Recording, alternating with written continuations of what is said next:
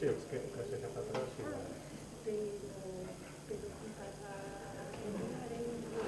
Cuando podáis después agua, chicos, Antonio, agua, ¿cómo estáis?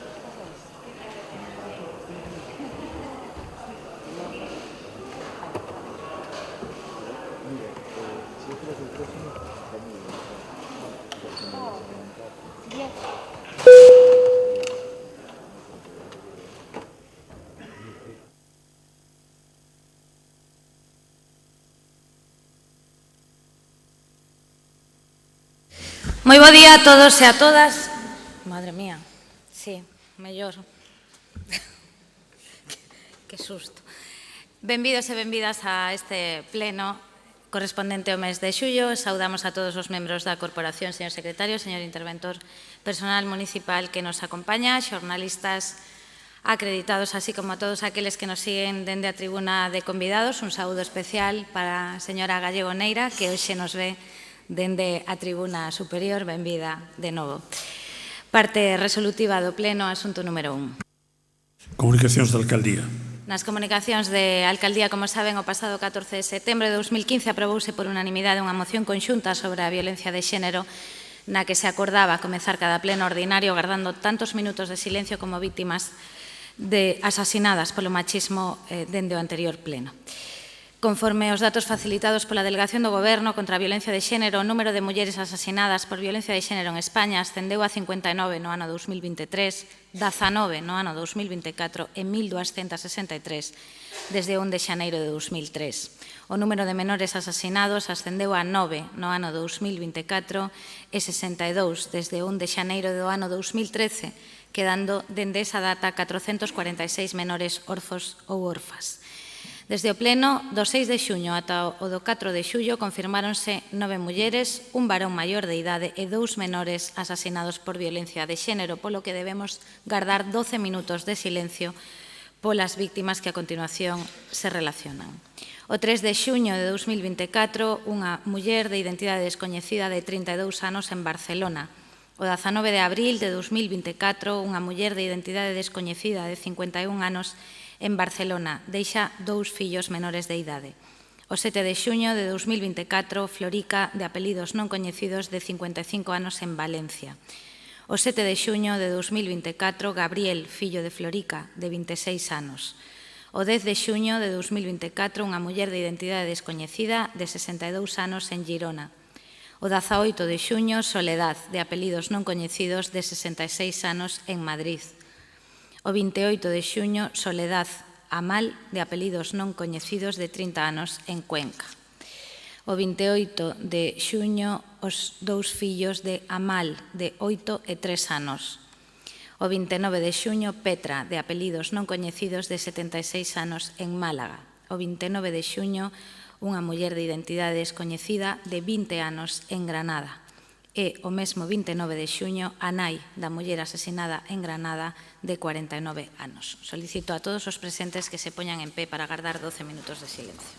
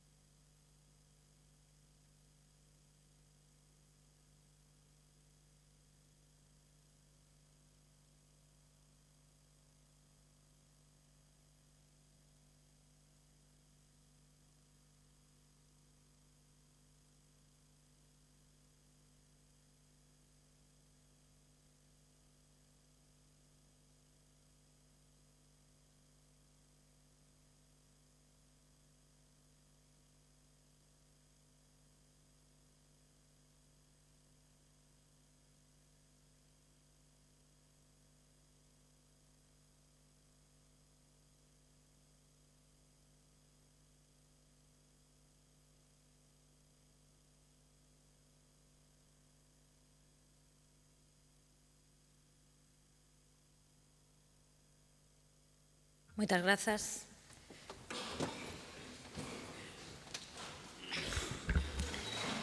Dentro deste punto, comunicar tamén a ausencia xustificada da concelleira Diana Sobral Cabanas, que non pode asistir a este pleno ordinario.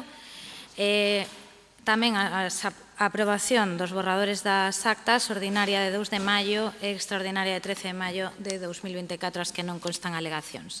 A continuación dou lectura a declaración institucional que, con motivo do Día Internacional do Orgullo LGTBI+, aprobará a Corporación Municipal da Coruña en adhesión á declaración institucional promovida pola Federación Española de Municipios e Provincias.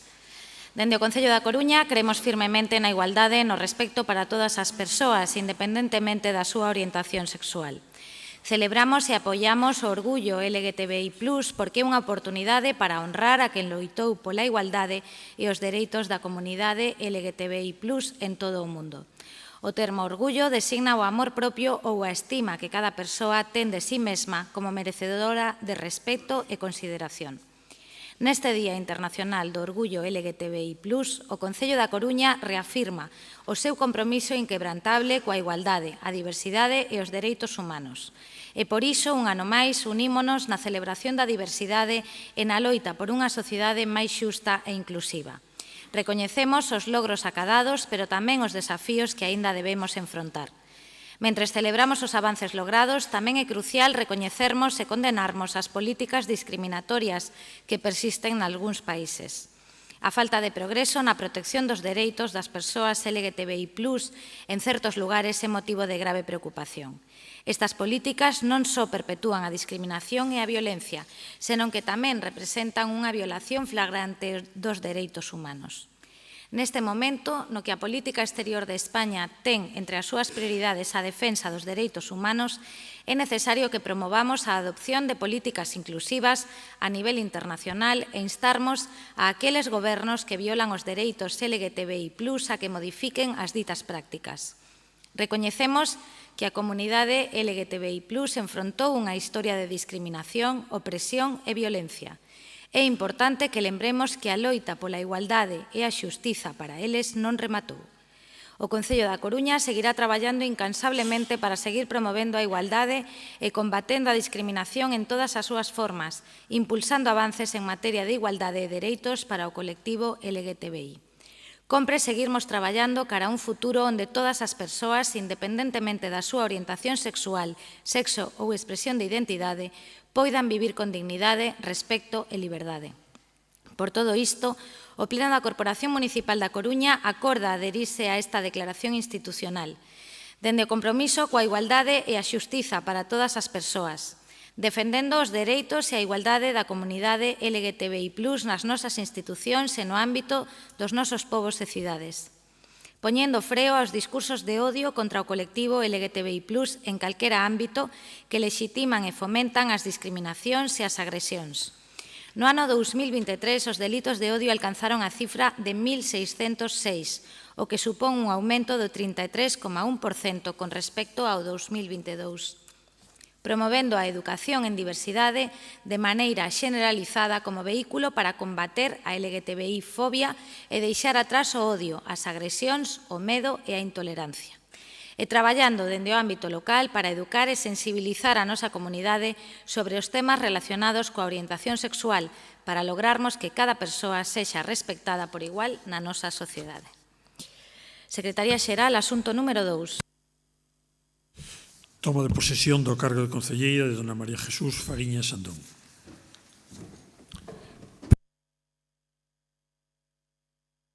De xuramento ou promesa.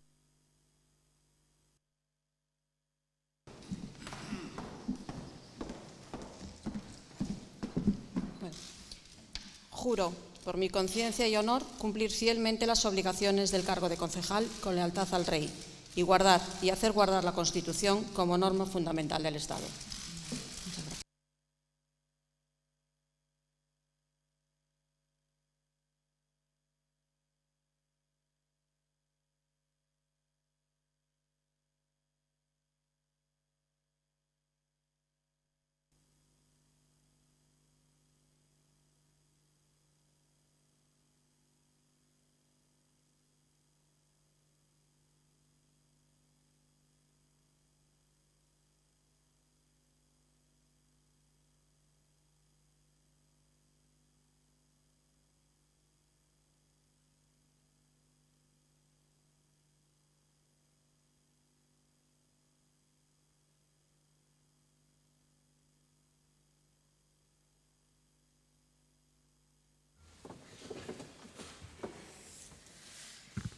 Benvida, señora Fariñas Andón, a este pleno do Concello da Coruña como presidenta da Corporación. Doulle a benvida en nome de todo o persoal municipal e como alcaldesa tamén desexolle moita sorte e acertos no seu labor, que serán os de todos os coruñeses aos que a partir deste momento xa vostede representa con pleno dereito. Sorte e benvida.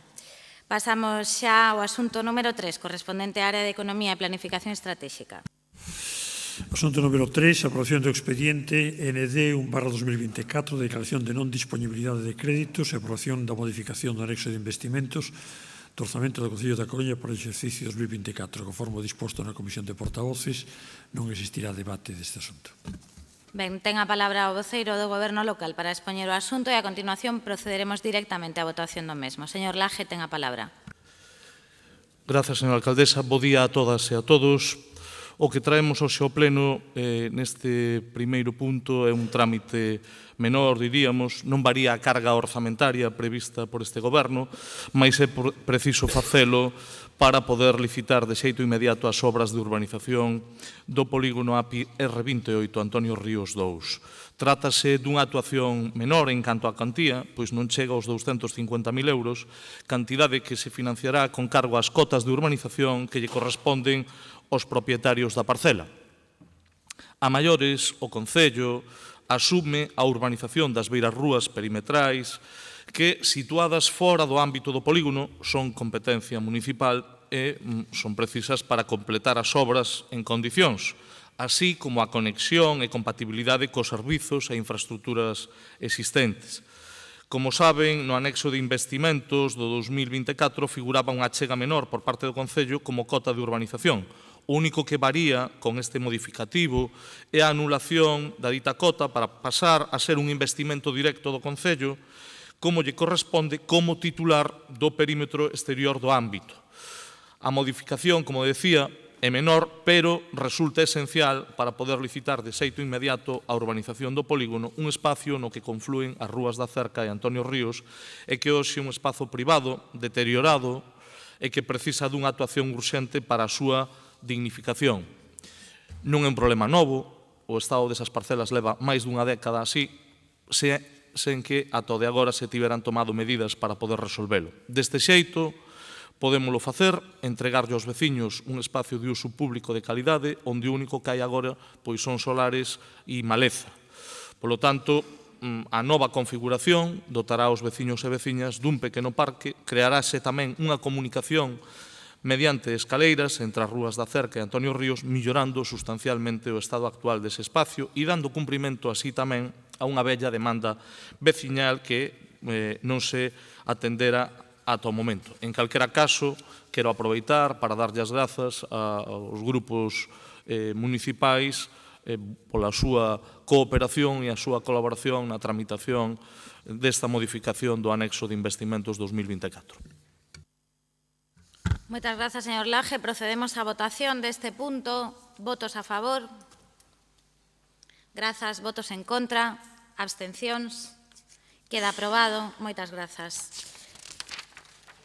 A continuación, e antes da parte non resolutiva, fora da orde do día, se trae un asunto a este pleno que é a aprobación definitiva do expediente M1/2024 de concesión de suplementos de crédito, créditos extraordinarios, baixas por anulación de crédito e modificación do anexo de investimentos do orzamento 2024. En primeiro lugar, hai que aprobar a urxencia e, polo tanto, a inclusión deste asunto na orde do día do pleno, dado que ven fora da mesma. Como saben, o pasado 6 de xuño de 2024, o Concello aprobou, o Pleno aprobou inicialmente o expediente M1/2024 co anexo de investimentos que acabo de detallar. Estivo exposto ao público despois da publicación do anuncio no BOP de data 7 de xuño de 2024 e o prazo para presentar alegacións rematou o día 1 de xullo, téndose celebrada a comisión informativa ás 9:30 coa finalidade de ditaminar os asuntos da vindeira sesión plenaria, pero non puidendo ditaminar este toda vez que o prazo de alegacións remataba ás 00 horas dese mesmo día. A este trámite de información pública presentáronse 4 alegacións e pola Alcaldía Presidencia se propón a inclusión fora da orde do día e aínda que non se puido someter á comisión informativa, dado que é unha opción prevista na normativa aplicable que permite que se aprobe definitivamente o modificativo M1 e poida entrar en vigor e, polo tanto, facer efectivos os pagos polas prestacións pendentes e obxecto de recoñecemento, cumplimos a normativa sobre pago a proveedores e loita contra a morosidade, nos axustamos á vez aos estándares do PMP e invocamos igualmente o principio de eficacia administrativa entre os que cabe indicar a eficiencia na utilización dos recursos públicos. Neste caso sería a convocatoria dun pleno para aprobalo. Polo tanto, se entende adecuada e suficientemente xustificada a urxencia para incluir este asunto na orde do día. Así que procedemos, sen máis debate, á votación da urxencia e de acordarse a inclusión. Comezaríamos a quenda de debate deste turno, deste asunto que, como saben, sería nunha única quenda de 4 minutos. Votos a favor da inclusión? Moitas grazas. Votos en contra? Abstencións? Grazas. Queda incluído. Agora sí, comenzamos o debate deste asunto. Ten a palabra o voceiro do Goberno, señor Laje, para explicalo e, a continuación, unha única quenda de 4 minutos por grupo. Grazas, señora alcaldesa. Bo día de novo a todos e a todas. Coido que sobre este modificativo temos debatido dabondo no pleno anterior. Estamos diante da aprobación definitiva. Trátase agora únicamente de pasar o trámite da súa aprobación xa definitiva para poder realizar os investimentos e os pagos previstos con esta operación. A contía total do modificativo ascende a 7,2 millóns de euros que se poden afrontar, como saben, sen mermas noutras partidas nin prexuicios nos servicios municipais, a que os fondos para facer fronte ás obrigas proceden na súa meirande parte do remanente líquido de tesorería para gastos xerais, concretamente 5.237.621 euros. Remanente ao que se chega, por certo, froito dunha xestión baseada no equilibrio orzamentario e que permite levar a cabo investimentos como os aprobados hoxe sin necesidade de recorrer ao endebedamento externo. Os fondos complétanse con baixas por anulación procedentes na súa meirande parte de partidas orzamentarias susceptibles de cambio sin afectar os servizos.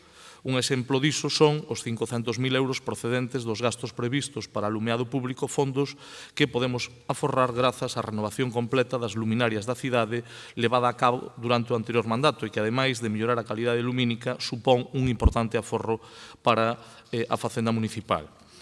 Os 7,2 millóns de euros previstos, como todos saben, porque puideron participar no debate, destínanse esencialmente a dous fins: cubrir as subvencións a tranvías que permitiron a milleiros de usuarios gozar de descontos sobre a tarifa fixada que de outro xeito non se poderían aplicar. Cabe recordar aquí que hai unha decisión do Goberno municipal que complementa as políticas do Goberno de España en torno ao transporte público.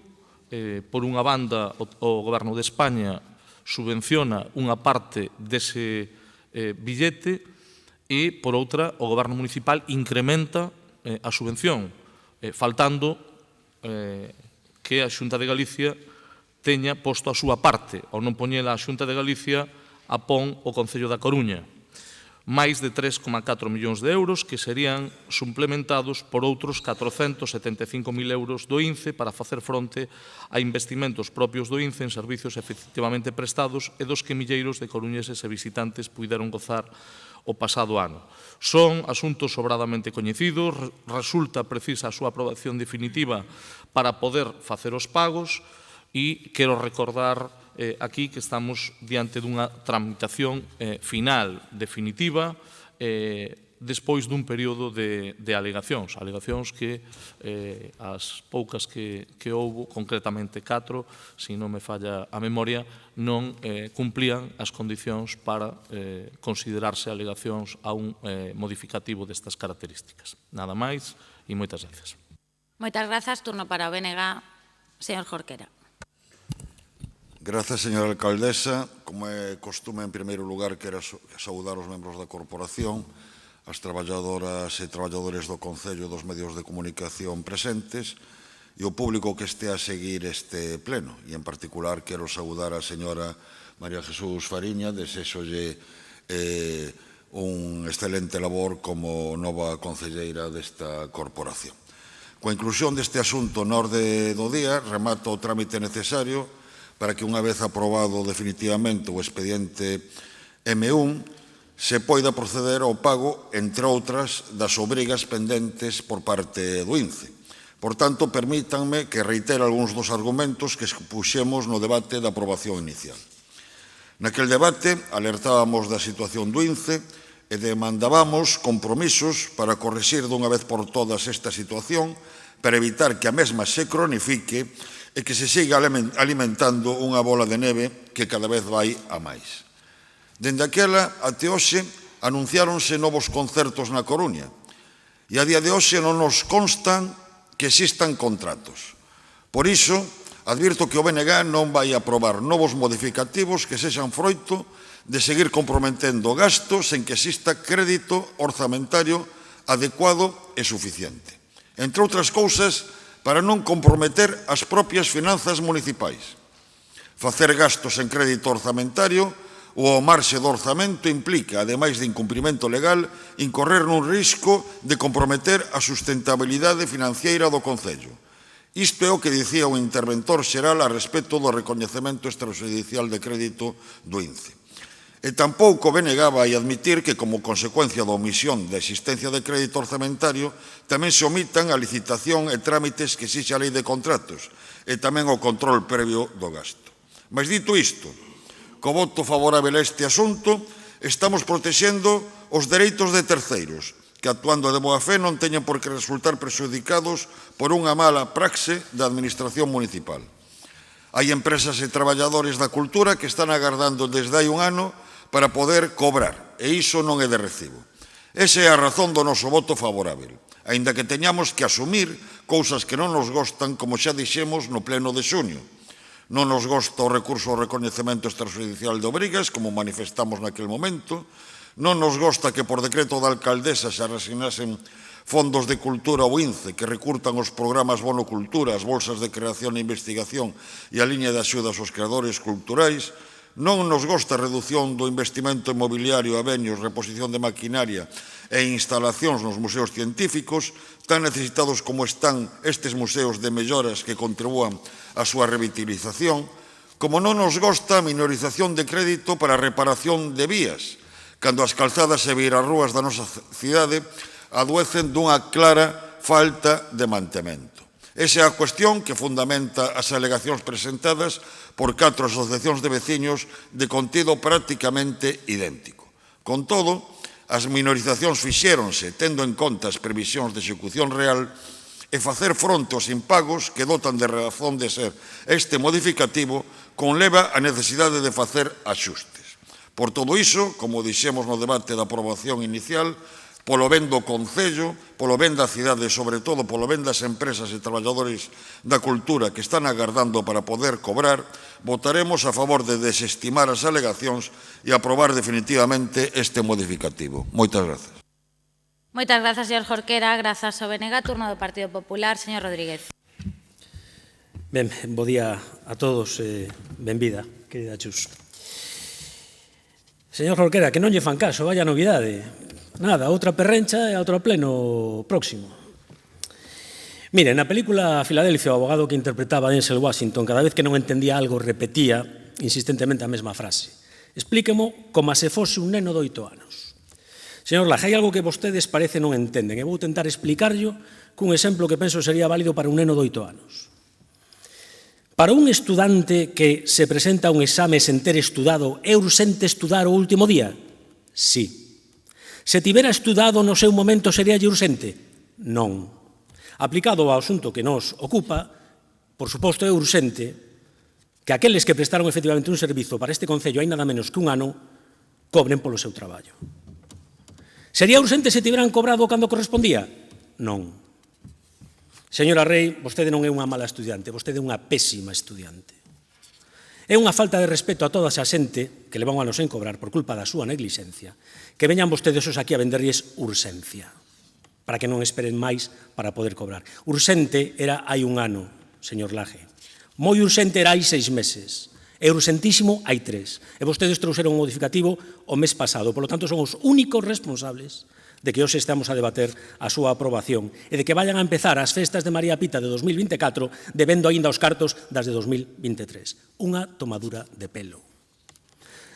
Señora Rei, a urxencia non pode tomar como única causa a máis que acreditada incompetencia do seu goberno. A urxencia non pode ser a costa do mínimo respeto á normativa de contratación das administracións públicas. A urxencia non pode ser a costa da seguridade xurídica dos funcionarios ou dos concelleiros que votaron hai un mes a favor do branqueo desas facturas do INCE, que se van pagar co diñeiro deste modificativo. E todo isto non o dixo o Partido Popular, o día a intervención municipal e o din os tribunais. E por iso, nestes días, veñen de declarar ante o xulgado de instrucción número 2 desta cidade 3 funcionarios desta casa para responder da, no mellor dos casos, neglixente xestión da contratación do INCE.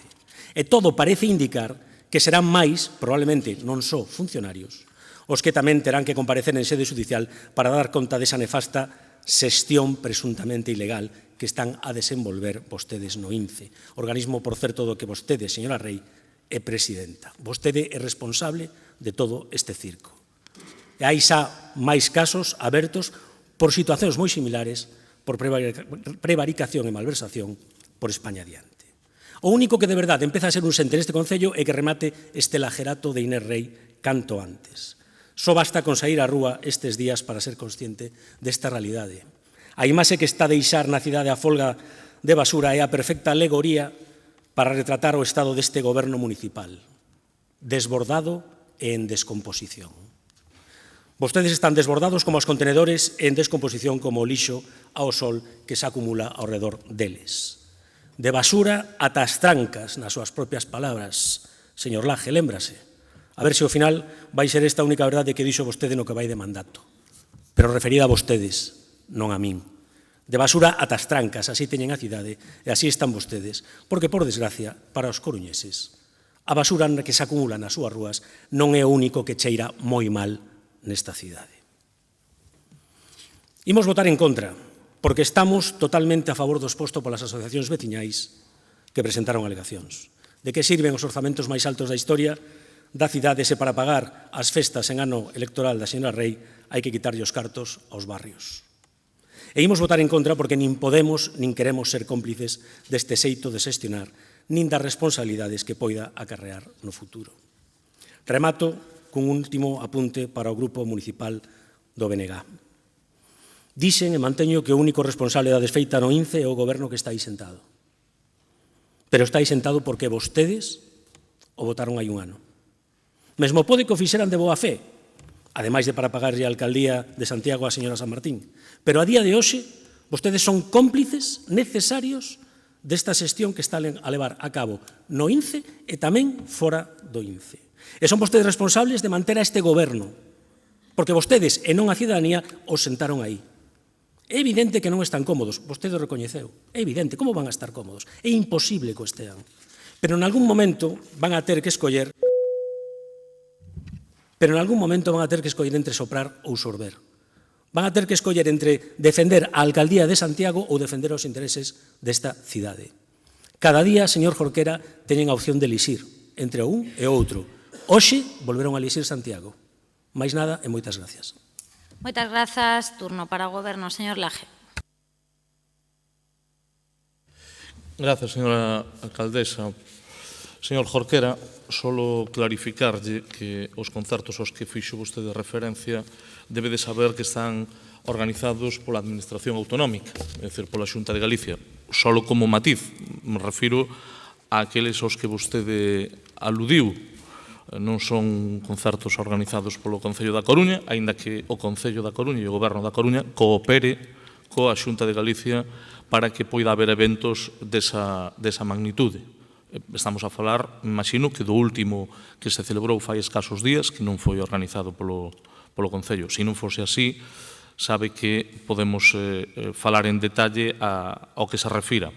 Fixo referencia a unha serie de servicios e, efectivamente, hai que facer axustes económicos nunha serie de partidas, pero sempre garantindo os servicios e, polo tanto, eso é o que fai posible esta decisión.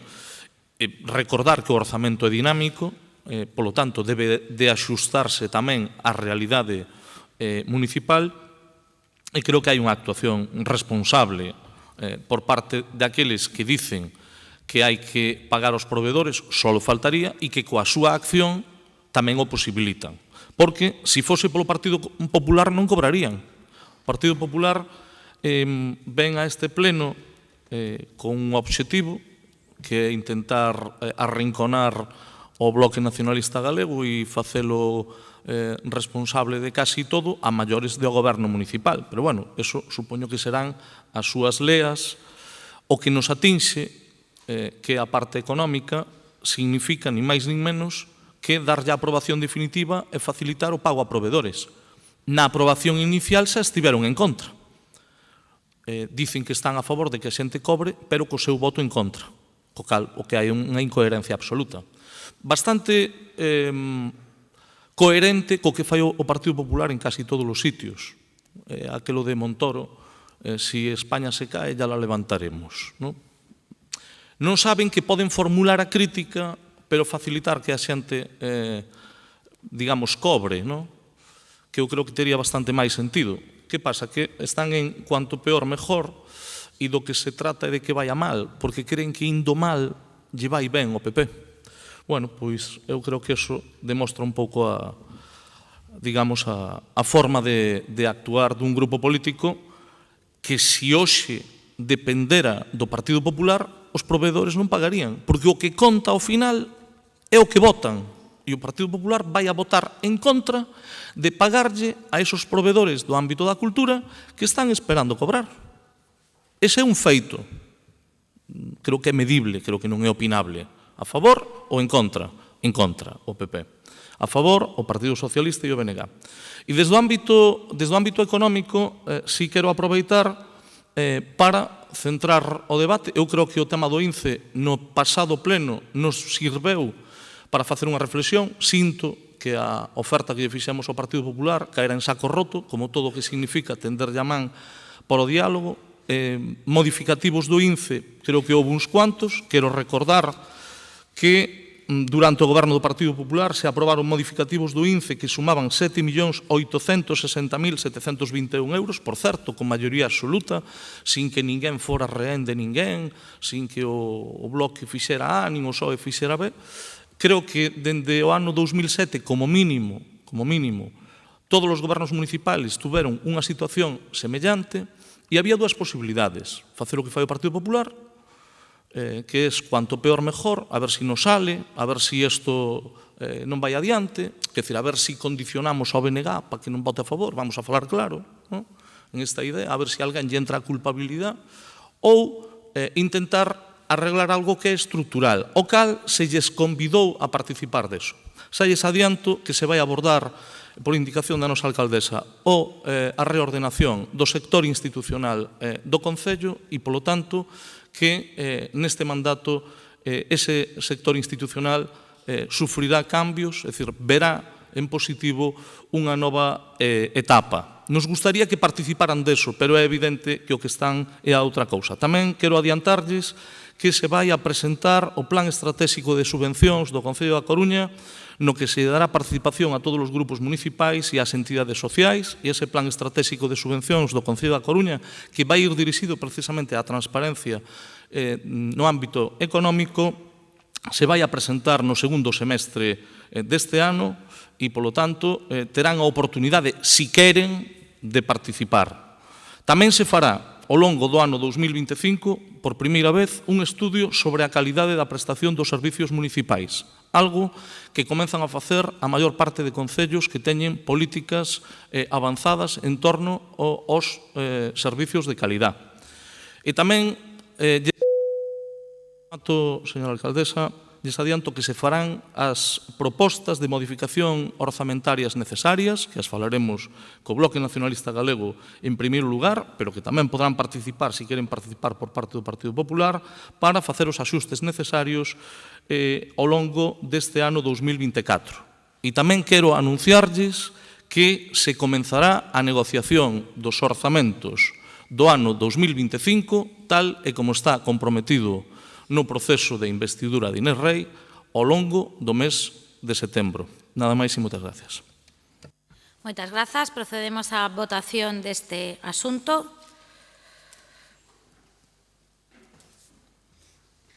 Votos a favor.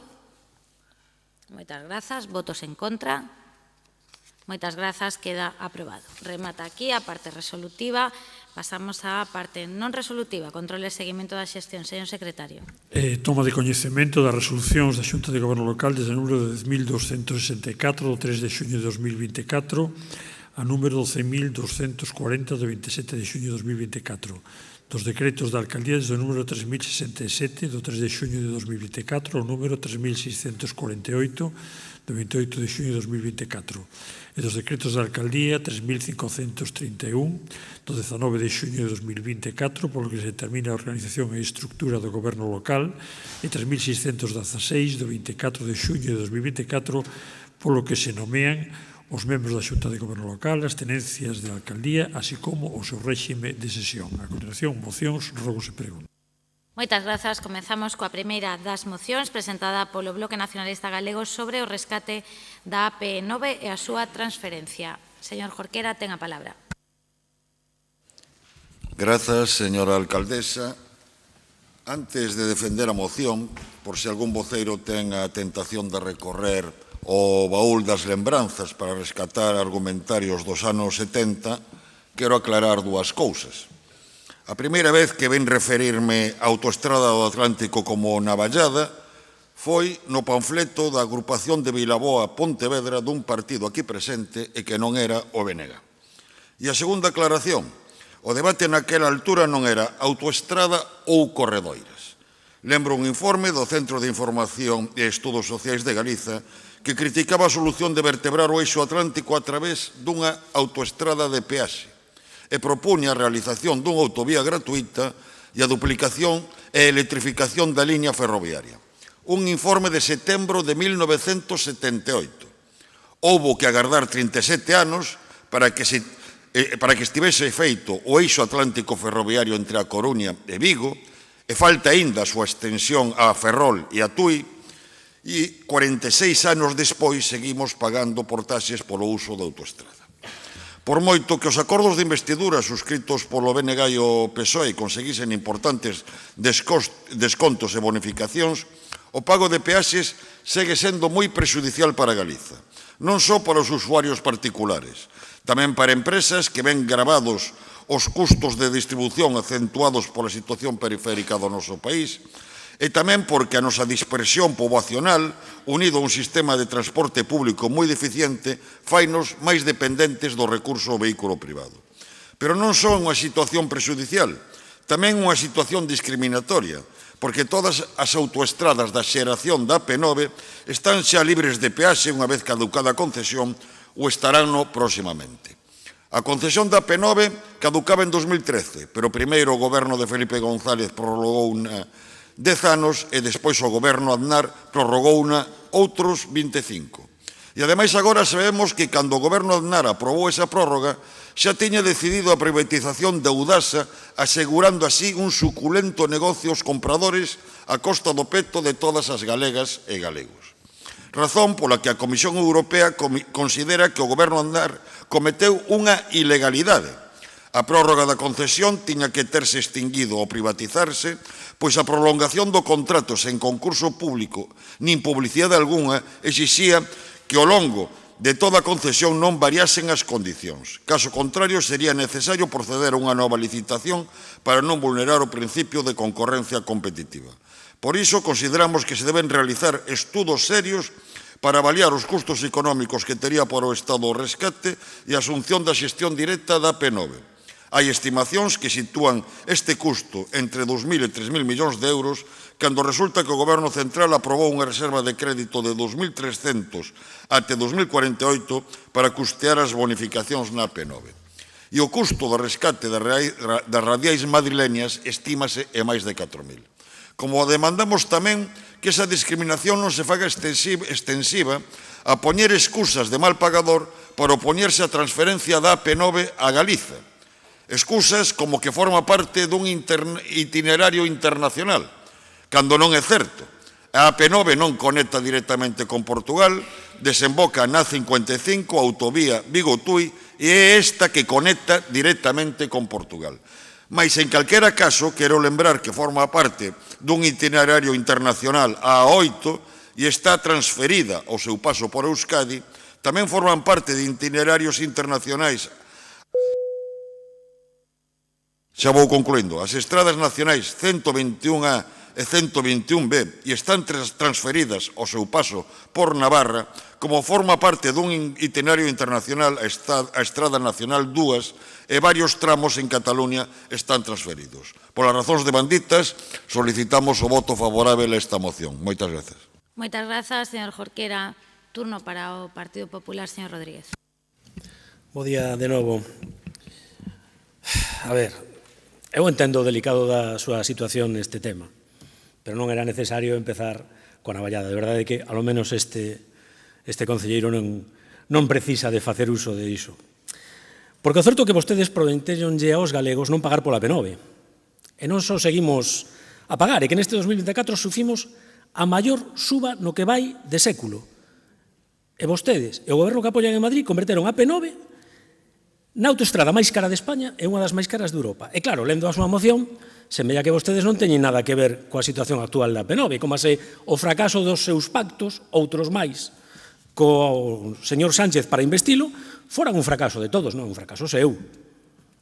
Vostedes venderonlle aos galegos o seu papel decisivo en Madrid para a transferencia e para a gratuidade da P9. E o único que foron quen de rebaixar foron as súas propias reivindicacións, porque do pacto do 2020 ao pacto do 2023 desapareceu a transferencia. E o único que foi gratuito en todo isto foi o seu apoio a Sánchez. E por iso son vostedes o nacionalismo que máis barato lle sai a Sánchez, pero máis caro a Galicia. E tamén o PSOE prometeu a gratuidade da P9, prometeu unha campaña das autonómicas. Supoñemos que era posible, por eso se prometería. Pero cada vez semella máis que foi unha estafa electoral, con todas as letras. E non porque o digamos nós, o que o di o propio goberno socialista do Estado por boca do ministro Puente. É inasumible. Será aquí, porque en Cataluña non se pagan peaxes por autoestradas estatais dende setembro do 2021, que o mellor non é tan mala noticia a estafa electoral do Bloque Nacionalista Galego nas europeas. O mellor non está tan mal que os intereses dos galegos os vaya a defender un independentista catalán, que o mesmo o fai mellor que un nacionalista do BNG. A ver se aí temos máis sorte.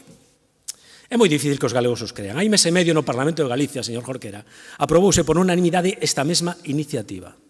3 semanas despois, aprobouse en Madrid, no Congreso, pero xa non foi por unanimidade.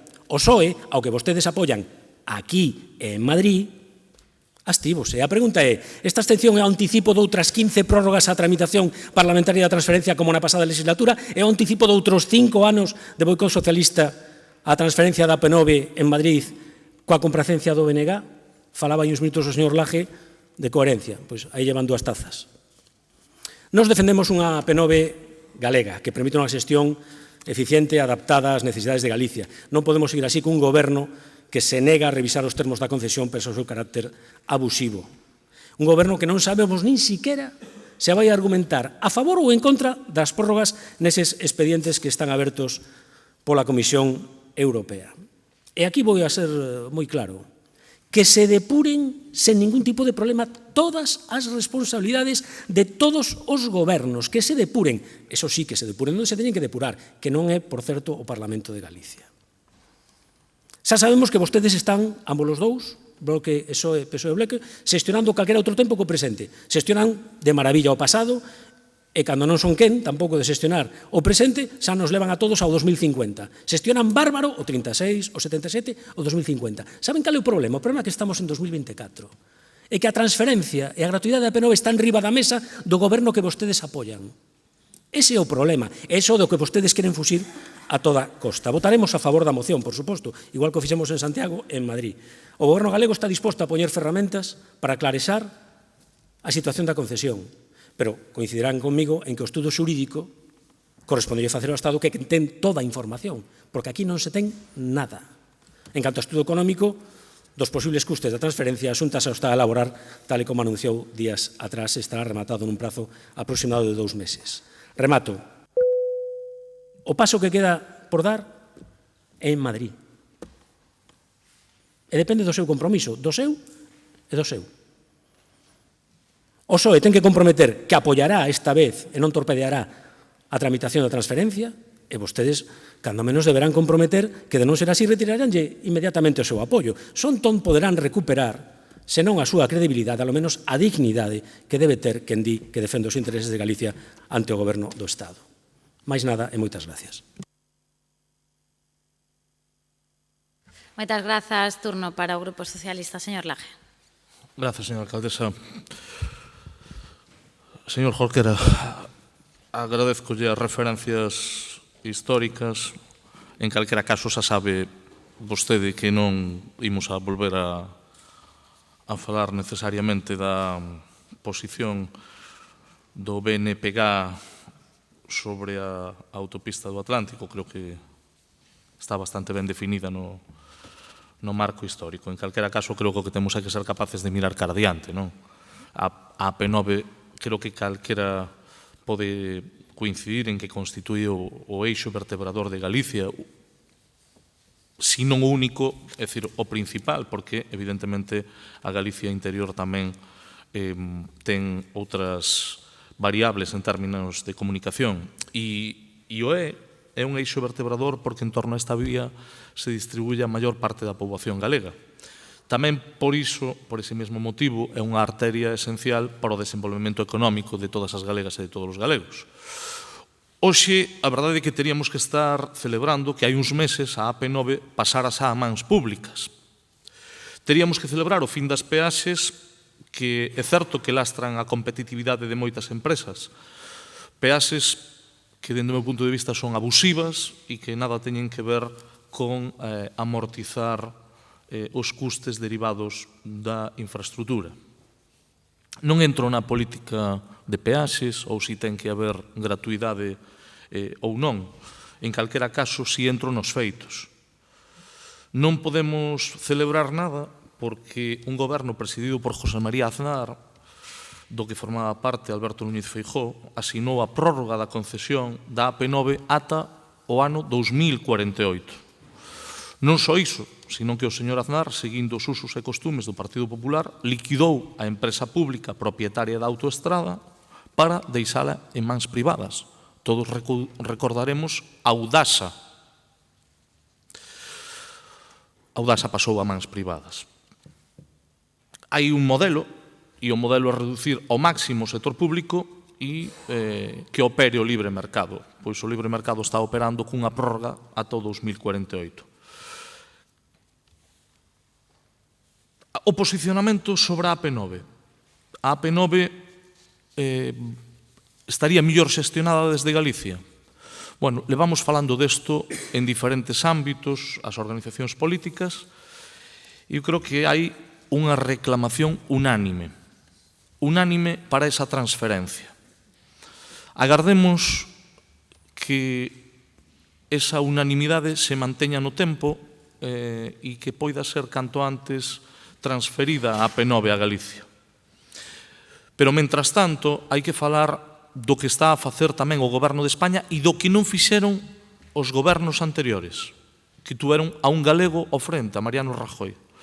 O Goberno socialista de Pedro Sánchez mantén unha política de bonificacións donde en 2 anos alcanzamos o 60%, cunha perspectiva de ampliar esas bonificacións e en ningún caso faría falta ninguna bonificación se non estuveramos diante dunha prórroga decidida polo Partido Popular ata o 2048. Parécenos ben a decisión do Goberno de Pedro Sánchez de bonificar e de paliar as consecuencias desa prórroga? Sí. Pareceríanos ben que se levara adiante o acordo unánime do Parlamento de Galicia? Sí. Quero recordar que todos os grandes acordos que houbo en Galicia sempre tiveron como nexo central o Partido Socialista. Sea a Constitución, sea o Estatuto de Autonomía de Galicia, sea a Lei de Normalización Lingüística de Galicia, só hai un único grupo político que estuvera sempre nos acordos, é dicir, o Partido Socialista forma parte da columna vertebral do sistema político, tanto en Galicia como en España. Outros foron aparecendo e desaparecendo. Con nós van a poder contar, por iso vamos a votar unha vez máis a favor, mato, señora alcaldesa, deste tipo de iniciativas, que lóxicamente son declaracións políticas, non se decide aquí isto, non? Pero quero recordar que foi un goberno liderado por un socialista, por Emilio Pérez Touriño, o primeiro en demandar en 2005 a transferencia da AP9. A cada quen o seu. Nada máis e moitas gracias. Moitas grazas. Remata aquí o debate desta moción. Procedemos á votación da mesma. Votos a favor. Moitas grazas. Queda aprobada por unanimidade. Segunda moción do BNG sobre o Parque do Vixía. Señora Beira. Moitas grazas, señora alcaldesa. Señor Rodríguez, hai que ter coraxe. Hai que ter coraxe. Non hai que ir a 2050. Ana Pastor, como ministra de Transporte e de Mobilidade, utilizou o mesmo argumento que Óscar Puente para dicir que a AP9 non se podía traspasar porque era unha vía de interese xeral. E como presidenta do Congreso dos Deputados e as Deputadas boicoteou e vetou o debate da iniciativa legislativa aprobada por unanimidade no Parlamento galego, a quen non hai quen os crea é ao Partido Popular. E xa indo ao Monte do Vixía, que ben merece o tempo deste pleno.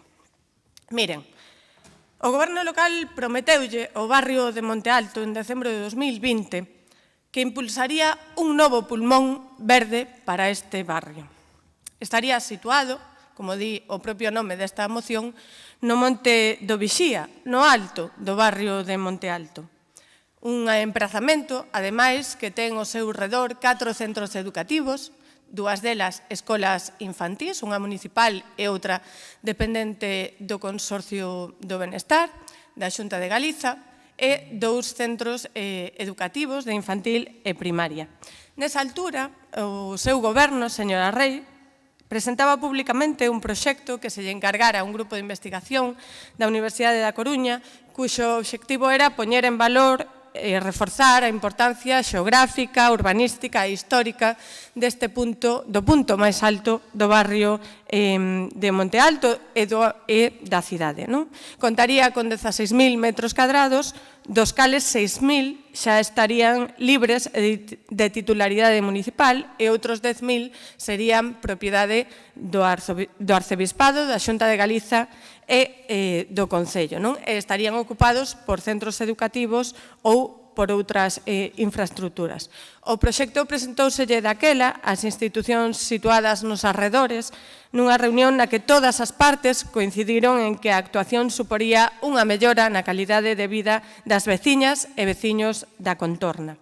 Este parque, para nós, para o BNG, é de suma importancia para o barrio pola súa situación, por ser, como dicía, a contorna de 4 centros educativas e por estar nunha zona intensamente urbanizada de Monte Alto. Este grupo municipal, como dicía, dalle moita importancia a esta actuación porque ten un impacto directo no medio ambiente e no benestar da veciñanza do barrio, en especial das crianzas. Foi por iso, polo que no marco das negociacións dos orzamentos municipais para 2024, propuxemos recoller unha partida de 1,2 millóns de euros para executar a primeira fase do proxecto do Parque do Vixía. Hoxe en día, ademais, teño que dicilo, as AMPAs dos centros educativos as que lles afectaría máis esta actuación están perseguindo que se execute este investimento.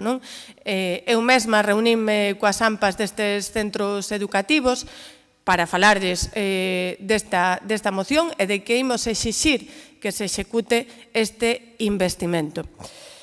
O certo é que o Goberno municipal nestes 6 meses de vixencia do orzamento non demostrou ter movido ningún só papel para procurar realizar este investimento. A verdade é que non nos explicamos por qué, xa que foi o propio Goberno municipal quen anunciou esta actuación, foi o propio Goberno municipal quen o incluiu dentro dos investimentos do orzamento vixente e non vemos ningún avance neste PNG entendemos que poida sufrir algunha modificación este proxecto, pero, desde logo, creemos que é máis que urxente que se execute este parque do Vixía e, por iso, pedímoslle e instamos a este Executivo Municipal, o seu Goberno Municipal, a que eleve ao Pleno e á Xunta de Goberno Local o antes posible todos os acordos necesarios para facer realidade este investimento no barrio de Monte Alto. Moitas grazas. Moitas grazas, señora Beira. Turno do Partido Popular. Señor San Claudio. Sí, moitas grazas, señora alcaldesa. Señora Beira, di vostede que hai que ter coraxe. Hai que ter coraxe por levar posta esa careta de oposición que leva en todos os plenos. Cando vostede entregou os votos, vostede mesma, non diga que non. Creo que teño que recordarlle unha foto, que eu sinto moito e sei que falle bastante dano, pero foi vostede quen firmou o pacto de goberno de Inés Rei nesta cidade. Foi vostede quen entregou os votos dos coruñeses que votaron o Bloque Nacionalista a cambio dunha alcaldía en Santiago de Compostela. E os puxo encima da mesa a señora Pontón, señora Beira, ca súa firma. Perdón, non me interrumpa. Perdón, señor San Claudio, perdón. Señora Beira, porfa, garde silencio. Continúe. Son vostedes o nacionalismo, como ben dicía o noso viceportavoz, o señor Rodríguez, son vostedes o nacionalismo que máis barato lle sai o socialismo e que máis caro lle sai os intereses dos coruñeses e coruñesas. Pero pouco sorprende a capacidade de pacto do Bloque Nacionalista Galego. Xa o fixeron con Sánchez, ese anuncio da gratuidade da P9. Xa o fixeron con Otegui de Bildu, co señor Junqueras de Esquerra e, por suposto, un pacto para que a señora Rei goberne na cidade da Coruña. Un pacto do que tampouco lle gusta que falemos. Porque vostedes, cando pactaron ca señora Rei e co goberno socialista, pactaron a favor de subir impostos de forma indiscriminada aos coruñeses e coruñesas. Votaron a favor dun incremento do 66% na publicidade nesta cidade, con 16.000 familias que asisten mensualmente ao Banco de Alimentos. Votaron a favor de recortar un 31% as subvencións á colocación de ascensores.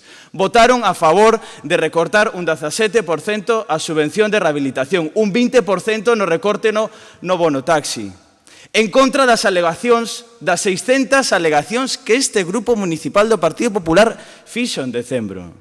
E dentro desas 600 alegacións votaron en contra das 17 medidas que propuxemos para o barrio de Monte Alto. Onde están eses compromisos que adquiriron no seu pacto de goberno que vostede, señora Beira, firmou? Hoxe na rúa temos un problema moi grave, o da basura, a folga do lixo. Vostede non suscribiu un acordo co Partido Socialista para que se iniciase un proceso de investigación sobre as concesionarias de limpeza e recollida de lixo? Onde está hoxe ese acordo? Non entra hoxe no disfraz de oposición falar dese punto do vosso acordo? Por suposto, un acordo que é fallido, porque, en primeiro lugar, sí, señora Beira, primeiro punto, curto prazo, medidas transversais, aquí o ten, bote unha ollada, se quere yo mando.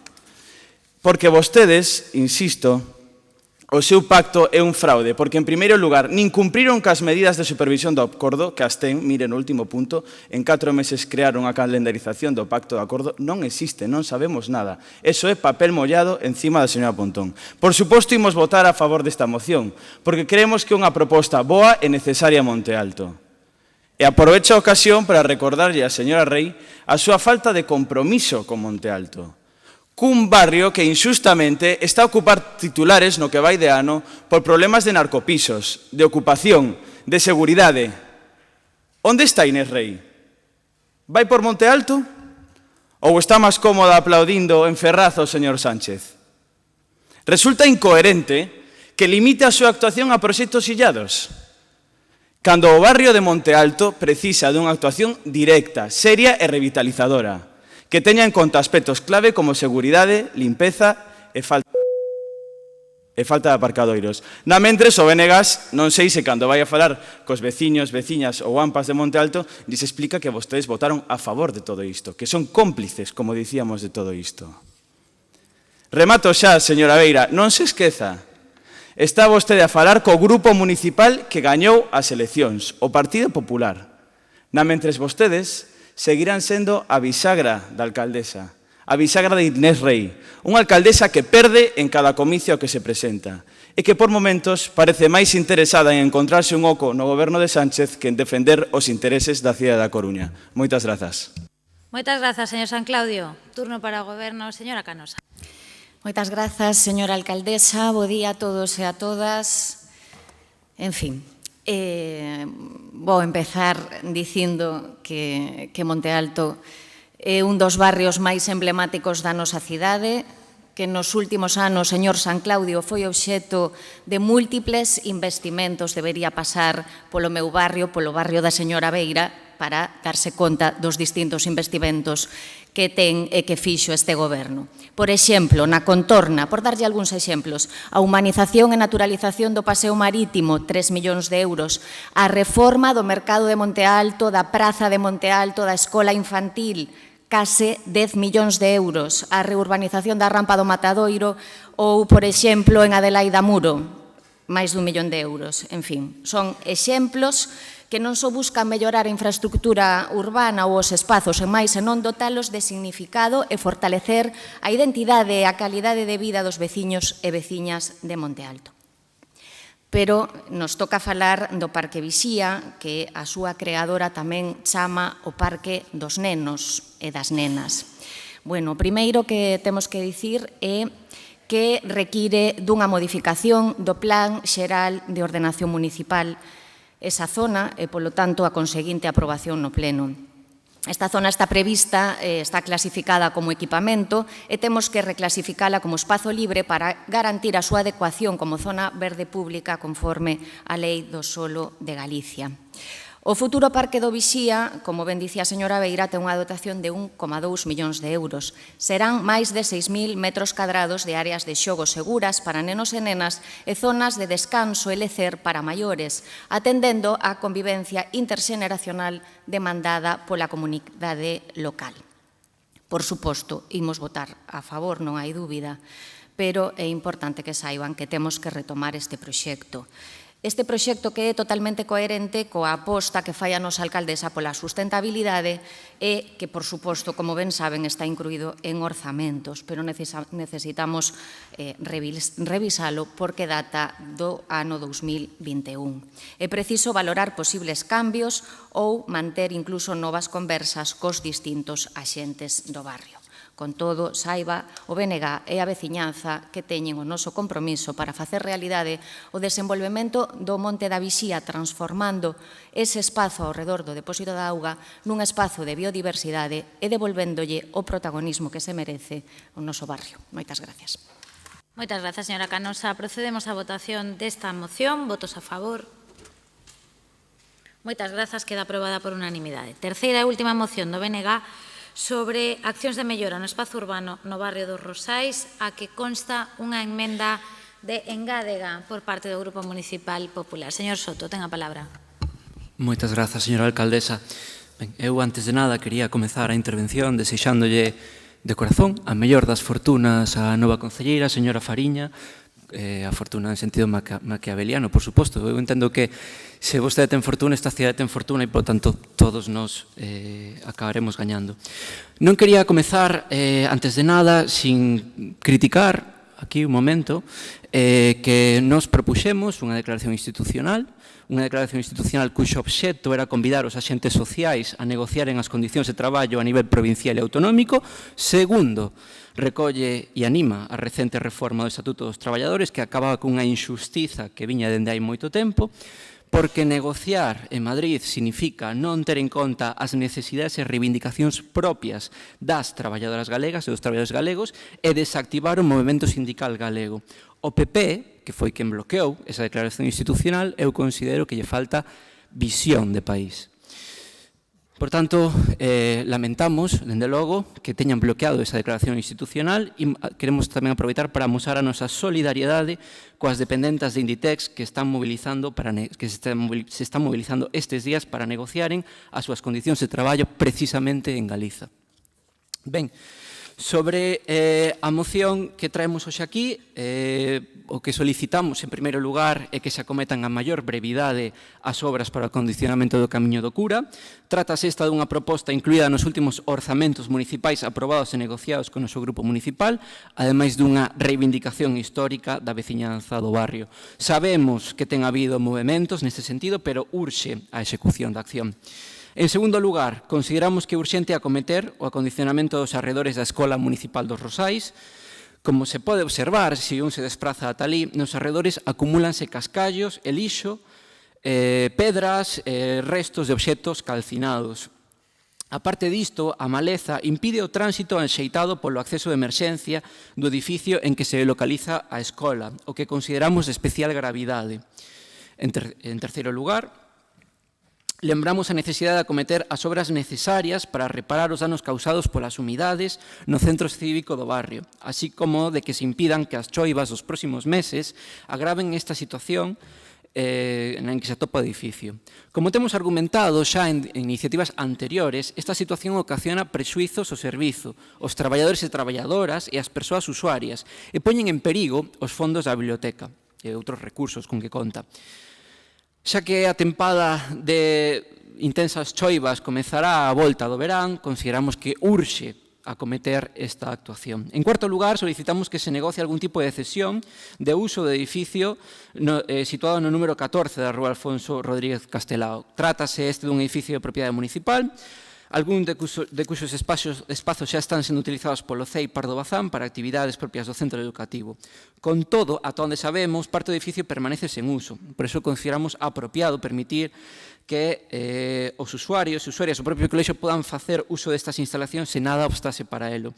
En quinto lugar, consideramos importante acondicionar a ladeira do Monte San Pedro, en que se ia impulsar o chamado Parque das Cinco Illas. Consideramos que isto é de interese xeral para o barrio e para a cidade, pois que incluíase a sustitución de eucaliptos por árbores autóctonas, a creación dun área canina, a mellora da accesibilidade dos camiños do parque, a creación dun espazo para o descanso de veciñanza, o aire libre, entre outras. Xa para rematar, simplemente quería solicitar que se eliminase a referencia no cuarto punto, onde di de forma que poda ser aproveitada pola AMPA do CEI Pardo Bazán ou polo tecido asociativo do barrio, solicitamos eliminar pola AMPA do CEI Pardo Bazán, de maneira que quede redactada de forma que poda ser aproveitada polo tecido asociativo do barrio. Votaremos a favor das engádegas do Grupo Municipal do Partido Popular, xa que consideramos que son razoáveis. E nada, simplemente rematar dicíndolle ao señor San Claudio non teña vostede demasiada presa, xa sei que non a ten, que o tempo tamén se lle acabou. Só quedan 3 anos para que gobernemos esta cidade igual de ben que o facemos en Santiago de Compostela. Grazas. Grazas, señor Soto. Unha cuestión nada máis, se aceptan a emenda do Grupo Popular, non se vota a emenda, se vota a moción coa emenda xa engadida, coa corrección que acaba de facer respecto do punto 4. Turno do Partido Popular, señor Rodríguez.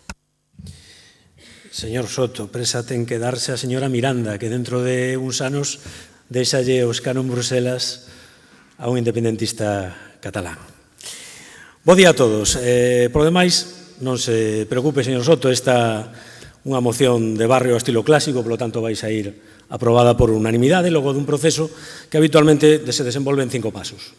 O primeiro paso é que un dos grupos fai súas as reivindicacións dunha asociación veciñal, dalle forma de moción, atrae o pleno, denunciando o abandono dos nosos barrios. O segundo paso é que o grupo non propoñente pon de manifesto que esas reivindicacións tamén as comparte, que lle foron trasladadas tamén e con ou sen emenda insiste no evidente abandono dos barrios e anuncia o apoio á súa moción. En terceiro lugar, fala do Goberno. A toda agora o facía a señora Sobral, pero ven de engrosar a cada vez máis numerosa lista de víctimas do lagerato de Inés Rei, que empeza a ser unha sorte de lista del Schindler, pero ao revés. En calquera caso, o Goberno dirá que está en continuo diálogo co barrio e ao tanto das súas necesidades. Isto non é certo. Bueno, é certo só na semana do pleno, porque presentaron unha moción e entón visitan o barrio. De non ser así, nin o pisarían. Que maior proba da alerxa que lle teño o Goberno municipal á veciñanza que apenas un ano despois de autoproclamarse alcaldesa dos barrios, a señora Rei ven de delegar tan incómoda tarefa nos seus concelleiros, mesmo naqueles nos que di que confía, pero só hasta 15.000 euros. Confío, mas non tropo. O Goberno, Cuarto paso, enumera as presuntas actuacións no barrio. Aquí hai que estar atentos porque acostuma a contabilizar como investimentos sustitución de bombillas nunha farola ou nun semáforo, reparación dunha papeleira ou revestir de arcoíris contenedores de recollida separada do lixo, aínda que isto nestes días vai resultar imposible debido á merda que rodea os contenedores e inunda toda a cidade. Eso sí, dos investimentos futuros, nada lle van dicir. Quinto, por último, a moción remata co goberno municipal facendo o que mellor se lle dá con diferencia. Levantar a man no seu enésimo exercicio de hipocresía veciñal. Porque, por suposto, despois de levantar hoxe a man, non a van a volver a levantar para executar absolutamente nada do que se acorde aquí hoxe. Esa estaría. Nos imos cumplir co guión e imos apoiar a moción porque todas as medidas que contén figuraban no proxecto de cidade co que gañamos as eleccións hai pouco máis dun ano.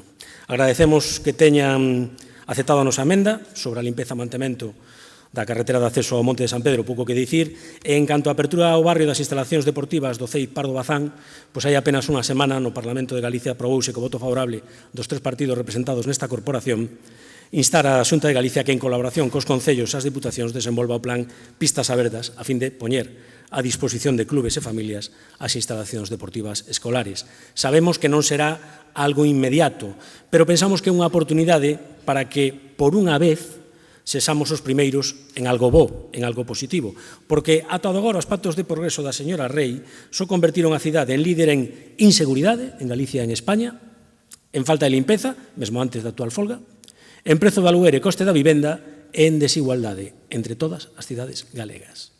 Remato, nuns minutos este grupo preguntará ao Goberno polo cumprimento das mocións que se aproban neste pleno. Presentamos unha pregunta e non unha moción, porque claro, xa sería o colmo aprobar unha moción para cumprir as mocións para que logo non se cumpra esa moción. En fin, esta moción, a de hoxe, deste barrio vais a aprobar, pero moito nos tememos que correrá a mesma sorte que a todas polas que logo preguntaremos. Mais nada e moitas gracias. Moitas grazas. Turno do Goberno. Señora Díaz. Moitas grazas, señora alcaldesa. Bo día a todas as persoas presentes e aquelas que nos siguen polo streaming, especialmente a señora Fariñas. Benvida a esta corporación municipal. Vengo primeiro a adiantar que imos a votar a favor da moción, posto que son todas elas actuacións que imos levar a cabo. E, por certo, non son as únicas. Nos visitamos os barrios e reunímonos coas asociacións veciñais periódicamente nas distintas concellerías, así que sabemos das demandas. Ben, pois por seguir coa orde da exposición, o 7 de marzo adxudicouse xa o contrato para redactar o proxecto da senda peonil entre a rúa Simón Bolívar e Alfonso Rodríguez Castelao, o chamado Camiño do Cura. Hai un prazo de 4 meses para a súa redacción e unha vez teñamos o proxecto procederase xa a súa licitación e execución. Con respecto aos arredores da Escola Municipal, trátase dun parque periurbano no que abondan os afloramentos rochosos e a vexetación predominante de matogueira autóctona. Por iso, nas últimas semanas procedeuse a realizar rozas selectivas que permiten o uso normal do parque, pero respectan a flora silvestre que é hábitat, refuxio e fonte de alimento para distintos animais. A pradaría da contorna directa da escola infantil ten unha altura de vexetación que non dificulta a evacuación do edificio, pero, de xeito preventivo, realizaremos unha roza perimetral para rebaixar a súa altura. Por outra banda, para a rehabilitación e mellora do edificio do centro cívico, estáse a redactar un proxecto dende edificación e, ao estar orzamentada esta actuación, no momento que se remate o proxecto, procederase a súa licitación e execución. Na proposta do estudo do edificio situado no número 14 da rúa Alfonso Rodríguez Castelao, analizaremos o seu estado, o estado da infraestructura, para analizar esa cesión do uso do edificio por parte da AMPA, como dicían, do tecido asociativo. De feito, está aberta agora mesmo a licitación de algúns arranxos no citado edificio. Falando do acondicionamento da ladeira do Monte de San Pedro, como saben, na Asociación Veciñal dos Rosales, na Concellería de Medio Ambiente, redactouse un proxecto de acondicionamento de camiños e mobiliario de toda a ladeira, para o que se está a procurar financiación e deste xeito poder executalo. Unha vez este acondicionada, esta área poderá formar parte da rede de zonas de convivencia e esparexemento canino, ampliando así as existentes xa na cidade, sendo as máis próximas aos Rosais as do Parque Adolfo Suárez.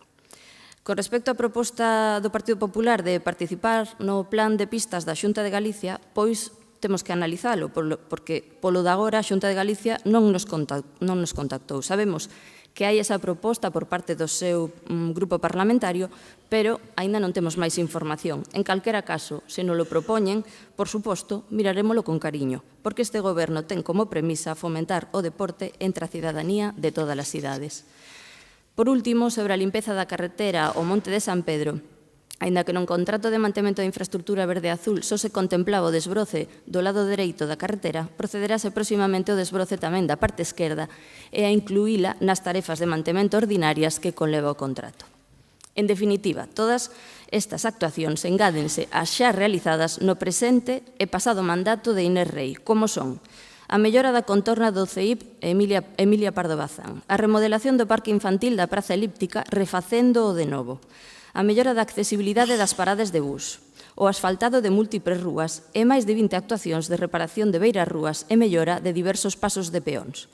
A adecuación da Praza Emilio González López ampliando a zona verde e trasladando os biosaludables da Praza Elíptica, deixando deste xeito máis espacio para o xogo libre e, por suposto, non podo deixar de nomear o inicio de plan barrio a barrio de limpeza en profundidade que comezou nos Rosais precisamente.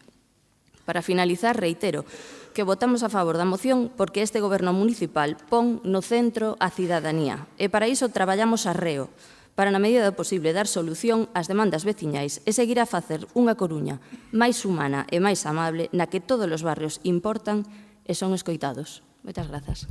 Moitas grazas. Pode pasar, señora Neira.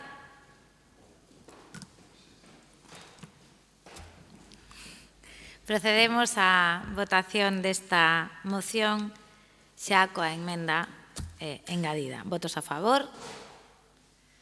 Ben, moitas grazas. Queda aprobada por unanimidade. Rematan aquí as mocións presentadas polo Bloque Nacionalista Galego. Moitas grazas. Comezamos coas do Partido Popular. Señor Laje, solicito me substitúan a presidencia temporalmente. A primeira das mocións é relativa ao aeroporto de Alvedro. Consta unha emenda transaccionada entre os propoñentes e o grupo do BNG. Xa lle dá a palabra o primeiro tenente de alcaldesa en funcións de presidente. Vengo rápido.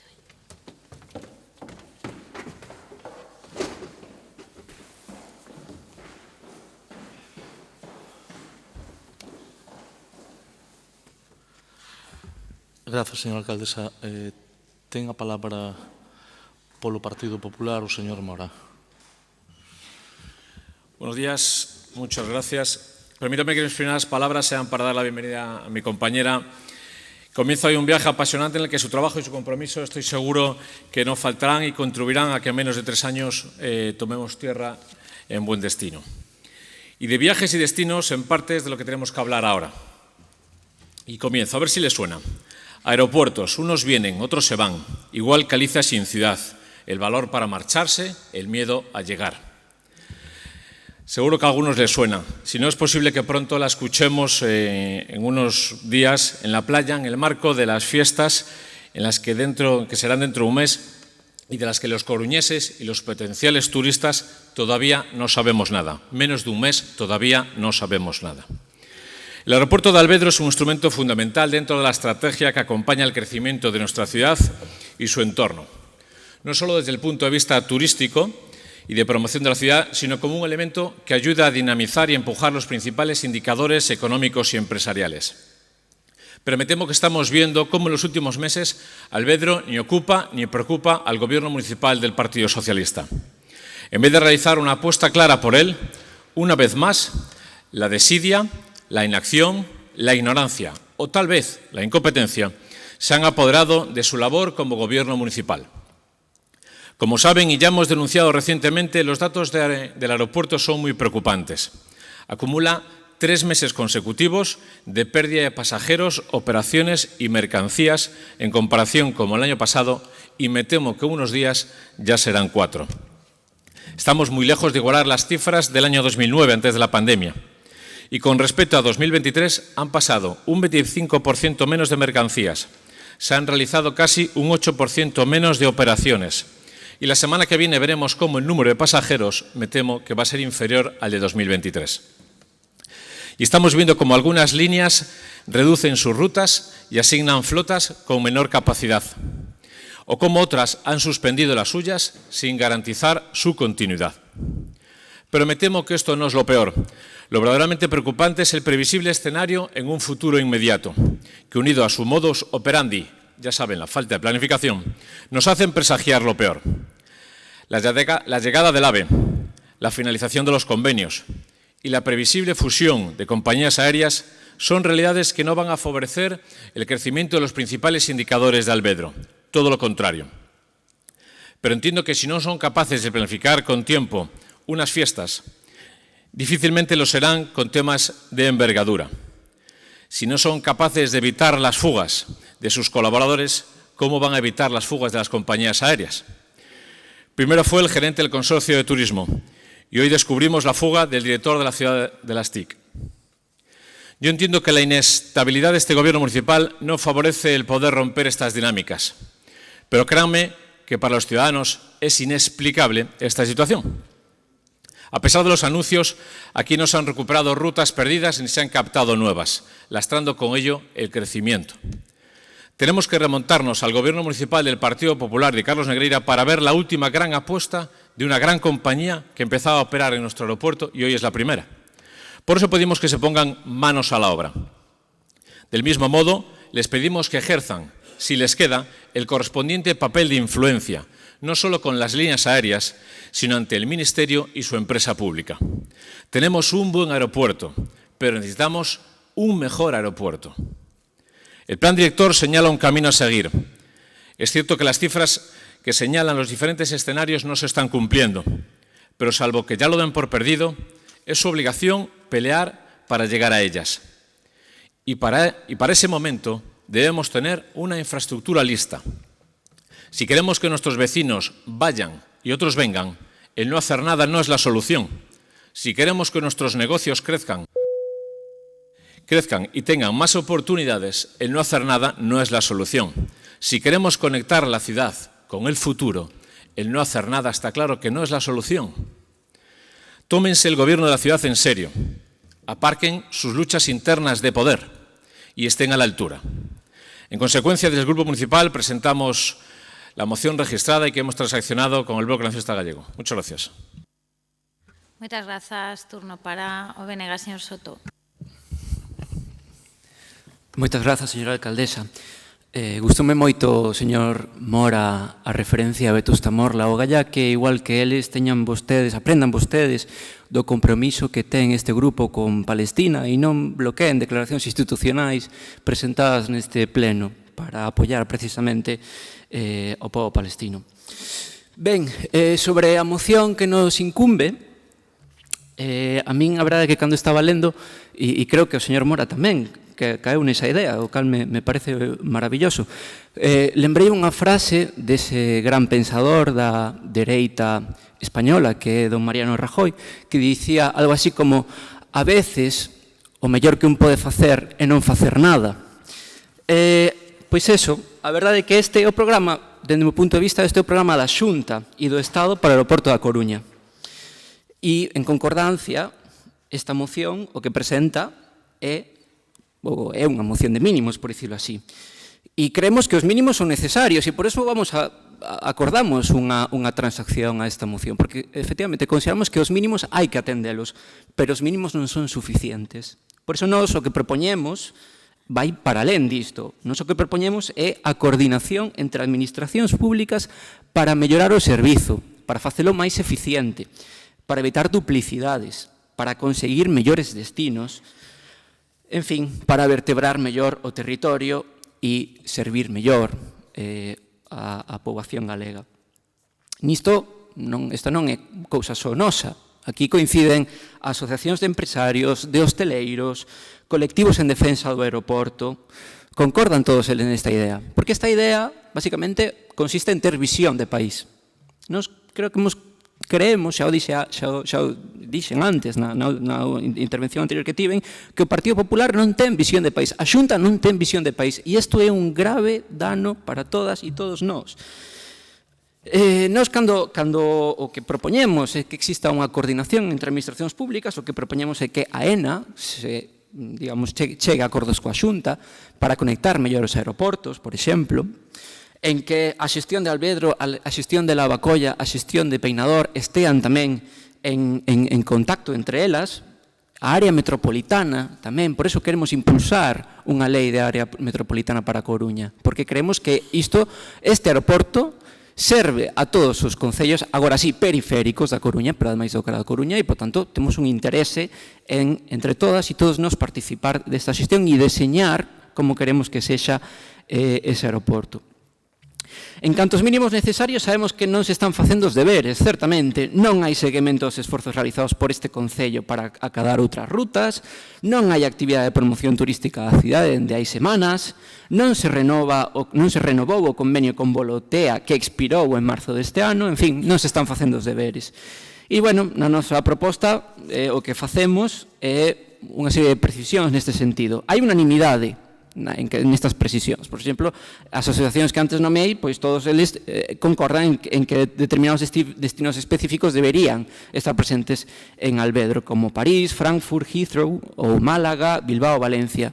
Nós non quixemos incorporadas porque consideramos que isto é algo que ten que negociar o Concello con Alvedro, unha vez máis, en cooperación con as outras administracións públicas competentes na materia. En fin, votaremos a favor, evidentemente, da transacción e, nada, moitas grazas. Moitas grazas, señor Soto. Pecha este debate o señor Castro polo Goberno Municipal. Moitas grazas. Só unha puntualización ao compañeiro Soto. O convenio con Volotea remata o 4 de abril do 26. Dito isto, eu quero facer unha reflexión, a ver se me sae ben porque son de letras, pero quería facer unha reflexión de números, porque eu creo que non se pode retorcer os números coa intención de enganar a xente. Señor Mora, vostede di, non colle así os datos de forma parcial, que diminúen os pasaxeiros, diminúen o número de operacións no aeroporto de Alvedro. Se collemos o número de pasaxeiros, vemos que de xaneiro a maio do 23 había 487.694 pasaxeiros e de xaneiro a maio do 24 494.608, ou seja, 7.000 máis. Ben. Si ten razón, diminúen o número de operacións de 6.298, ou sea, de voos, a 5.811. Entonces, digo eu, si diminúen os voos e aumentan os pasaxeiros, que estará pasando? Que os voos teñen máis capacidade, obviamente, non? Teñen máis capacidade que un sistema de xestión bastante máis sostible e ecolóxico, se se quere chamar ecolóxico, non a un voo de un avión, que de ecolóxico non ten moito, pero, bueno, é máis sostible, desde logo. Entón, hai que utilizar os números ben, o que non se pode pretender, coller da parte, facela ao todo e intentar enganar a xente.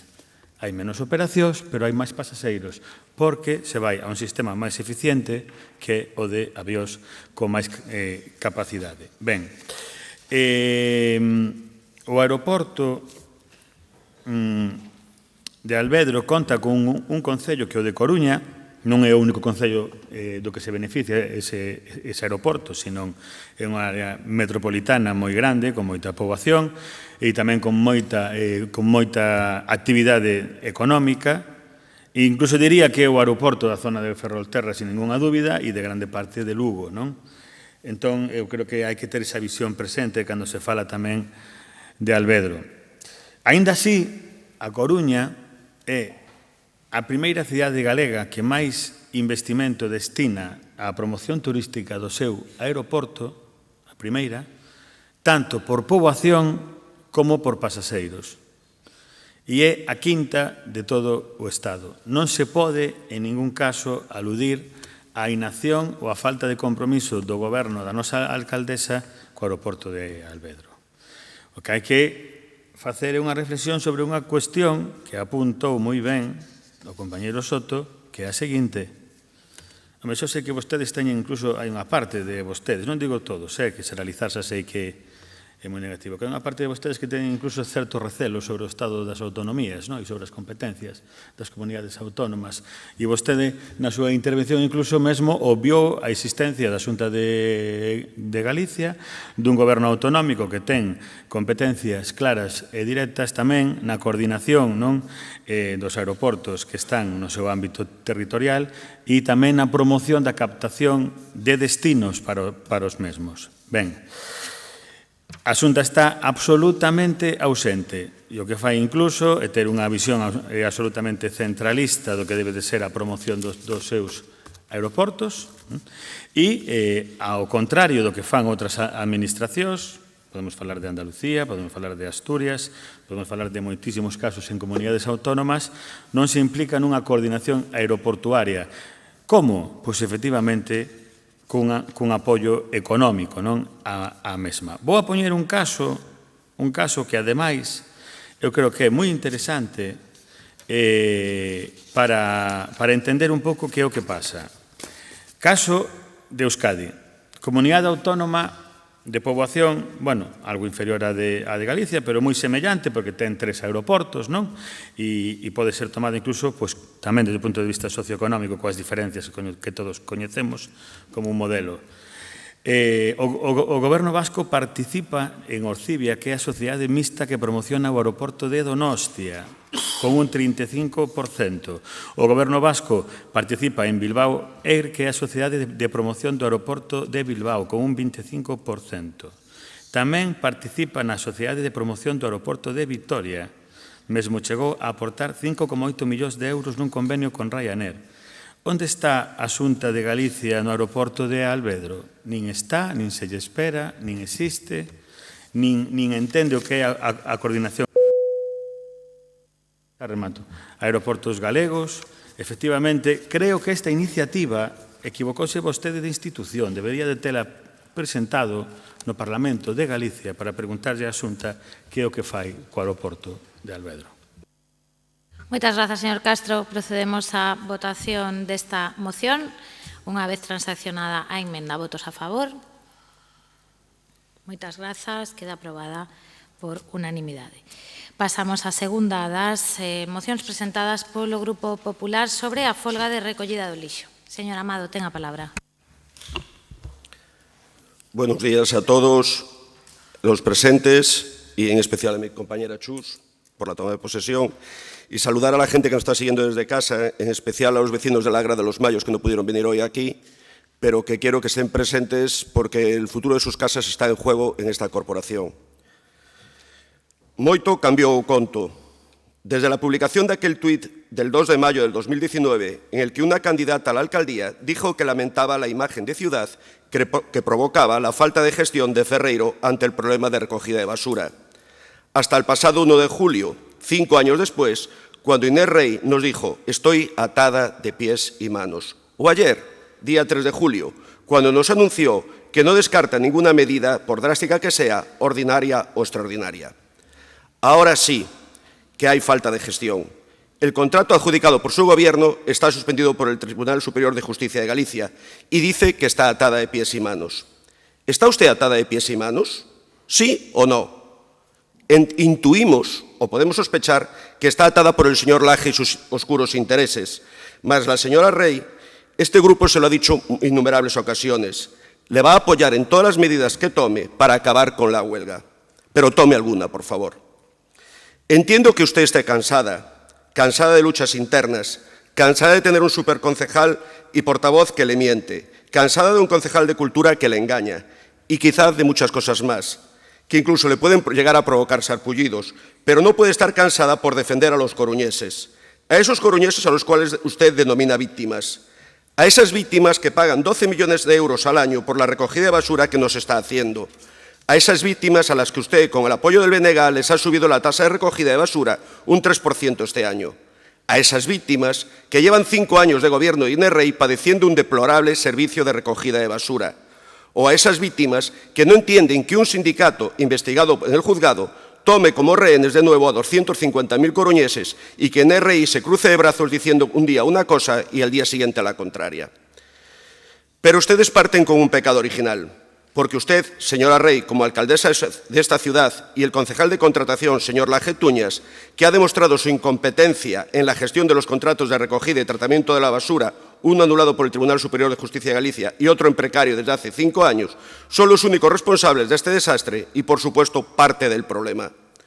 Los coruñeses están hartos de pagar cada vez más impuestos y que no se recoja la basura, y que los barrios se inunden de malos olores, de moscas, de gaviotas y hasta de ratas dándose un festín sin que nadie solucione esta situación injustificable. Desde la noche de San Juan hay una nueva huelga de basura, que se va a incrementar en el mes de julio y que será indefinida durante las fiestas de agosto. Montañas de basura inundan los barrios, de tal manera que ya no hay espacio para transitar por las aceras. La respuesta de Inés Rey ha sido intolerable. La falta de respuesta. La alcaldesa reconoce que el Sindicato de Trabajadores de la Limpieza no cumple los servicios mínimos, que el 30% de la plantilla se ha puesto de baja a la vez, que sus exigencias están fuera de la ley y que se han tomado a los coruñeses como rehenes. Pero la alcaldesa afirmó que tiene las manos atadas y no puede hacer nada. Ante la presión veo que usted rectifica. Y ayer dijo usted que iba a tomar las medidas ordinarias y extraordinarias necesarias.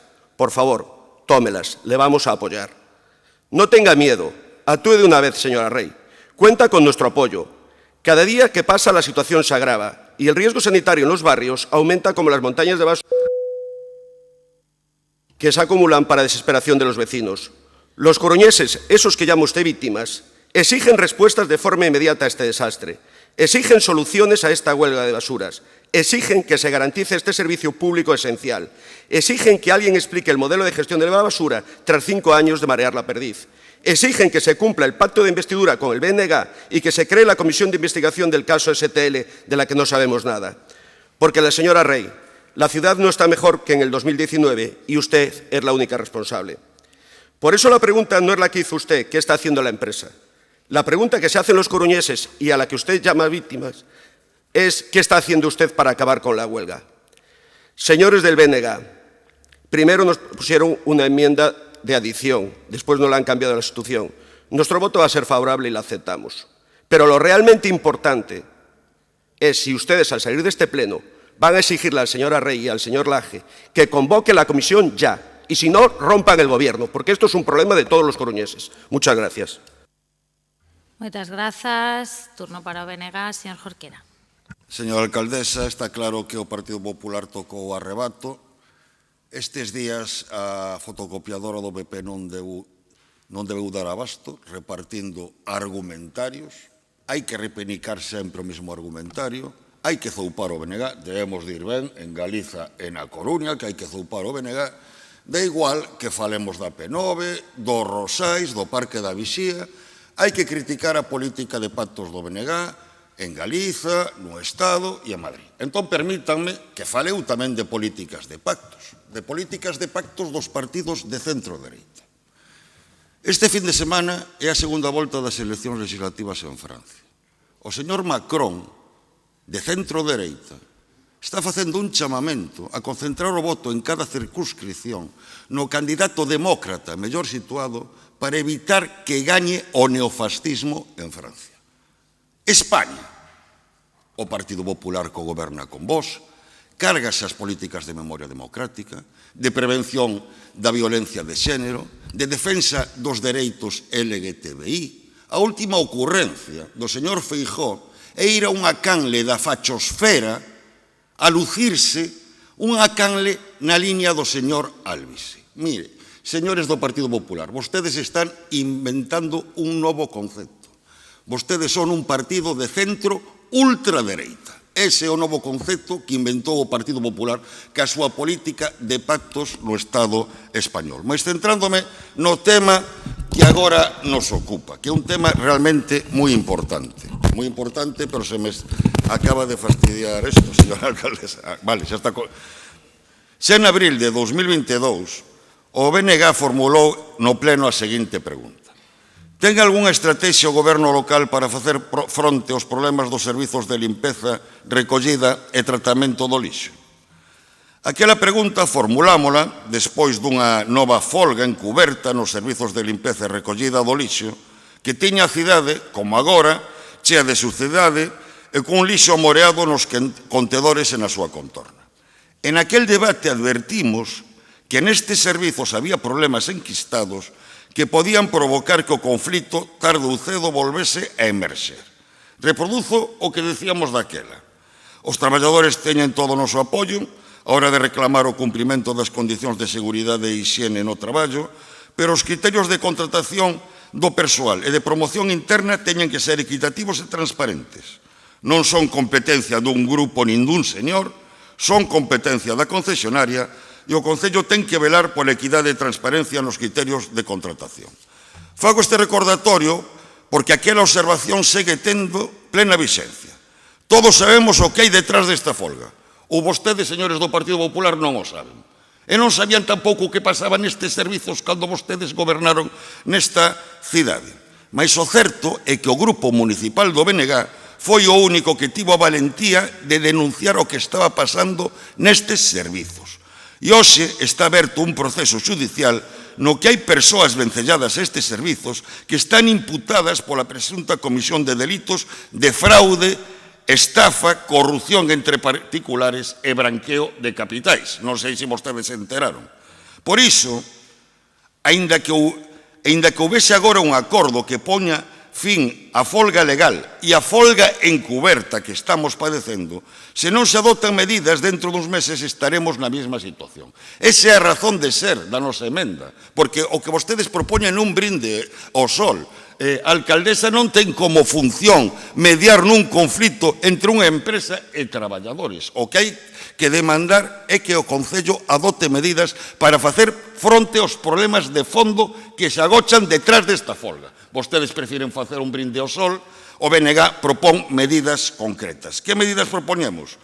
O Concello ten que supervisar de xeito riguroso o cumprimento por parte da empresa concesionaria das cláusulas técnicas que rexen a prestación do servizo e establecer as penalidades pertinentes en caso de incumprimento, velar para que os criterios de contratación do persoal e de promoción interna sexan equitativos e transparentes, colaborar no proceso judicial en curso que afecta directamente a persoas vencelladas a prestación dos servizos de limpeza viaria e recollida do lixo para que se depuren todas as responsabilidades, levar a cabo unha investigación interna co xeito de evitar prácticas de control da contratación que vulneren os principios de equidade e transparencia e adoptar o abeiro do establecido na legislación as medidas extraordinarias que sexan necesarias para evitar que a actual situación derive nun problema de saúde pública. Estas son as razóns que fundamentan a nosa emenda e para ela pido o voto a favor. Moitas grazas.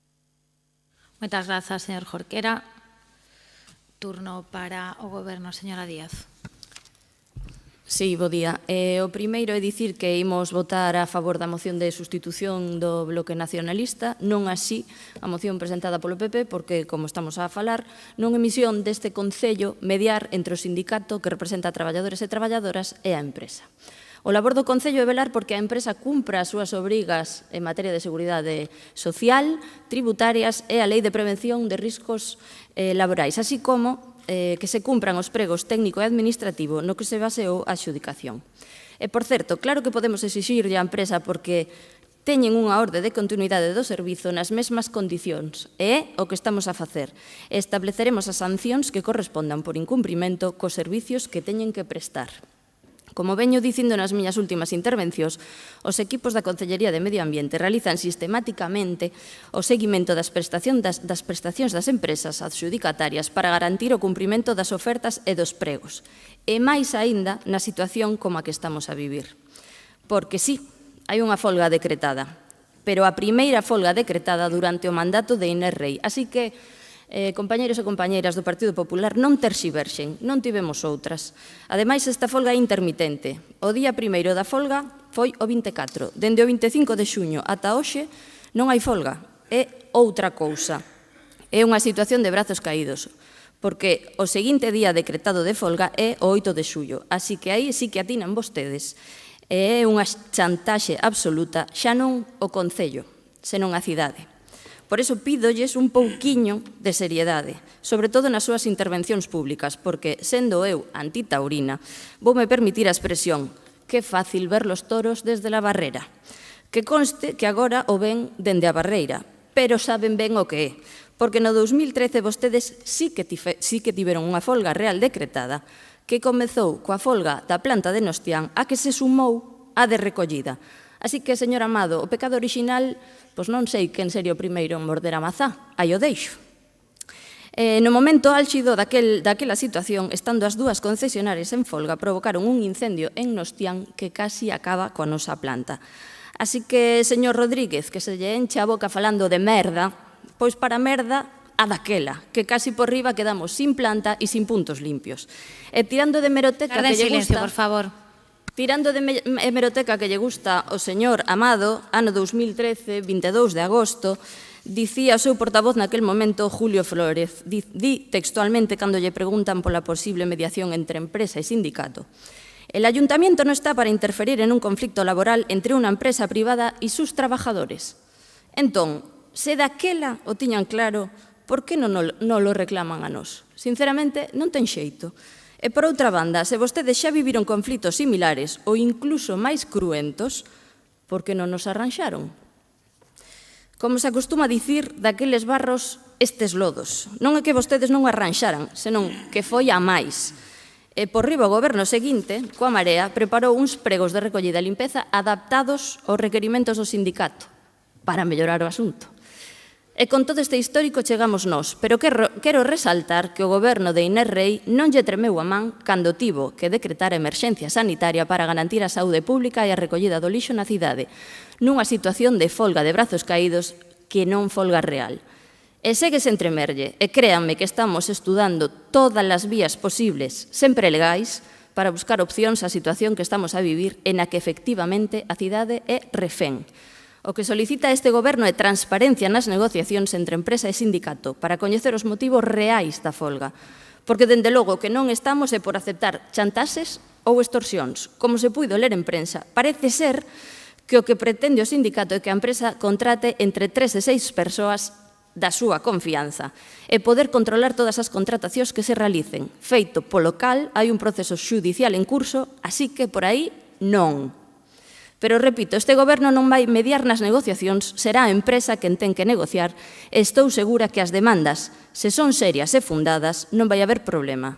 Agora, se non son legais, será moi complicado poder chegar a un acordo. E, por último, quería facer un inciso. Parece ser que, no seu escrito de moción, o Partido Popular acúsanos de subir un 3% o recibo do lixo. Un 3%. Débelles parecer moito. E, por tanto, que opinan de que a Xunta suba o prezo do seu canon de vertido nun 31%? Si, os concellos que levan o lixo a Sogama ven subido o prezo nun 31%, polo que terán que subirlle proporcionalmente nesta porcentaxe o recibo que lle cobran a cidadanía. Un 31%, pasando de 66 euros tonelada a 86 euros tonelada. E, ademais, este non é o prezo tope, posto que fontes de Sogama din que o prezo real de tratamento de tonelada de residuo en Sogama é de 115 euros tonelada, que, segundo a legislación de residuos do 2022, debe ser repercutido íntegramente á cidadanía. Así que van pensar os concellos de que a Xunta lles duplique o recibo do lixo? Que van dicir vostedes ao respecto? Moitas grazas. Moitas grazas, señora Díaz. Remata aquí o debate desta moción. Señor Amado, hai unha emenda de sustitución presentada polo BNG. Creo que lle entendín que a aceptaba. Sí, ben, pois daquela se substitúe a moción do Partido Popular pola presentada polo BNG e procedemos á votación da moción. Votos a favor. Moitas grazas. Queda aprobada. Última moción das presentadas polo Grupo Popular sobre a retirada da portavocía do Goberno. Señor Lorenzo. Gracias, señora alcaldesa. Buenos días a todos y a todos, los presentes, a los que nos siguen por streaming, y más cordial bienvenida a nuestra compañera Chus Fariña.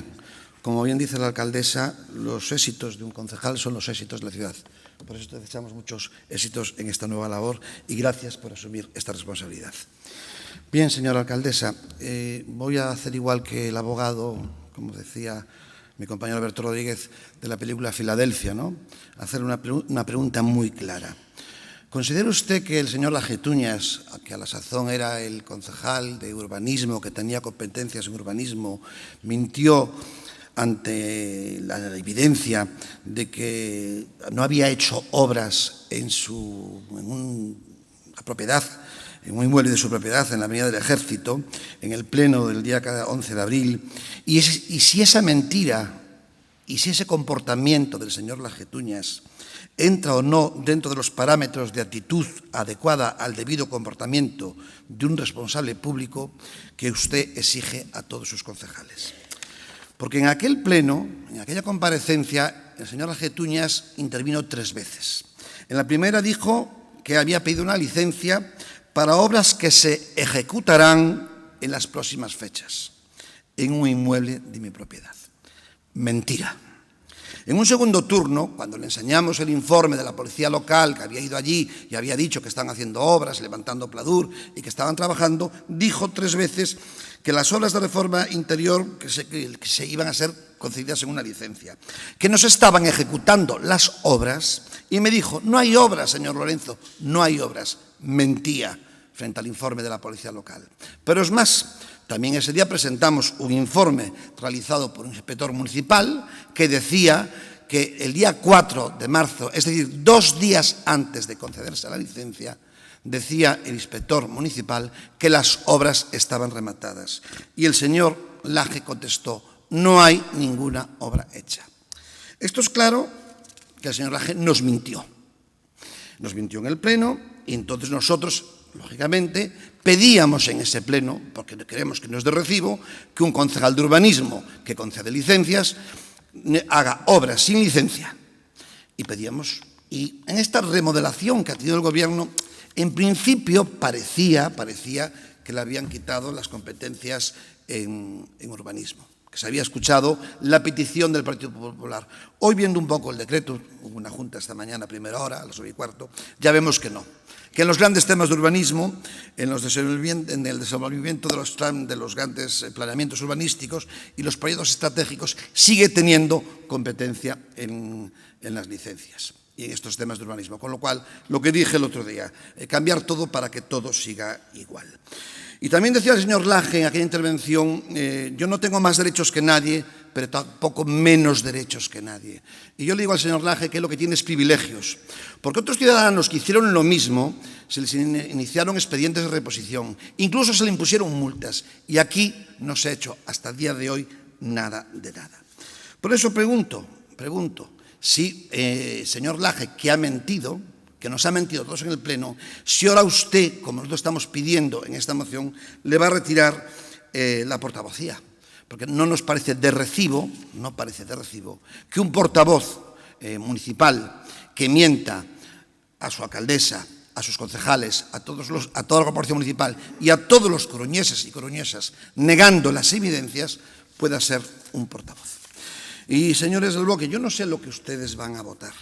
Yo, señor Jorquera, le escuché en su primera intervención, hablando del modificativo, que tenía que asumir moitas cosas que non lle gustaban, que non lle gustan.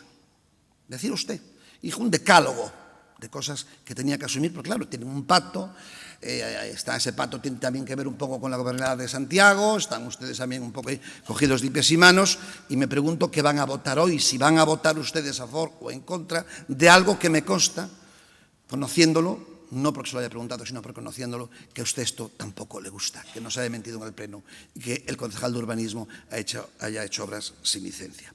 Pero, señora alcaldesa, también le escuché a usted ayer, hoy hemos hablado de la basura.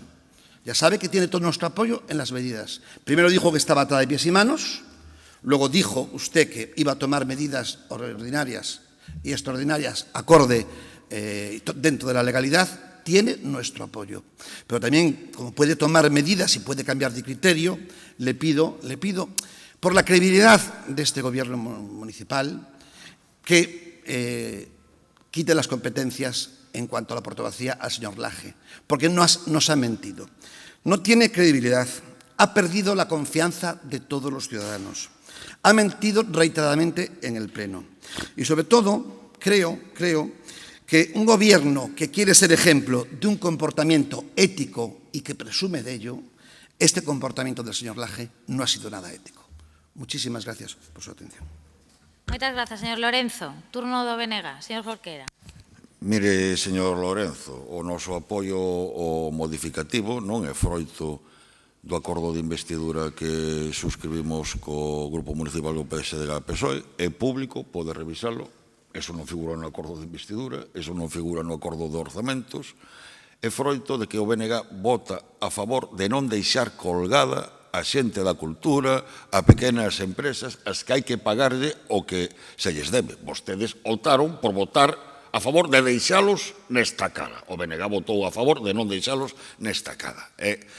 Esa foi a razón, non ningún pacto. Dito isto, señor Miguel Lorenzo, hai varias cousas que me chaman a atención. A primeira, o propio contido da moción. Como vostede sabe, a alcaldesa quen ten a potestade legal de nomear os membros do seu goberno, e son os grupos que nomean os seus portavoces. A segundo tempo escollido, desde a celebración do pleno no que compareceu o señor Laje Tuñas, vostedes tardaron case 3 meses en presentar esta moción. E, por último, a alusión que fixo o BNG na súa intervención. Non me debería de sorprender, porque hoxe as alusións ao BNG por parte do PP foron unha constante, pero nesta cuestión, porque sí que me chama a atención, porque o certo, señor Lorenzo, é que o BNG foi o primeiro en solicitar acceso ao expediente, en demandar que se nos proporcionase toda a información e en exixir explicacións. Por tanto, leccións por parte do seu grupo en defensa da transparencia e de dicir a verdade no exercicio das responsabilidades públicas as xustas, sobre todo cando o recurso a falsificar a verdade ou o recurso sistemático a manipulación forma parte da práctica cotidiana de boa parte dos líderes do seu partido. Hoxe o acabamos de vivir neste pleno. Se os galegos e as galegas, usuarios da AP9, seguimos hoxe en día pagando o peaxe, é froito dunha decisión ilegal dun goberno do PP. Esa é a realidade das cousas. Pero, se escoitamos o señor Martínez, parece que o culpable foi o BNG. A realidade das cousas é que é froito dunha decisión ilegal do goberno do PP. Pero, como decía, tardaron case 3 meses en volver traer esta cuestión a pleno e, efectivamente, dende aquela pasaron cousas. Entre elas, a remodelación do goberno local. A alcaldesa, desde o noso punto de vista, incurreu nunha contradición. Fixe un balance, creemos que triunfalista e autocomplacente do primeiro ano de mandato, pero aos poucos días realizou unha profunda remodelación do seu gabinete. Non debía de ser certo, por tanto, que o goberno estivese funcionando tan ben. Unha remodelación que non é a que nos faríamos se gobernásemos nos esta cidade, pero que na práctica dá razón a moitas das críticas que formulamos dende a oposición. Criticamos a grande concentración de competencias en poucas mans, algo que o noso xuizo estaba provocando parálise e ineficacia. Agora se renuncia ao esquema de superconcellarías. Considerábamos que o señor Laje non era a persoa máis indicada para ostentar as competencias en materia urbanística, agora se lle retiran boa parte desas competencias. Criticamos que o señor Juan Ignacio Borrego, sendo concelleiro de Emprego, representase unha asociación empresarial e defendese subidas salariais por debaixo do convenio, agora tamén se lle retiran esas competencias, mas aínda que a alcaldesa é quen ten a potestade de formar o seu equipo de goberno, e a nós gustaríanos unha formulación distinta desta moción, discrepamos de algúns aspectos da formulación, en calquera caso, e para evitar calquer equívoco, seguimos pensando que o señor Laje Tuñas cometeu irregularidades, que as explicacións que deu foron insuficientes, que non contradeciron os datos aportados polo BNG, e, polo tanto, consideramos que se deben asumir responsabilidades. Por esa razón, imos votar a favor desta moción. Moitas gracias. Moitas grazas, señor Jorquera. Turno para o señor Laje. Grazas, señora alcaldesa. Imos unha vez máis a asistir a como o voceiro do Partido Popular ven aquí despois de facer unha roda de prensa e diante de como a salida á praza recollendo a comparativa que facía a miña compañeira señora Díaz diante da praza entralle o medo escénico e primeiro fai as acusacións, pero aquí despois fai preguntas. Hai que ter a valentía, señor Lorenzo, do que se di diante dos micros, de vir aquí ao salón de pleno, cara a cara, e decir o que vostede dixo. Eu creo que en política non vale todo, señor Lorenzo. Vostede, eu non sei se forma parte da máquina do fango ou de outro tipo de máquina. O que sei é que lee os papeles que outros lle poñen. E como fixo alusión novamente a miña comparecencia, quero deixar claro, primeiro, que o comenzo dos trámites se fixo en outubro de 2023, que a solicitude se fixo en xaneiro do 24.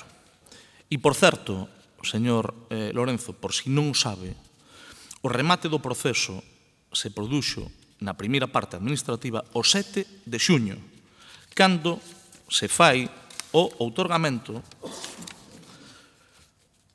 según o informe técnico, do acordo polo cal se informa favorablemente o proxecto de execución correspondéndose co proxecto básico que obtivo licencia. 7 de xuño. Segundo, vostede dixo nunha rolda de prensa que se concedera unha licencia cando xa estaban finalizadas as obras polas cales se pideu a licencia. Mire, señor Lorenzo, o propio servicio dice, conclúese, nunha referencia que vostede tamén fixo, conclúese que no caso do expediente, é dicir, do trámite administrativo 622/2023, non procede, a ver se é capaz de ter comprensión lectora, non procede a incoación de procedimento de reposición da legalidade por constar outorgada a licencia e non estar executándose obras. Iso é o que dice o informe. E vostede dixo algo que eu creo que o vai a retratar para o futuro. Vostedes atacan a un concelleiro, a un colaborador da alcaldesa, seguramente por algunhas razóns, que non vamos a entrar nelas hoxe. Pero vostede pasou todas as rayas posibles, cunha sinvergüencería política que eu non vin nunca, pero que vai a quedar desnudo, espido, porque as obras ás que vostede fai alusión non comenzaron aínda. E se vostede supera un pouco de como se desenvolve unha actuación dese tipo, non sei o que lle dá a risa, señor Lorenzo, pero que o mellor informaron un pouquiño mal. E habrá a constancia de vida. E vostede e todos aqueles que se dedicaron a calumniar, a difamar, a intentar manchar a esta persoa, porque non fixeron debate político, porque amosaron a súa mediocridade, intentando un ataque persoal, señor Lorenzo, van a quedar retratados. E van a quedar retratados no momento en que comencen as obras, se desenvolvan as obras e finalicen as obras. Porque unha mentira repetida 100 veces non se convirte nunha verdade, señor Lorenzo. Hai un informe que deixa claro que non se estaban executando obras, hai un informe que dice que se tramitaron e se outorgaron a licencia conforme a normativa, e o que eu dixen e reitero é que eu non teño máis dereitos que a ninguén, pero tampouco menos. E o que creo que vostede nin ninguén debería de ter dereito é a intentar manchar a alguén e facelo de forma gratuita. Cando vostede poida comprobar que se comenzan as obras, se desenvolven as obras e se executan as obras, que eso non é opinable, é medible e visible. Espero que neste salón de plenos pida disculpas e espero que cando queiran facer debate político teñan a altura e o nivel suficiente para ganar unha batalla discutindo de política e de xestión, non intentando agredir, atacar, difamar e facerlle daño a unha persona. Eu creo que iso deixa bastante ben as claras a calidade humana de cada un. E vostede vai a quedar retratado, señor Lorenzo. Vostede, por certo, e todos os colaboradores que se esconden detrás de todas as maniobras que non, porque estén ocultas, non deixan de ser coñecidas. Son todas coñecidas, identificadas e se sabe o fin que se persegue. Hai que acertar cando un intenta eliminar casi físicamente a unha persona da política, que iso é o que intentaron comigo, señor Lorenzo. Faga política. E se no 2027 os cidadáns lle dan a confianza, decida vostede como é o goberno. Por agora, a alcaldesa chámase Inés Rei. Ao mellor a algúns non lle gusta, iso é evidente. Pero non o decide vostede, señor Lorenzo. E eu son un colaborador da alcaldesa que estou donde me manda estar. O vostede ao mellor non lle gusta. Pero eso é o que hai. E a ver se vamos empezando a interiorizar un pouquiño que a vida cambiou e a política tamén. E poden mandar as mulleres, e poden ser alcaldesas, e a ver se deixan dunha puñetera vez ese machismo rancio permanente de decir que mandan outros. Porque iso é o que hai detrás, todo ese sustrato, lles dá a risa, pero algúns pasaron de estar desahuciados e andar dando pena por aí adiante, a agora, pois, andar facendo peloteo en Santiago a ver se os nombran algo máis. Coñecemos perfectamente todos os movimientos e toda a escoria que hai detrás deso. Señor Lorenzo, caeu bastante baixo, bastante baixo. Si vostede considerara que eu cometí un delito, leva 4 meses esperando a calla forte pola súa visita. Si vostede afirmou nunha roda de prensa que se fixeron unhas obras e que se remataron 2 días antes de outorgar unha licencia, tiña que dicilo aquí no pleno. Cando repase a súa intervención, verá que non foi capaz, que non tuvo a valentía de decilo, porque sabe o que pasaría se o fixera. Sabe o que pasaría. E o que vai a pasar é que vostede vai a quedar retratado. E cando quede retratado, señor Lorenzo, eu só lle pido que sea mínimamente noble como persona e sea capaz de pedir disculpas. Se é capaz de pedir disculpas, xa lle adianto aquí. Eu teño moitos defectos na política e na vida, pero non son rencoroso. Non vale todo, señor Lorenzo. Espero que nunca se teña que vir sometido a un acoso e a unha mentira constante sobre algo que non é certo. E se quere, cando se estén executando as obras da reforma desas vivendas da miña propiedade, está convidado a asistir aos traballos que se desenvolvan. Cando se desenvolvan esos traballos, vostede estará convidado. E se é capaz de vir, espero que neste salón de plenos pida disculpas. Pida disculpas. Nada máis e moitas gracias. Moitas grazas. Remata aquí o debate desta moción. Procedemos á votación. Votos a favor. Moitas grazas. Votos en contra. Moitas grazas. Queda aprobada. Remata aquí o debate das mocións. Antes de pasar ás preguntas orais, facemos unha pausa de 15 minutos, retomamos ás 12:40, se lles parece. Grazas.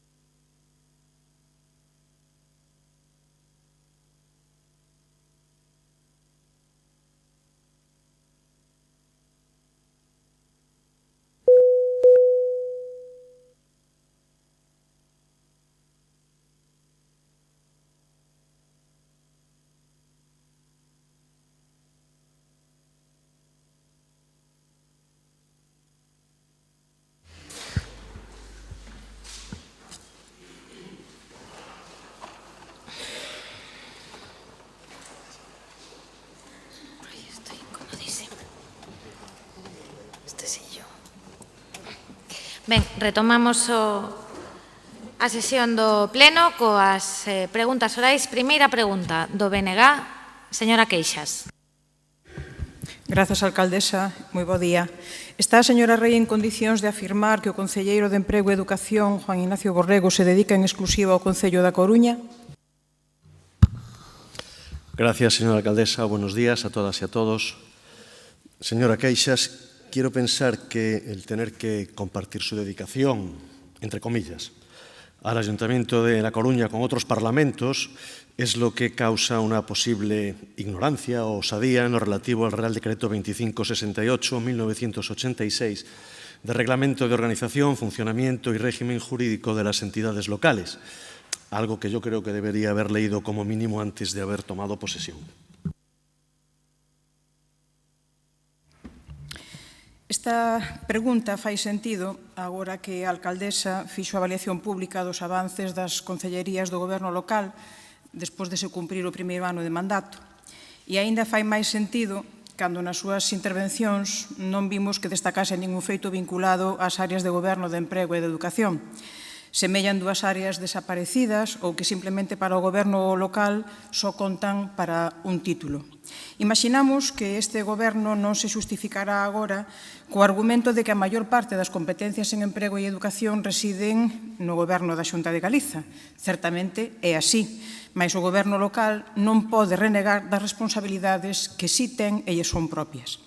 En materia de emprego, a veciñanza coruñesa non coñece o resultado da dedicación exclusiva do concelleiro responsável, do señor Borrego.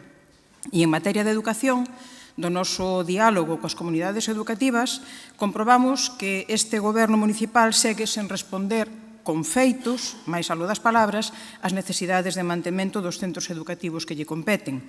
Tampouco atendeu un órgano fundamental como é o Consello Escolar Municipal, a quen apenas reuniu unha vez para o constituir durante este curso escolar que xa rematou.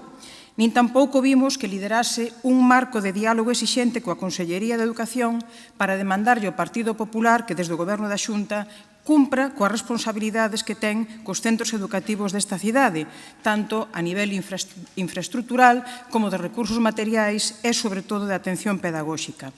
E tampouco podemos esquecer como, dende esta Consellería de Educación, se exclúe a nosa lingua na oferta de actividades extraescolares para o alumnado. Unha inacción que delata, ao noso ver, falta de iniciativa e de proxecto educativo desde o goberno local para a cidade. Preguntámonos, por suposto, se esta inacción puidera ser debida a que o concelleiro de Emprego e Educación non cumpriu coas exixencias da dedicación exclusiva, xa que estivo máis centrado en defender os seus intereses profesionais privados, tal e como consta nas actas das comisións negociadoras do novo convenio do sector da dobraxe e na denuncia feita pública pola CIGA na inspección. Representar durante meses a patronal do sector da dobraxe na negociación do convenio colectivo e defender, ademais, que se siga incumprindo o convenio de 2006 pagando por debaixo do que se recolle nel é improcedente co exercicio do cargo público e incompatible coa ética política. E tamén semella incoherente, para o BNG, cun goberno autodenominado progresista e socialista. Vulnerar o cumprimento dun convenio colectivo, negar os dereitos básicos aos traballadores e traballadoras, actuar en contra dos dereitos da clase traballadora, en definitiva, é o modelo laboral que este goberno defende e quere transmitirlle á veciñanza da Coruña. A decisión da alcaldesa de retirarlle ao concelleiro a competencia de emprego, despois de anunciarmos, por certo, esta pregunta en pleno, confirma a improcedencia da actuación do concelleiro, mas no BNG entendemos que é insuficiente e que compre unha explicación neste pleno por parte da alcaldesa. Moitas grazas. Gracias, señora alcaldesa. Evidentemente, este concejal no va a venir aquí a este pleno a explicarle a usted, ni muchísimo menos su vida privada. No es, por supuesto, tampoco usted, permítame, la persona indicada para exigírmelo. Mire, yo cumplo escrupulosamente con la legalidad, con total transparencia. Lo cumplía antes de ser concejal, durante, y lo seguiré haciendo después. Y no me va a afectar para nada esta que parece la nueva estrategia del bloque nacionalista gallego de sumarse al ventilador de bulos, heces, mentiras y falsedades. A lo mejor están sufriendo algún proceso de reorientación ideológica y por eso dispersan falsedades y ocultan sus verdaderas intenciones, pues escondiendo estrellas en las elecciones autonómicas o presentando ternas de candidaturas a Europa con parlamentarias, por cierto, a tiempo parcial. Señora Queixas, mire, ser concejal no es solo sentarse en un sillón aquí a pisar moqueta. Para ser concejal primero hay que ser ciudadano, y en La Coruña más. Y yo soy ciudadano además de causas de carácter social, deportivo, vecinal, cultural, garantizando, evidentemente, que no robo ni un minuto de mi dedicación como concejal de gobierno. Desde ahí, como un ciudadano civil más, trabajo también por Coruña y aprendo también a ejercer mis responsabilidades de concejal. Porque hay vida fuera. Algunos tenemos vida fuera, la teníamos antes y la tendremos después, seguramente. Incluso tenemos vida social. Como responsables públicos, señoras y señores del bloque, ¿no les parece que le están haciendo un pésimo favor a los coruñeses, haciéndoles perder el tiempo con un tema como este, que debe ser de una enorme trascendencia para el futuro de la ciudad? No, seguro que no les parece esto, porque como siempre están instalados en el no. Pero miren, para que les quede claro, les voy a leer la norma. Artículo 13.3.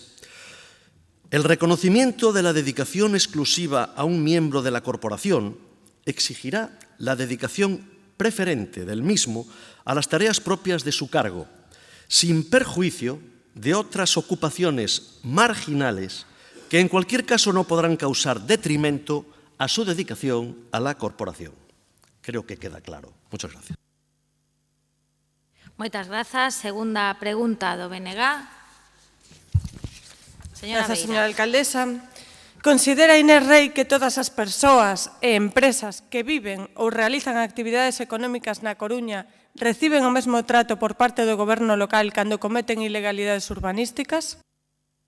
Sí, antes de nada, señora Beira, me vas a permitir aprovechar mi primera intervención para dar la bienvenida y la mayor de las suertes a la señora Fariñas.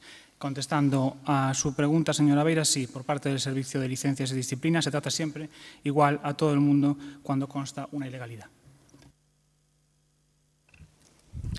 Señor Díaz, non ia precisamente polo Servizo de Disciplina Urbanística a miña pregunta. A nosa pregunta, vai dirixida ao goberno local especificamente, non?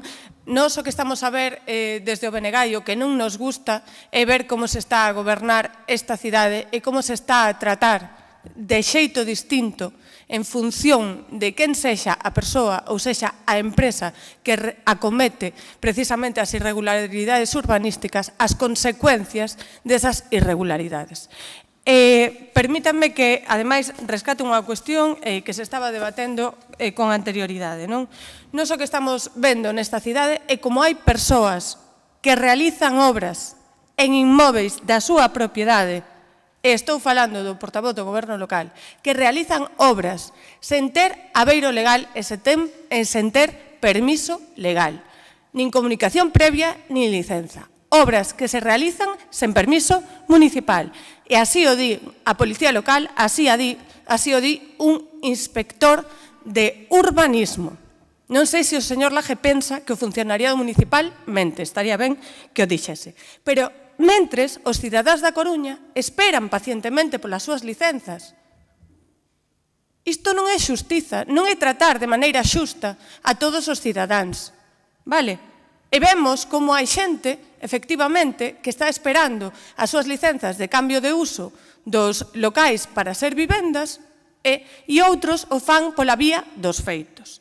Pero tamén observamos como en zona Pepri hai empresas e hai particulares que esperan pacientemente polas súas licenzas e de repente chega aquí a esta cidade unha empresa, decide facer unha obra sen licenza e non cumprir despois a súa licenza, que lle di que ten que salvar a fachada e que a fachada ten que cumprir unhas condicións concretas, a señora Rei se pon moi efusiva nas declaracións públicas criticando a esa empresa e péchase precisamente ese establecemento por non cumprir o que se lle di e despois abre.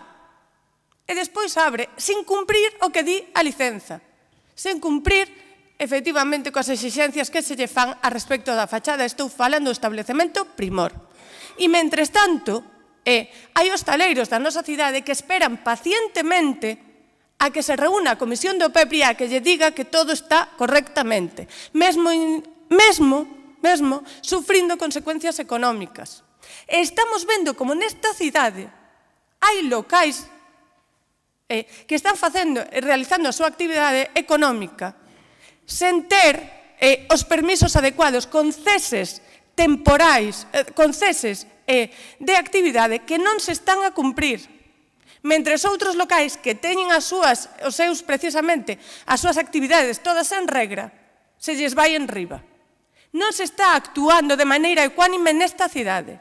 E estamos denunciando con esta pregunta oral e o que convidamos a este goberno local é a rectificar e a tratar a todos os coruñeses, a todas as coruñesas por igual e a tratar a todas as empresas e a todos os particulares que queren realizar actividades económicas ou obras nesta cidade a que se lles trate por igual, porque a realidade do que sufren as coruñesas e os coruñeses e esas persoas que queren realizar as actividades de maneira legal é que hai un trato injusto. Teñen que reflexionar sobre isto e o trato injusto é por parte do goberno local e por parte de quen até hai uns días ostentaba precisamente as responsabilidades en materia de disciplina urbanística. Nada máis. Sí, señora Beira, desde luego insistir en lo anterior, por parte del Servicio de Licencias y Disciplina, desde luego se trata igual siempre a todo el mundo cuando consta una ilegalidad. En lo que respecta a Primor, que lo han mencionado específicamente, la alcaldesa actuó de forma, desde luego, enérgica y diligente, y eso está en el expediente, claramente, que creo que además pidieron ustedes vista para verlo. El expediente de Primor tiene abierto un expediente disciplinario y tiene 3 multas coercitivas. Si eso es actuar de forma injusta, o sea, el Primor se le obliga a cerrar, vuelve a abrir y se le marcan 3 multas coercitivas. Yo creo que se está actuando como se debe actuar en el marco de la disciplina urbanística y se está actuando como se debe actuar en el marco de cuando se localiza alguna irregularidad en una licencia. Desde luego, insistir en el absoluto rigor y profesionalidad del servicio de intervención en la edificación, que engloba tanto licencias como disciplina. Si como oposición tienen alguna medida que tomar y alguna duda de ilegalidad o irregularidad, les insto a que tomen medidas. Tienen ustedes mecanismos de control como oposición que pueden ejercitar en cualquier momento y, desde luego, lo que no van a encontrar es la firma de ninguno de los funcionarios de urbanismo en ninguna irregularidad y mucho menos la mía propia. Por parte de este concejal, en el uso de sus competencias, desde luego, no se va a tolerar ninguna práctica irregular o ilegal en materia urbanística, las cometa quien las cometa. Dentro de la ley y de la legalidad todo y fuera de la ley nada. Gracias. Moitas grazas. Terceira e última pregunta do BNG. Señora Queixas. Grazas, alcaldesa. Tomou nota o goberno local das consecuencias sobre os sectores da cultura provocadas pola irregular xestión política do INCE? O goberno local está pendente continuamente da situación do sector cultural da nosa cidade e pendente das súas necesidades. No verán de 2003, seguro que o recordan, aprobouse un modificativo de crédito para pagar facturas pendentes do INCE. Apoiámolo desde o BNG por responsabilidade, mas fixémoslles ao goberno local unha advertencia. O goberno local tiña que mudar a xestión política do INCE. Dixemos que cumpría control de gasto e responsabilidade desde unha política cultural con criterios sostíveis e asumíveis económicamente. E, sobre todo, cumpría deixar de mirar sempre cara fora e empezar a coidar a cultura local e os dereitos culturais da veciñanza. O goberno municipal ignorou a nosa advertencia. Non só non corrixiu a xestión política irregular e irresponsável, senón que mesmo a incentivou, apalabrando máis festivais, máis concertos, sen contrato nin reserva de crédito, até chegar a deber máis de 4 millóns de euros en facturas sen pagar no ano 2023, poñendo en perigo as arcas municipais e tamén a propia realidade laboral e persoal de traballadores, de empresarios, de sectores vinculados coa cultura e cos espectáculos. Se a partir de hoxe as traballadoras que están detrás, non nos quezamos, as traballadoras que están detrás de cada factura sen pagar van poder cobrar con máis dun ano de demora en moitos casos, é porque o BNG o evidenciou e así o exixiu ao goberno local. Se vostedes, reitero as palabras do noso portavoz municipal, se vostedes teiman en seguir o camiño de fomentar o derroche, non volverán ter o apoio do BNG. E hai motivos neste momento para a preocupación. En xaneiro, a alcaldesa anunciou en Fitur, literalmente, unha excepcional axenda de festivais e concertos organizados desde o Concello, entre os que destacou o Morriña Fest, Recorda Fest, Noites do Porto, Coruña Sounds, así como cabezas de cartel do Noroeste, Vetusta Morla e Xoel López, entre outros moitos nomes. O pasado 7 de xuño, hai case un mes, solicitamos por rexistro acceso aos expedientes de contratación deses anuncios para 2024 e aínda a día de hoxe, insisto, case un mes despois, non recibimos resposta. Non nos consta que haxa ningún contrato asinado vinculado a todo o anunciado, co cal podería ser, presumiblemente, que se estivese incorrendo nas mesmas irregularidades e prexuizos para as arcas municipais. O pasado 19 de xuño solicitamos tamén por rexistro acceso á relación de facturas sen pagar do ano en curso de 2024. Tampouco tivemos resposta, que é o que se nos pretende ocultar. Ao tempo que o Goberno local lles está a exixir neste momento ás entidades culturais da cidade recortes orzamentarios nun 60%, que mesmo xa fixo inviável e anulou actividades do San Xoán dos máis pequenos nos barrios, como é a Ruada das Xouvas, anunciaba o concerto de Mikel Erenchun para a noite de San Xoán. Nos preguntamos ao Goberno, tamén lle exixiron a rebaixa do 60% no orzamento a Mikel Erenchun?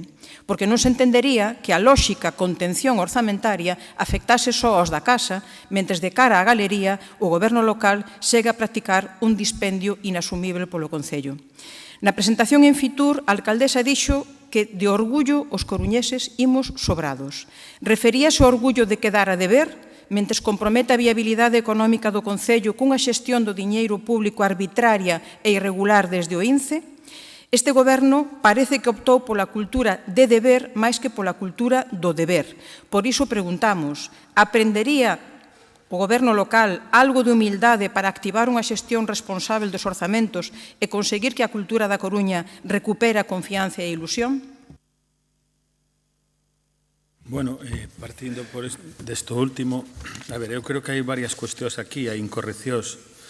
Creo que na súa boa intención. Coincidimos de feito nos debates que temos no Consello Reitor do INCE en moita da visión que temos sobre o sector cultural, pero efectivamente temos diferencias porque tamén estamos en organizacións políticas diferentes e teñen que verse.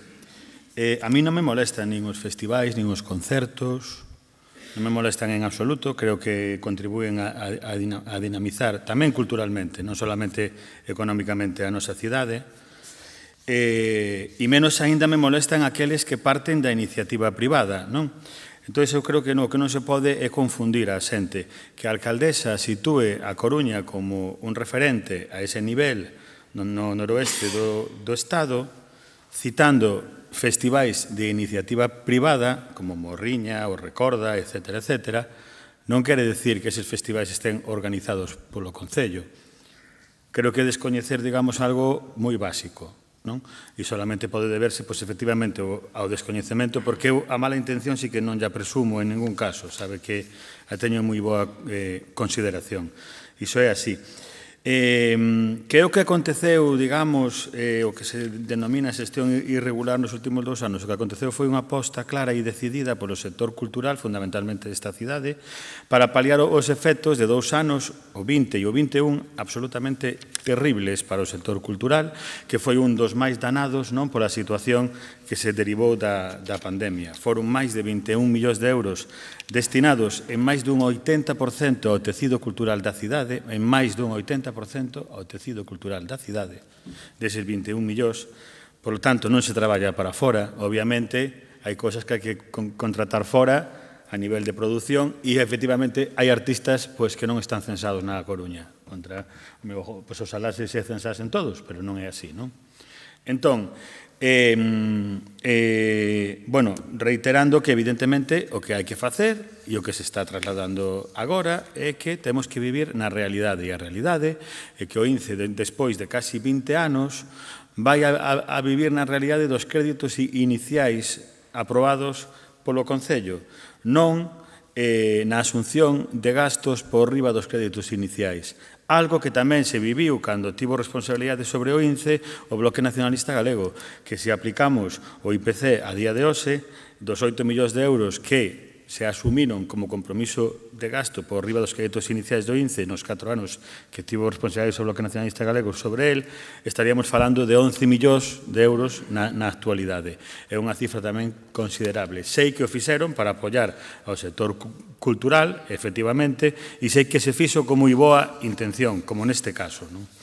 Bueno, o que se fixo, efectivamente, estes 2 últimos anos, foi apoiar ao sector local coas festas de barrio, cunha Semana das Letras Galegas, cun concerto no Castro de Elviña, cun festival de artes urbanas, con Modularte, con Flores Rock, co Festival 15 Gotas, con Cormoral Film Fest, con manicómicos, Bebe Escena, Agora Sons, Festival Resis, Más que Jazz, TRC Danza, o Atlantic Pride, o Corufés, etcétera, etcétera, etcétera, que son todo iniciativas culturais locais apoiadas por este goberno. O Consello da Cultura Galega, nos seus informes do Observatorio da Cultura, dos barómetros da cultura e o máis destacado da cultura galega, di que o 40% das entidades culturais galegas afirman que tiveron un 2023 mellor que o ano anterior. No caso das entidades coruñesas, ese 40% sube a un 70%, que afirman que o 23 foi un mellor ano que o 22. As expectativas para o 24, pois efectivamente seguirán sendo a de apoialos, partindo do realismo e partindo dunha situación que eu teño que agradecer, porque igual que evidentemente critico a Xunta coa súa posición, como a critiquei con respecto a Alvedro, teño que agradecer que no ámbito cultural a colaboración e o apoio por parte da Xunta é incuestionable e moi de agradecer por parte desta cidade. Bueno, pois esas entidades culturais, como evento máis destacado do 23, destacar Fogueiras no Coliseo da Coruña. Creo que, evidentemente, é algo a recoñecer e a poñer en valor. Algo que forma parte dunha liña estratégica da nosa alcaldesa, que é poñer aos asentes culturais coruñeses e galegos na programación en primeira liña, como demostra que tivésemos o Festival Noroeste co maior porcentaxe de artistas que utilizaban o galego na súa actividade, na súa interpretación. Unha porcentaxe próxima ao 40%, e tamén das empresas promotoras contratadas que o 90% eran galegas e maioritariamente coruñesas. Creo que efectivamente esa é unha liña que compartimos e que seguiremos, obviamente buscando colaboracións públicas e privadas para dar satisfacción a un tecido cultural dinámico e que nos pon como referencia cultural no noroeste. Moitas grazas ao BNG. Rematan aquí as súas preguntas. Turno xa para o Partido Popular, coa primeira delas. Señora López, ten a palabra.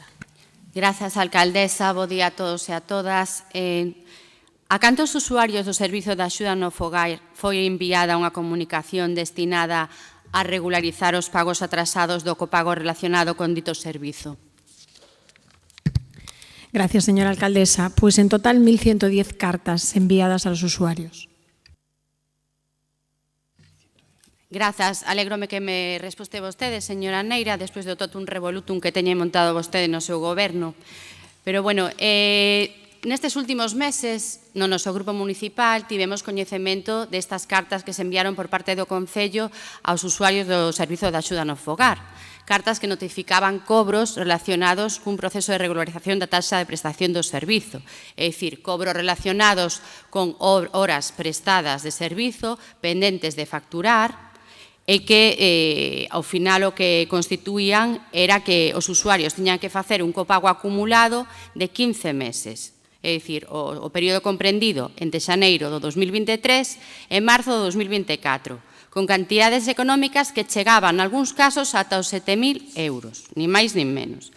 A min gustaríame falar de 3 premisas fundamentais que, cando se fala do Servizo de Axuda no Fogar. Primeiro, este é un servizo que acumula e que necesita actuacións destinadas a mellorar a calidade de vida de persoas que se atopan nunha situación de dependencia, nunha situación de vulnerabilidade e nunha situación de fragilidade. E, por tanto, debe ser levado a cabo por empresas e por entidades acreditadas e autorizadas que teñan como obxectivo fundamental ese mesmo, o mellorar a calidade de vida da xente e o mellorar a súa situación de benestar. Ben, segundo, é un servizo que é cualificado de servicio público municipal e, por tanto, a función última de control, de seguimento e de avaliación continuada do servizo ten que ser levada por parte do Concello. Terceiro, os servizos municipais deben contar cun servizo informático, cun aplicativo informático que funcione, é dicir, que estea operativo sempre, e cuxo correcto funcionamento ten que tamén depender directamente do Concello. Ben, isto é o que debería de ser, mas a realidade coa que nos atopamos é moi diferente. Primeiro, o prego de condicións contempla unha serie de regras e de normas na prestación do servizo que se están a incumplir de xeito fragrante non só por parte das empresas adxudicatarias, senón tamén por parte do servizo, de maneira que está a mermar paulatinamente a calidade deste servizo e se están a acumular as queixas e as reclamacións por parte dos usuarios. Falaba antes o señor Laje, da calidade dos servizos municipais. Aquí vai un pequeno esbozo desta calidade, señor Laje. Segundo, cando falamos de supervisión e de control deste servizo e de que ten que ser levado a cabo por parte do Concello, isto non é verdade. Vostedes adxudicaron esta función a unha terceira empresa que pouco ou nada ten que ver coa atención sociosanitaria.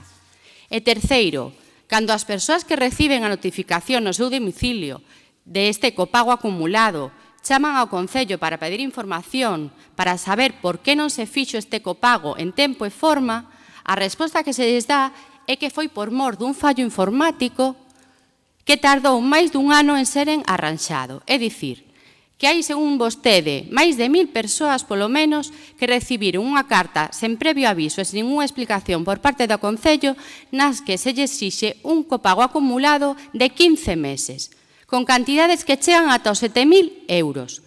Segundo, nesa carta explícase tamén que a partir de agora o copago vaise cobrar mensualmente, pero non se lles fala de por que non foi así no período comprendido entre xaneiro do 23 e marzo do 24. E terceiro, e último, sendo esta unha responsabilidade do Concello, sendo esta unha situación provocada pola impresentable xestión do sistema, como é posible que vostedes non lle dean facilidades ás persoas? Como é posible que vostedes non condonen parte da débeda? Como é posible que vostedes únicamente oferten un fraccionamento do pago, pero sempre cando o usuario pague xuros, pague intereses, aínda por riba? É inasumible. Lembrolles aos señores e señoras do Partido Socialista que levan anos prometendo que van liberar o copago, que van a eliminar este copago. Pero este ano, co apoio do BNG, que é cómplice seu, e que sempre é a súa costume, subiron o precio de copago un 3%. Por tanto, para rematar, concelleiros e concelleiras, cumpran vostedes cas súas promesas. Se cadra para facelo, terán que falar cos seus compañeiros do Goberno Central para que abonen a débeda que teñen con Galicia en materia de dependencia. 150 millóns o ano que axudarían a mellorar o servizo de axuda no fogar. Asuman vostedes as súas responsabilidades e facilitenlle vostedes a vida ás persoas, fundamentalmente as persoas que se atopan nunha situación de máxima vulnerabilidade. Mais nada pola miña banda, moitas grazas.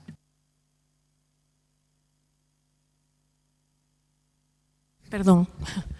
Gracias, señora alcaldesa. Bueno, antes de nada, señora Fariña, buen aterrizaje y mucha suerte, muchos aciertos que seguramente serán los del resto de la ciudad.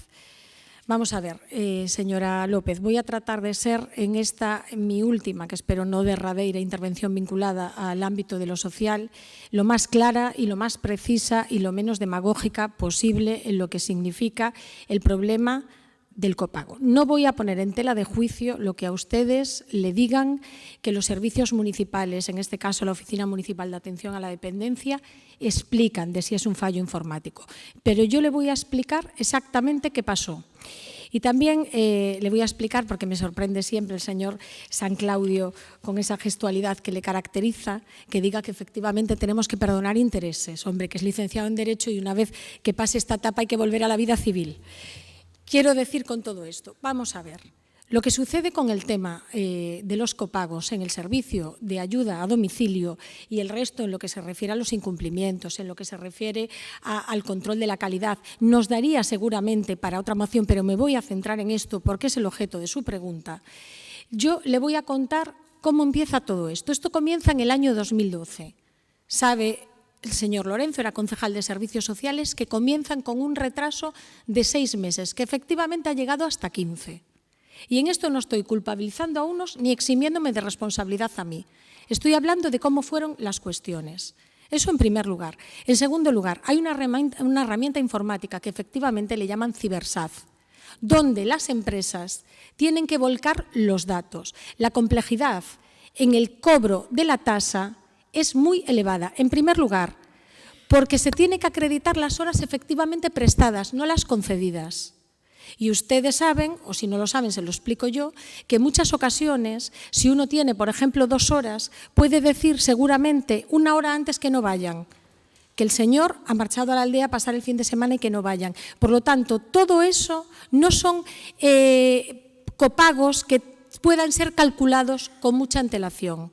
En segundo lugar, hasta hace nada teníamos una serie de empresas que prestaban el contrato del servicio de ayuda a domicilio conforme a una serie de pliegos. Solamente una, la que tenía la última licitación, en este caso adjudicada a la empresa FEPAS, tenía obligación del volcado de los datos del servicio prestado en el Cibersaf. El resto no tenían esa obligación por pliegos. A veces lo hacían, a veces no. A veces llegaban tarde, a veces no. Y no existe, en el momento que no existe esta obligación contemplada, la posibilidad de establecer ningún tipo de penalidad. Otra cosa es que con los nuevos contratos, efectivamente, eso ya se hace. Efectivamente, se tiene que regularizar la situación, no es entre comillas, como ustedes lo preguntan, se tiene que regularizar la situación. Y toda la gente que aparece aquí en deuda, no es toda la gente que recibió el servicio. Mucha gente se le dejó de cobrar en un determinado momento o no se le cobraba de manera puntual y se efectuaron protestas, claro que sí. Y mucha gente, a lo mejor cuando fallecía el usuario, iban al servicio de dependencia a pagar y otros no. Pero todo el mundo sabía que tenía que pagar y todo el mundo sabía que existía una obligación. Cuando a uno le conceden el servicio de ayuda a domicilio, sabe perfectamente cómo es la cuestión. Por cierto, se cobra con una tarifa menor a la que se tendría que cobrar si nos adaptamos a la legislación vigente. Eso en primer lugar. En segundo lugar, se remite efectivamente una carta. Se remite efectivamente una carta en 2 remesas de cartas. 1.110 personas han recibido esa carta.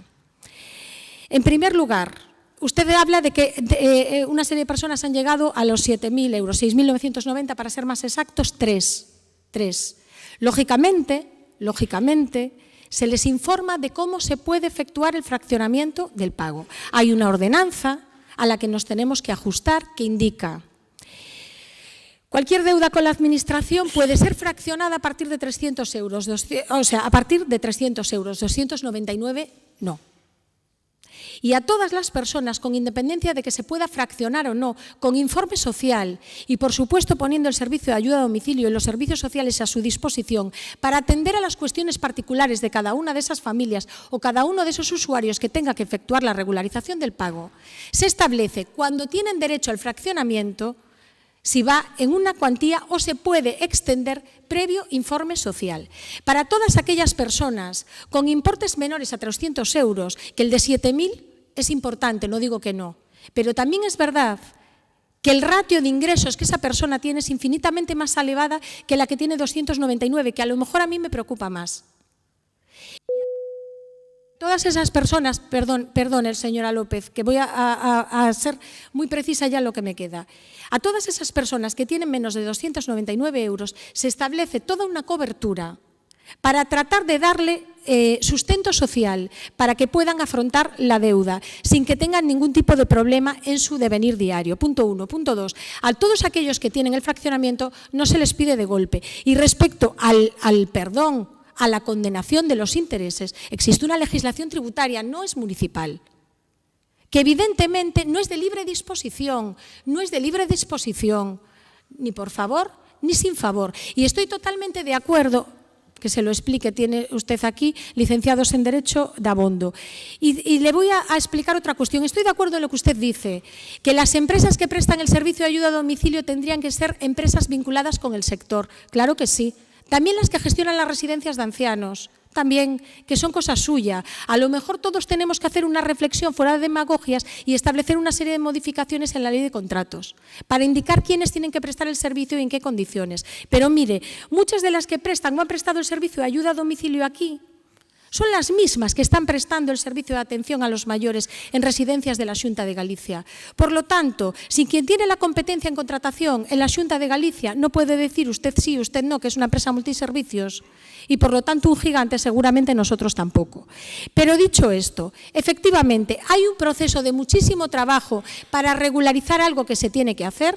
Los tributos es algo que se tiene que pagar por la prestación de un servicio. Decir que unos sí y otros no es algo absolutamente arbitrario que queda al margen de la ley. En segundo lugar, se ha fraccionado el pago de manera que yo, lógicamente, por la Ley de Protección de Datos no me voy a poner aquí a decir cómo, pero que se entiende que no supone un problema teniendo en cuenta los ingresos que tienen esas unidades familiares, y cuando los tienen existen mecanismos implementados por los servicios sociales a la hora de que puedan afrontar estos pagos, para, a partir de este momento, ya con las empresas obligadas al volcado de los datos, se pueda efectuar de manera rigurosa. Estos son los datos, esta es la realidad, estas son las normas que hay que cumplir, y las normas, cómo se pueden cumplir, y todo lo demás es demagogia pura y dura. Y si usted me dice a mí que tenemos que saltarnos la legislación perdonando, condonando determinados pagos, dígame, pero por mucho que sea responsabilidad. Mire, seguramente si a usted la agencia tributaria le cobra bien, mal o regular, nadie dice que tenga usted exención de pagarle a la agencia tributaria. Eso en primer lugar. En segundo lugar, vuelvo a repetir que, por supuesto, la responsabilidad es de la Administración pública por las razones que le estoy indicando. Y este Gobierno ha tratado de regularizar la situación, de sacar adelante el servicio de ayuda a domicilio, tal y como está funcionando en este momento, y en segundo lugar, de poner al día toda una serie de cobros. Repito, en el año 2012 comienzan a cobrarse, ya comienzan la primera tanda con 6 meses de retraso, Por lo tanto, evitemos la demagogia, bajemos un poquito más al terreno, y desde luego el área de bienestar social queda a disposición de usted y, por supuesto, de los usuarios para tratar de solventar en la medida de lo posible y ad hoc cada uno de los problemas que ellos puedan tener a la hora de afrontar el pago de su deuda. Nada más y muchas gracias. Moitas grazas, señora López, señora Neira. A nova concelleira é Fariñas, con S, non Fariña. Fariña é un libro de Nacho Carretero e é o que se usa para facer o pan. Pero a señora é Fariñas Andón. Fariñas. Benvida novamente. Pode sair. Segunda pregunta do Partido Popular, señora Catalán. Muchas gracias, señora alcaldesa. Saludos a todas las personas presentes y las que nos siguen por streaming.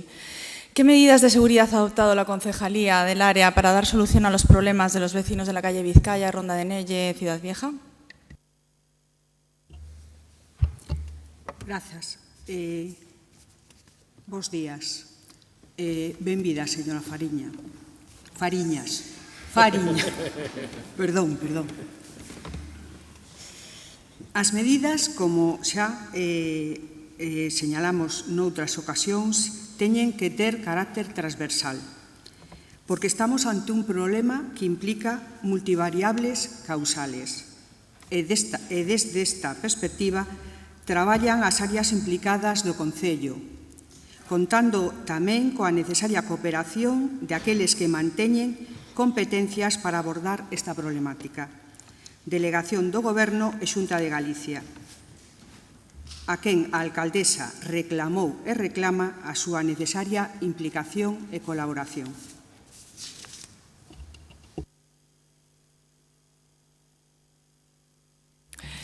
Bien, llevamos un año de mandato y queda una gran asignatura pendiente para el gobierno de Inés Rey.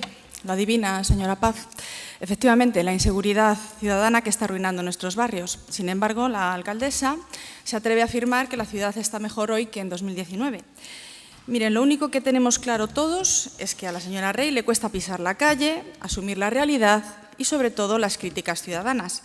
Porque 5 años de desidia, pasividad, descoordinación con la delegación de gobierno y de irresponsabilidad política es mucho tiempo, señora Rey. El resultado, que los vecinos de la calle Vizcaya, Pérez Ardá, Ciudad Vieja y un largo etcétera, están cada vez más preocupados por los graves problemas de inseguridad que padecen a diario, hasta el punto de tener que organizarse en patrullas vecinales para defenderse de las oleadas de robos, hurtos, daños o amenazas debido a la falta de efectivos policiales. Es decir, tenemos a vecinos, comerciantes y hosteleros desolados por la falta de atención del gobierno de Inés Rey, que ni toma decisiones ni les da una solución. Usted tampoco se la da, señora Paz, como tampoco da respuestas a muchas de las preguntas del Partido Popular. O no procede o no es cosa suya. Pues sí, la seguridad ciudadana es una cosa transversal y es cosa de todos, usted incluida, señora Paz. ¿Y cuántos barrios más tienen que echarse a la calle para manifestarse por la falta de respuesta institucional o porque están hartos de ocupas y de la delincuencia que se genera en los narcopisos extendidos por toda la ciudad? En 2023, A Coruña volvía a liderar el ranking de ciudades más inseguras de toda Galicia y de España dentro de las de su tamaño.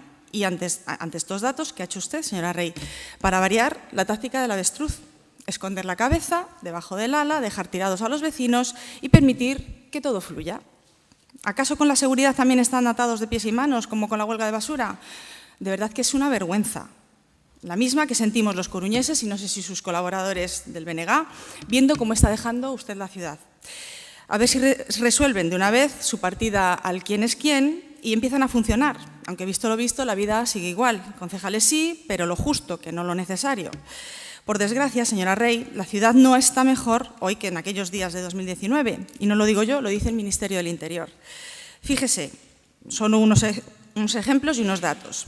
En la ciudad hemos pasado de 2 agresiones sexuales con penetración en 2019 a 15 en 2023, de 180 robos con violencia e intimidación en 2019 a 287 en 2023, de 27 delitos de tráfico de drogas en 2019 a 50 en 2023. Y en estos 4 años aumentaron las infracciones penales totales en casi un 20%, sin que el gobierno de Inés Rey se haya dignado a mover ni un solo dedo.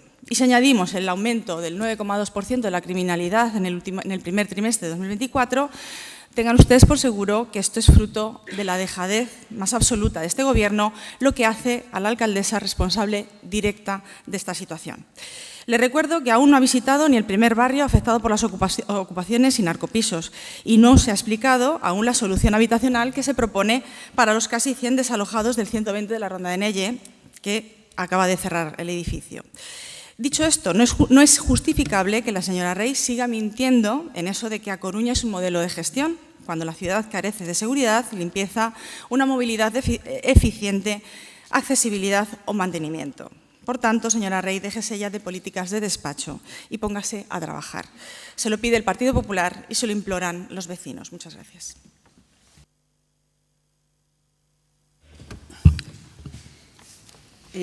Ante o potaxe de ideas distorsionadas e demagoxia, vou falar e relatar feitos e medidas.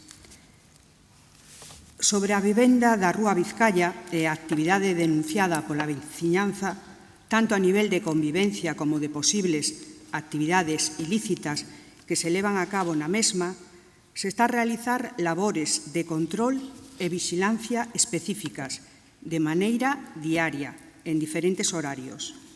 Estes operativos estáticos e dinámicos con patrullaje a pé e en vehículo rotulado ou camuflado perseguen tanto incrementar a seguridade da veciñanza como exercer un control efectivo e disuasorio de actividades regulares. Na Ronda de Nelle 120, tras o incendio ocurrido, levouse a cabo o desaloxo completo dos ocupantes, realizándose desde o Concello labores destinadas a garantir a seguridade dos inmobles lindeiros e da estrutura do propio edificio. Días despois, procedeuse ao tapiado do acceso por parte do propietario tras o requerimento do Concello. Por parte da Policía Local, realízanse visitas periódicas ao lugar para verificar que non se rompe a citada medida e, igualmente, para controlar o posible acceso de persoas non autorizadas. Como medidas engadidas, están a realizarse controis na contorna ao obxecto de verificar a posible ocupación tanto de espazos públicos como privados por parte de algunhas das persoas desaloxadas, levándose a cabo actuacións concretas no Paseo dos Puentes e o Parque de Santa Margarita, actuacións que se levaron a cabo de maneira coordinada e conxunta co Servizo de Asuntos Sociais Municipais. No relativo á Cidade Vella, os feitos puntuais delictivos ocurridos recentemente están a ser investigados por parte das unidades competentes da Policía Nacional. Desde a Policía Local incrementouse o nivel de presenza e de patrullas na zoa e, igualmente, estase en contacto permanente cos representantes veciñais para recibir e xestionar aquelas informacións relevantes. Remato. A seguridade é unha das principais preocupacións deste Goberno e continuamos traballando en coordinación coa Policía Nacional para dar unha resposta eficaz e en contacto permanente con entidades veciñais. O que non facemos é demagoxia, nin alentamos as manifestacións.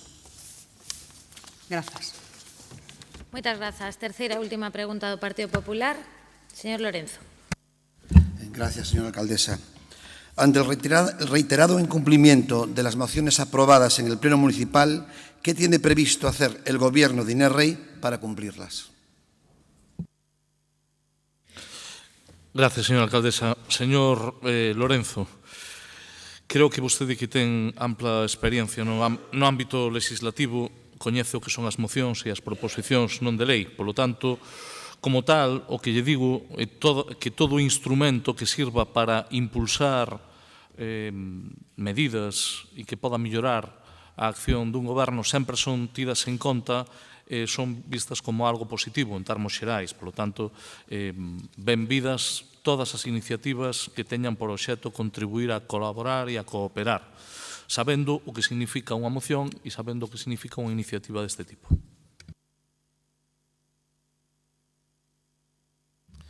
Gracias, señor Laje, por su contestación.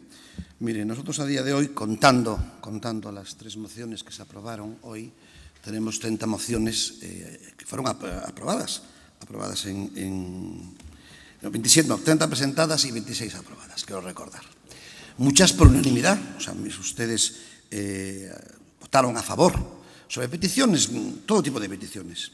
Por cierto, hoy se habló aquí de una moción que ha sido aprobada, que es la de que le cesen a usted como portavoz municipal por haber mentido en el Pleno, y como se dirigió usted de una manera políticamente y directamente hacia mí, le voy a decir 2 cosas. No me importaría nada pedirle perdón, siempre que usted me demuestre que el informe de la Policía Local no es cierto, diciendo que había obras sin licencia, siempre que usted me demuestre que el informe del inspector de urbanismo, cuando dijo que las obras estaban rematadas 2 días antes de la licencia, no es cierto, que miente, y sobre todo, cuando le reitero y le repito, porque dice usted que no se lo digo a la cara, se lo digo a la cara.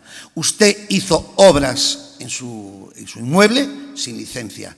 Las obras, la licencia se concedió el día 6 de marzo y el día 4 estaban todas las obras terminadas. No sé si ahora volverá a mentir, como ha mentido hoy, y pedirá una nueva licencia para rectificación de las obras que están mal hechas, que ya le conozco, que ya le veo venir. Pero ya le digo, si tengo que pedir perdón, lo pido. Pero el único que tiene que pedir perdón es usted a todos, por habernos mentido y por seguir manteniéndose en esa mentira. Dicho esto, hay muchas mociones respecto a los barrios que no se han cumplido. Algunas, como por ejemplo, que reciban ustedes a los vecinos. Hay más de 10 asociaciones que han pedido ser recibidas por la alcaldesa. Hasta el día de hoy no los han recibido. Hay respecto a barrios concretos. Por ejemplo, otro día hablamos una de la Ciudad Vieja, hasta el día de hoy no sabemos nada de lo que van a hacer. El mercado de Santa Lucía, nada. De seguridad, hace meses que hemos aprobado un nuevo plan de seguridad. Hasta el día de hoy, y por unanimidad, por todos, no sabemos nada de ese plan de seguridad, sabiendo los problemas que tiene esta ciudad de inseguridad. Hemos hecho propuestas de bienestar social, de ayuda a domicilio, de soledad no deseada, de movilidad reducida. Por cierto, hoy se habló aquí del copago. Me llamó la atención que digan que tienen que cumplir la legislación. Mire, hay una cosa que, ya que todos somos abogados, podemos poner en valor. Una cosa es la falta de pago y otra cosa es la falta de cobro. Y esa falta de cobro que tuvo la administración local le genera ahora un perjuicio a los usuarios y ustedes quieren cobrarle intereses porque ustedes no presentaron al cobro los recibos. ¿Me entiende? Su negligencia ahora la tienen que pagar los ciudadanos, que tienen que pagar de golpe una cantidad o dividirla, pero pagando los intereses porque ustedes prestaron mal el servicio. Hablamos de movilidad, pedimos campañas de movilidad, del mal uso de las bicicletas, del problema del contrato de bus. Sabemos que el 31 de diciembre termina el contrato de bus y a día de hoy no tenemos noticia de nada. De cultura, también hablamos de cultura. Por cierto, hoy se aprobó aquí un modificativo. Señor Laje, a ver si se lo digo claro. Si un día gobierna el Partido Popular, yo no voy a tardar un año en pagar a los proveedores. ¿Qué es lo que está tardando usted? No es que yo no quiera pagar a los proveedores, usted tarda un año en pagarles. Y aún por encima monta un expediente que está mal montado. Y usted lo sabe. Y yo ya lo he denunciado. Por lo tanto, no es que yo no quiera que se le pague. Claro que quiero que se les pague, que han realizado su trabajo. Pero que se les pague en tiempo y forma, no un año después. Y sobre todo con un expediente que reúna todos los requisitos de legalidad.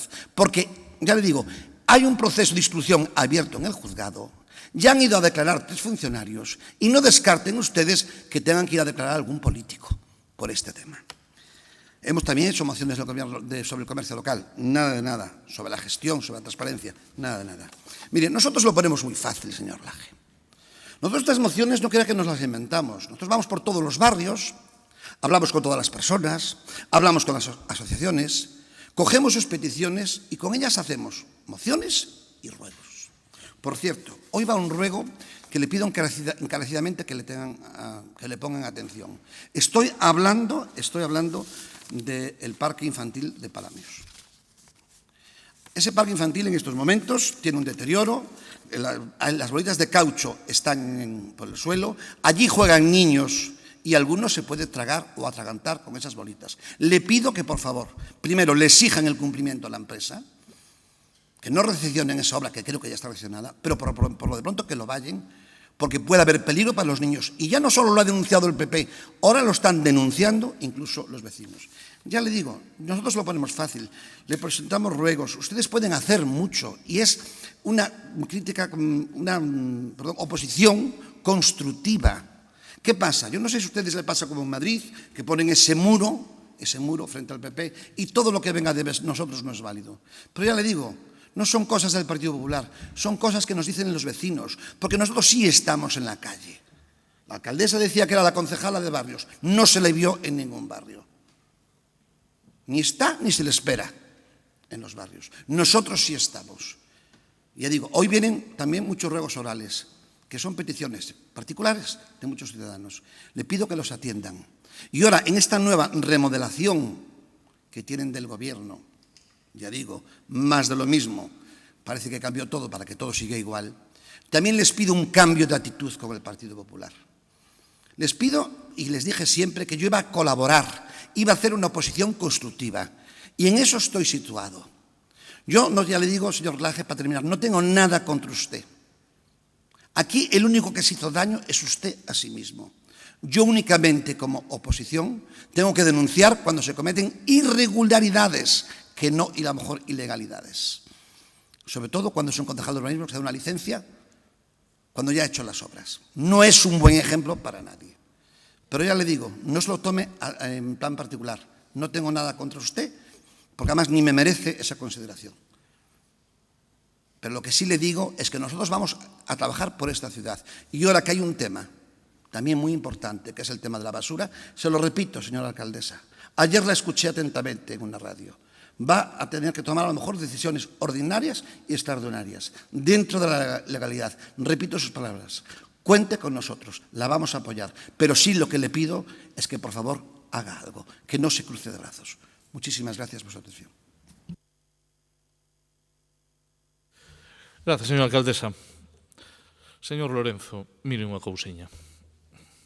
Claro que vai a ter que pedir disculpas.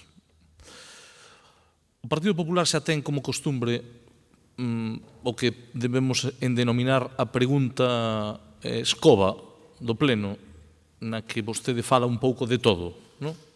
Cando a insatisfacción que lle produce non ter salido ben parado do debate plenario, quédalle a pregunta escoba, que é a que utiliza habitualmente nos plenos para falar de todo e de nada ao mesmo tempo. E entonces, se vostede despois repasa todo o que dixo, darase conta que foi capaz de falar de 7 temas ou de 27 sin ton ni son. Non escoita. Escoitar é bastante importante.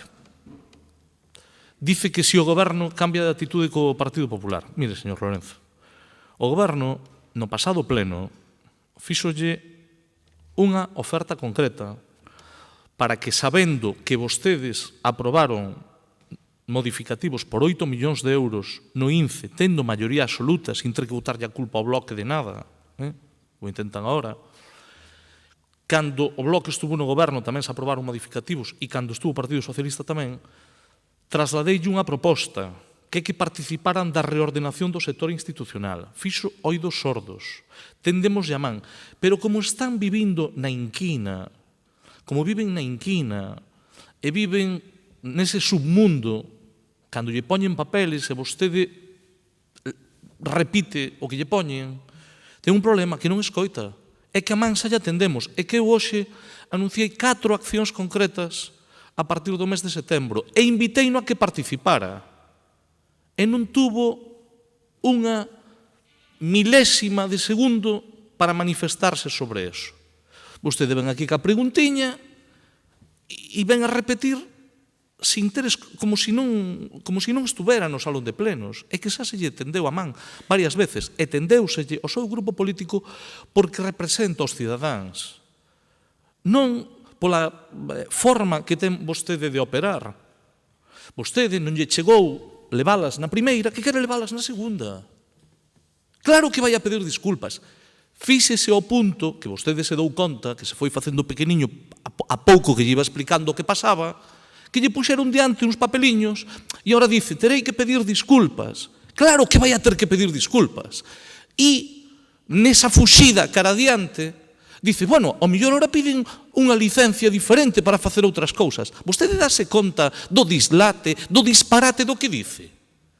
Mire, vostede vai a ser convidado á execución das obras que figuran na licencia solicitada, que non lle sigan escribindo papeles que leemos todos despois na basura que hai por aí publicada. Primeiro publicana, despois repita o seu viceportavoz. E despois poñen ya vostede para que repita, para que faga o ridículo, porque ao mellor o que buscan é outra cousa, nunca se sabe. Pero quen vai a quedar retratado é vostede, non son os que están detrás da cámara, nin os escribientes, esos non, nin os cooperadores, que tamén sabemos quen son. Quen vai a quedar retratado é vostede, señor Lorenzo. E quen vai a ter que pedir disculpas é vostede, señor Lorenzo. Vostede non ve que fai o ridículo dicindo que se vai a pedir outra licencia para facer outras obras. Non se dá conta do ridículo que fai? Pois fai o ridículo. O ridículo. Primeiro actúan con sinvergüencería política, intentando atacar a unha persona. Eu podo equivocarme como a calquera, e se me equivoco, pido disculpas. O que non vou a consentirlle, nin a vostede, nin a ninguén, é que intente mancharme. Eso para que lle quede claro. Vostede veu aquí a falar das mocións. Foi diputado, senador, non sei se iba algo máis que darlle o botón. Me imagino que non, porque vostede é unha persona que ten traballado nun ámbito concreto que a mí me parece ademais que o ten feito ben, porque eu non teño ningún problema en recoñecerlle o traballo, a dedicación a ningún adversario político. Vostede fixo un traballo no ámbito cultural, no sector das orquestas, que, aínda que sone así un pouco, para quen non o coñeza, moi bo desde o meu punto de vista. Vostede non sabe o que son as mocións? É que aquí aprobamos mocións sobre a paz no mundo, é sobre Afganistán, é sobre Gaza, e o gallá se cumpran todas, señor Lorenzo, o gallá se cumpran todas. Os vos desexos podemos compartilos todos, e aquí, por sorte, temos a bendita fortuna de que chegamos a moitos acordos porque a todos nos parece que hai moitas cousas que se poden mellorar. Porque temos vocación de superación, de facelo ben, señor Lorenzo. E aí imos a coincidir. O que non imos a coincidir é na máquina do fango, nas acusacións como as que vostede fixo nunha roda de prensa dicindo que se remataran unhas obras antes de conceder unha licencia.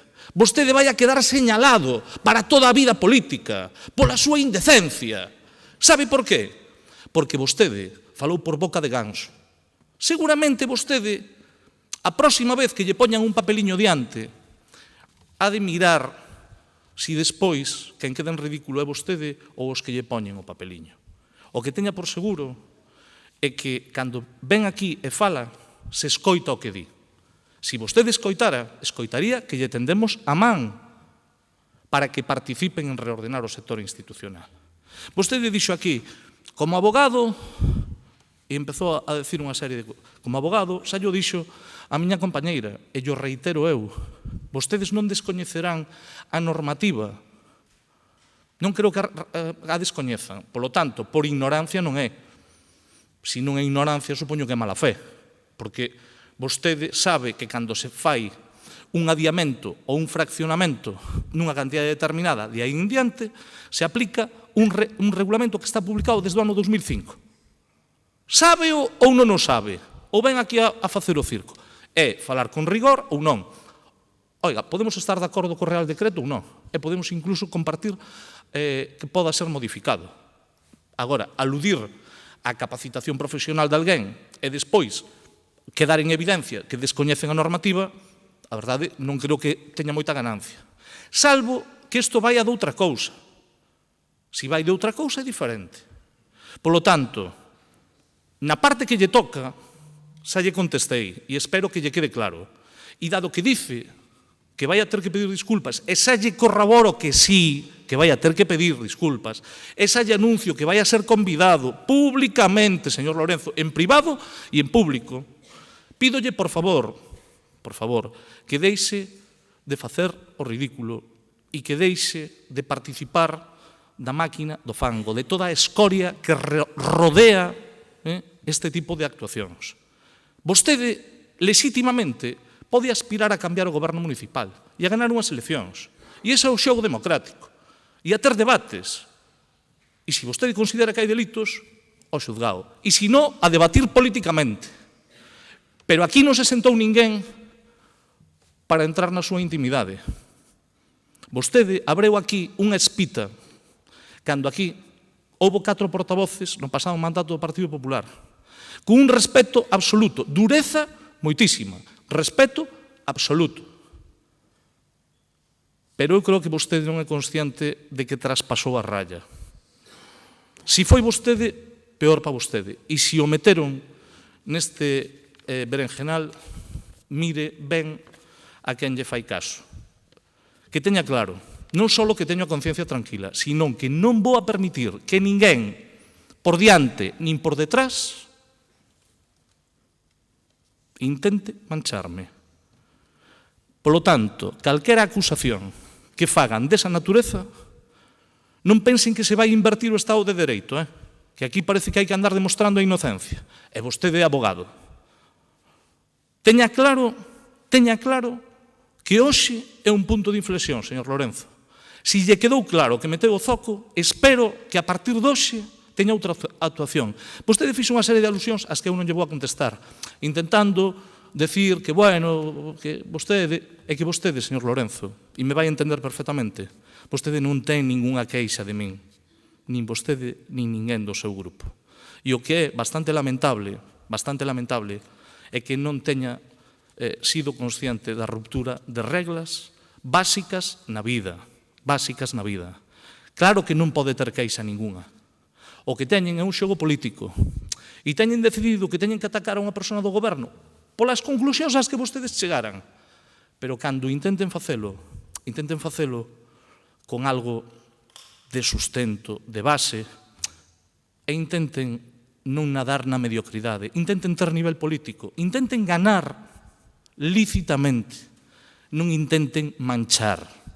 Porque isto se sabe como empeza, pero nunca se sabe como acaba.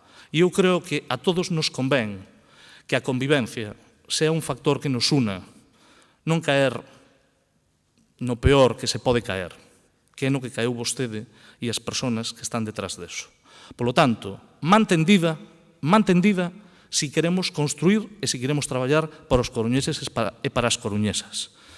E a partir de setembro, o señor Lorenzo terá a oportunidade moitas veces de disculparse. Que saiba que non son rencoroso, pero sí espero que sea capaz de disculparse. Nada máis e moitas gracias. Moitas grazas. Grazas ao Partido Popular. Rematan a quenda de preguntas. E agora pasamos aos rogos. Comeza o BNG. Grazas. A veciñanza do barrio das Flores demanda a rápida restitución do tobogán do Parque do Sol Nacente. A colocación duns balos no perímetro empece que os nenos xoguen na contorna polo perigo de mancarse cos mesmos. Así mesmo, o resto dos xogos presentan un mantemento cuestionável, así como un chan en estado de deterioración en certas partes. Moitos pais optan por levar os seus fillos ao novo parque infantil de Xuxán, xa que no do Sol Nacente é difícil que xoguen sen perigo por non contar cun mobiliario con condicións óptimas para o desfrute, como se pode ver nas imaxes que acompañan este rogo. En consecuencia, o Grupo Municipal do BNG realiza o seguinte rogo: que o Goberno Municipal coloque o antes posible o tobogán do Parque do Sol Nacente no barrio das Flores e acometa a remodelación do parque para adaptalo ás novas necesidades das crianzas do barrio. Grazas. Sí, un rogo a respecto da Bagua de San Roque. No pleno de marzo de 2022 aprobouse por unanimidade unha moción na que se solicitaba a inclusión dunha partida orzamentaria para afrontar a rehabilitación da chamada Bagua de San Roque, e na que tamén se demandaba que, xunto coa rehabilitación, se realizase un proceso público para a concesión destes locais os que poidan optar tanto o tecido asociativo como persoas que quixeren iniciar unha actividade económica. Trátase dunha actuación amplamente demandada polo BNG nesa e noutras iniciativas plenarias e que incluímos nas nosas propostas para o presente orzamento.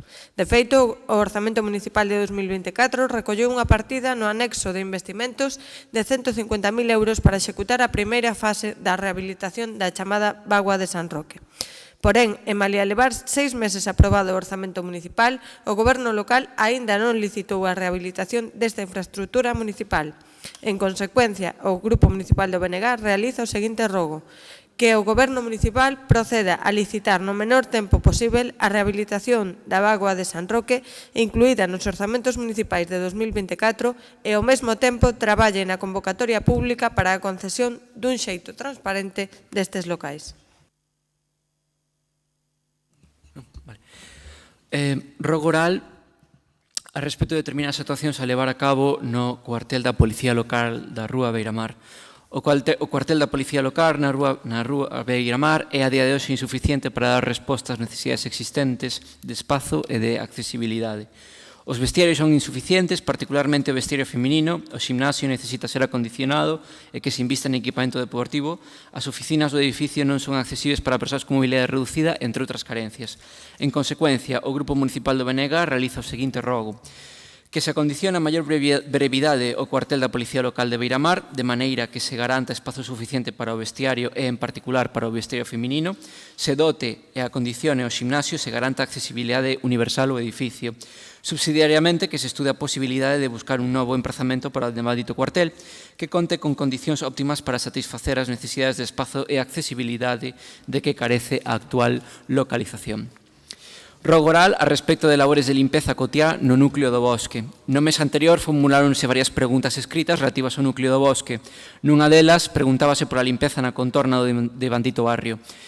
En resposta á pregunta, o Goberno local indicou que o camiño do bosque está incluído na limpeza do polígono da Grela e a súa limpeza realízase de luns a sábado en horario de tarde a través dun barrido manual motorizado. Tamén dispón de barrido e baldeo mecánico de calzadas unha vez a semana no turno de noite e unha limpeza intensiva mensualmente. Con todo, consta este grupo municipal que os problemas de sucidade continúan, como se pode apreciar nas fotografías que se axuntaban ao rogo. En particular, debido ás labores de separación da chatarra realizada polas persoas que se dedican á venda de chatarra que ten lugar en empresas localizadas na zona. En consecuencia, o grupo municipal do BNG realiza o seguinte rogo: que se garanta que o camiño do bosque permanece en condicións óptimas de limpeza, aumentando a frecuencia da limpeza, a súa supervisión ou obrigando as empresas dedicadas á compra-venda de chatarra a manter limpa a contorna. Finalmente, rogo oral a respecto da reparación da fonte e instalación dunha papeleira no Parque Infantil da Rúa dos Ancares. O Parque Infantil da Rúa dos Ancares é un parque que presta servizo aos cativos de menor idade e ás súas familias. Trátase dun parque pequeno, pero usado por dúcias de persoas cada día. Con todo, a súa fonte de auga presenta deficiencias dende hai moitísimo tempo e na actualidade non funciona. Ademais, para as e os usuarios sería moi útil poder contar cunha papeleira no parque, xa que para utilizar a máis próxima faise necesario abandonar o recinto. En consecuencia, o Grupo Municipal do BNG realiza o seguinte rogo: que o Goberno Municipal repare a maior brevidade a fonte de auga do Parque Infantil da Rúa dos Ancares en Novo Mesoiro e que instale unha papeleira que sexa accesível sen ter que abandonar o recinto de bandito parque. Grazas. Moitas grazas. Turno para o Partido Popular. Grazas, alcaldesa. Rogo oral relativo á convocatoria do Consello de Inclusión Social. Tras o desaloxo do edificio 120 da Ronda de Nelle, topamos de bruces ca realidade, vendo como moitas das persoas desaloxadas teñen que buscar outros lugares onde pasar a noite, a intemperie na maior parte dos casos, e como entidades como Casco con prazas de baixa exixencia afirman que se atopan no límite das súas posibilidades, totalmente desbordadas polas necesidades actuais sen que o Goberno municipal faga nada. Debido ao exposto, o Grupo Municipal presenta o seguinte rogo: convocar canto antes o Consello de Inclusión Social para coñecer de primeira man as necesidades das entidades e procurar solucións no curto, no medio e no longo prazo. Rogo oral relativo á reforma do edificio de xestión técnica, administrativa e económica financiera da Consellería de Servizos Sociais. O Grupo Municipal realiza o seguinte rogo: reformar o edificio de xestión técnica, administrativa e económico-financeira correspondente á Consellería de Servizos Sociais deste Concello, sito na rúa Fernández Latorre 64, para conseguir a súa accesibilidade universal, tendo en conta que se trata dun edificio dedicado á xestión de prestacións e subvencións para entidades sociais que levan a cabo proxectos, realizan actividades e prestan servicios, moitas delas no eido da discapacidade. Rogo oral relativo a que se empregue sempre en calquera documento oficial do Concello o termo persoa con discapacidade. O noso Grupo Municipal presenta o seguinte rogo: que se empregue sempre en calquera documento oficial ou comunicación do Concello o termo persoa con discapacidade e ningún outro para referirse ás persoas de dito colectivo. Rogo oral relativo á accesibilidade en Ciudad Jardín. Rogamos que o Goberno Municipal leve a cabo de xeito inmediato o arranxo das beirarrúas de Ciudad Jardín, tanto no relativo ao pavimento, que, como xa se mencionou, presenta un enorme deterioro, como ao seu ancho, para así previr caídas e conseguir que sexan rúas accesibles. E, por último, rogo oral relativo á accesibilidade no edificio do Concello. Bueno, aquí, decir que agradezo enormemente, no meu nome, no nome de todas as persoas que se van beneficiar da instalación da plataforma que permite o acceso universal a todas aquelas persoas que teñen mobilidade reducida ás dependencias dos grupos municipais. Pero, como xa dixen noutras ocasións, eu non estou aquí para representarme a mí mesma, senón que represento a parte da ciudadanía, represento a ciudadanía coruñesa, e por este motivo volvo a presentar este rogo oral. Dotar de accesibilidade universal o edificio do Concello, incluindo o cambio do elevador da entrada que non permite o acceso a moitos usuarios de cadeiras de rodas automáticas debido ao seu tamaño, instalando un máis moderno que permita unha maior autonomía. A instalación dun timbre accesible para usuarios en cadeira de rodas na entrada, onde se atopa o elevador, que permita avisar ao persoal correspondente. E buscar unha solución definitiva para salvar os dous chanzos que se atopan na entrada principal e que dan paso á zona dos grupos municipais. Grazas, máis nada pola miña banda. Ruego oral relativo a la pavimentación podotáctil de la avenida del Ferrocarril en el acceso a la estación. Como en otras calles de la ciudad, la pavimentación podotáctil, que parte del paso de peatones no regulado por semáforos de la avenida del Ferrocarril, frente a la entrada principal de la estación de tren, termina en un alcorque. Por ello, ruego que se revise el encaminamiento citado con el fin de evitar que personas invidentes puedan sufrir algún percance. Ruego oral relativo al mal estado del edificio de Ronda de Nella 120. Como sabemos, el edificio sito en Ronda de Nella 120 ha sido tapiado hace unos días. Por ello, ruego que se tomen las medidas de seguridad oportunas para evitar que se desprendan restos de los pisos superiores, por ejemplo, asegurando con elementos o bien colocando una red de protección que evite que se caiga a la vía pública, poniendo en peligro a viandantes y vehículos.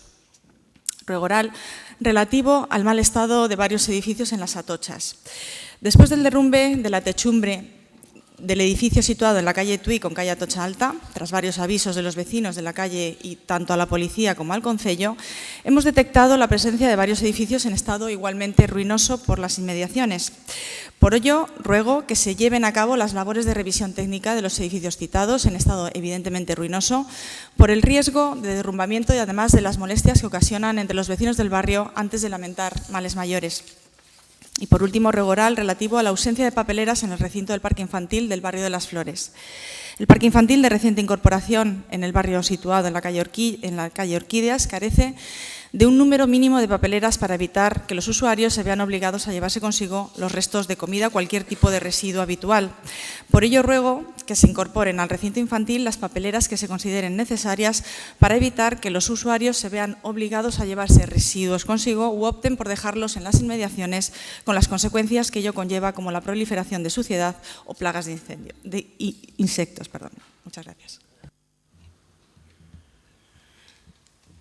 Los estatutos del Consorcio de Turismo y Congresos establecen en su artículo 15 que la Junta de Gobierno celebrará sesión ordinaria una vez al trimestre. Durante el año 2023, esta norma se contravino al no haber sido convocado en los dos últimos y en lo que va de 2024 se ha vuelto a contravenir al no haberse celebrado en el segundo trimestre. En consecuencia, el Grupo Municipal del Partido Popular ruega encarecidamente que se convoque de manera inmediata al Consorcio de Turismo y Congresos de nuestra ciudad con el fin de cumplir sus estatutos y conocer el avance de los acuerdos plenarios aprobados en el mes de marzo. Muchas gracias.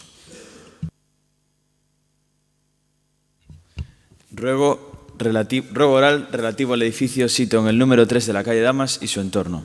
El edificio sito en el número 3 de la calle Damas ha dado lugar, fruto del estado en que se encuentra, a una existencia de una plaga de moscas que afecta directamente al nuevo negocio que se encuentra frente a dicho inmueble. Es por ello que ruego que se proceda a la inmediata aplicación de tratamientos antiplagas en el edificio y su entorno por parte de los servicios municipales y que se realicen las gestiones oportunas para solucionar cuanto antes el estado de abandono en que se encuentra.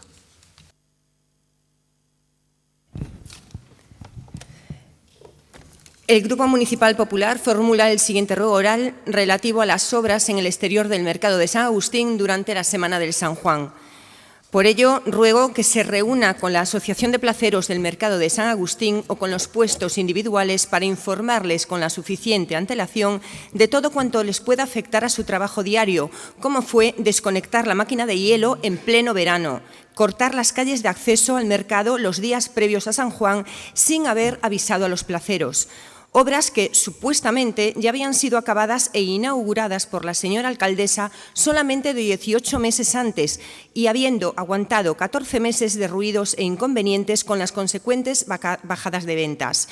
Esta vez fueron las tuberías del gas. Se preguntan si va a volver a hacer inauguración la señora Rey. 2. Que en esta reunión o reuniones se efectúe un plan estratégico para el futuro del mercado de San Agustín. Tercero, ruego que valoren unas medidas para beneficiar a la actividad de los puestos mientras duren las obras exteriores, las del sótano y las de la calle San Andrés, ya que evitan que se acerquen cantidad de personas con la consecuente bajada de ventas. Cuarto, ruego que mientras duren las obras se aparten los bancos de piedra de las entradas y se habilite el espacio para carga y descarga rápida de coches autónomos de hostelería que vienen a por mercancía al mercado. Y por último, ruego que se liciten la cantidad de puestos que están vacíos, ya sea en concesión o temporales, para recuperar la vida del mercado y no incrementar el abandono al que se está abocando. Dinamizar no son solamente las actividades ajenas, es la propia actividad del mercado, como su nombre indica, mercado de abastos. Muchas gracias. Gracias, señora alcaldesa. Es un ruego relativo a la piscina municipal de San Amaro. Ruego que este Gobierno municipal realice las gestiones oportunas para resolver la situación en que se encuentra la piscina municipal de San Amaro, ubicada en el Club del Mar, ya que después de un año de caducar su contrato y tras su compromiso adquirido por este Gobierno municipal en un pleno en donde, tras una moción del Partido Popular, era resolver la situación que padecen los usuarios de esta entidad, y ante la inseguridad en que se encuentra esta Junta Directiva para dar los pasos oportunos en la buena gestión de sus instalaciones, rogamos que de una vez por todas afronten una solución inmediata a esta situación, ya que después de un año, repito, no han tomado ni aportado ninguna solución.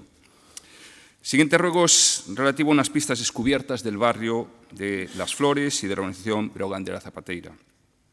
Y ruego que este Gobierno municipal realice las gestiones oportunas para cumplir con el tejido deportivo, según el anexo de inversiones de los presupuestos del 2024, donde hacen mención a proyectar mejoras en las pistas descubiertas del barrio de Las Flores y de la organización Brogan de la Zapateira, por un importe concreto de 175.000 euros cada actuación, para paliar el déficit de instalaciones que padecen estos barrios, ya que después de 7 meses no se conozca ningún procedimiento iniciado por parte de este Gobierno municipal para su ejecución. Siguiente ruego hace relación a los proyectos del complejos deportivos de Susán y Palavea. Y ruego que este Gobierno municipal realice las gestiones oportunas para cumplir con el tejido deportivo, según, insisto, el anexo de inversiones de este Gobierno municipal en los presupuestos del 2024, donde hacen mención a proyectar un complejo en Susán y un complejo en Palavea para dotar de más instalaciones deportivas para nuestras entidades deportivas, por un importe de 1.009.555 euros, ya que después, insisto, de 7 meses no se conozca ningún procedimiento iniciado por parte del Gobierno municipal para su ejecución. Y el último ruego es relativo a la pista de hockey línea. Y ruego a este Gobierno municipal realice las gestiones oportunas para cumplir de nuevo con su tejido deportivo, según el anexo de inversiones de los presupuestos del 2024, donde hacen mención a proyectar una pista de hockey en línea, con un presupuesto concreto de 80.000 euros, para poder paliar ese déficit de instalaciones que padecen estas entidades deportivas. Y después de 7 meses no se conoce ningún procedimiento iniciado por parte de este Gobierno municipal para su ejecución. Muchas gracias. Bueno, antes de nada, quería agradecer as mostras de benvida por toda a corporación e, sobre todo, gracias, señora alcaldesa, pola aclaración do S no meu apelido e a aclaración do segundo tamén. E dou paso a un rogo oral relativo ao Castrillón. É unha demanda dos veciños na que ponen de manifesto a maleza que se atopa nas aceras e non permiten a mobilidade por elas. Entón, o rogo é que o Goberno municipal dé as órdenes oportunas e se proceda ao desbroce destas fincas na que na maleza impide camiñar polas aceras e así atender esta demanda e paliar ao mesmo tempo o problema añadido do aumento de ratas na zona. Moitas grazas. Ruego oral relacionado con la red de bibliotecas municipales. El pasado día 5 de junio, el Grupo Municipal Popular recibió al Comité de Empresa de la red de bibliotecas, muy preocupados y sorprendidos dada la situación actual y de la pasividad que tenía el Ayuntamiento ante la inminente finalización del contrato. Por todo ello, el Partido Popular ruega a la alcaldesa Nia Rey que reclame a los servicios municipales la inmediata iniciación de los trámites de elaboración de los pliegos que regirán las bases del concurso de este servicio, dado que en las fechas que nos encontramos no queda más opción a la espera de decidir un mecanismo de gestión definitivo para este servicio. Ruego oral relacionado con la maleza que invade los viales en la zona de Palavea. En lugar de Fontaíña, Palavea Bella, la carretera está invadida de maleza, como se puede apreciar en las fotografías adjuntas, y los vecinos se cansan de llamar al ayuntamiento y de presentar escritos, para reiterar la necesidad de limpiar esta maleza de las cunetas por el peligro que ocasiona, tanto para la circulación de vehículos y de personas, tanto por la posibilidad de incendio, dadas las fechas y los meses de alto riesgo de incendio en los que nos encontramos. Por todo ello, solicitamos a la alcaldesa que transmita a los servicios municipales responsables las instrucciones necesarias para la inmediata limpieza de estas cunetas y de otras muchas de la ciudad que pueden provocar situaciones de peligro en estas fechas de alto riesgo de incendio.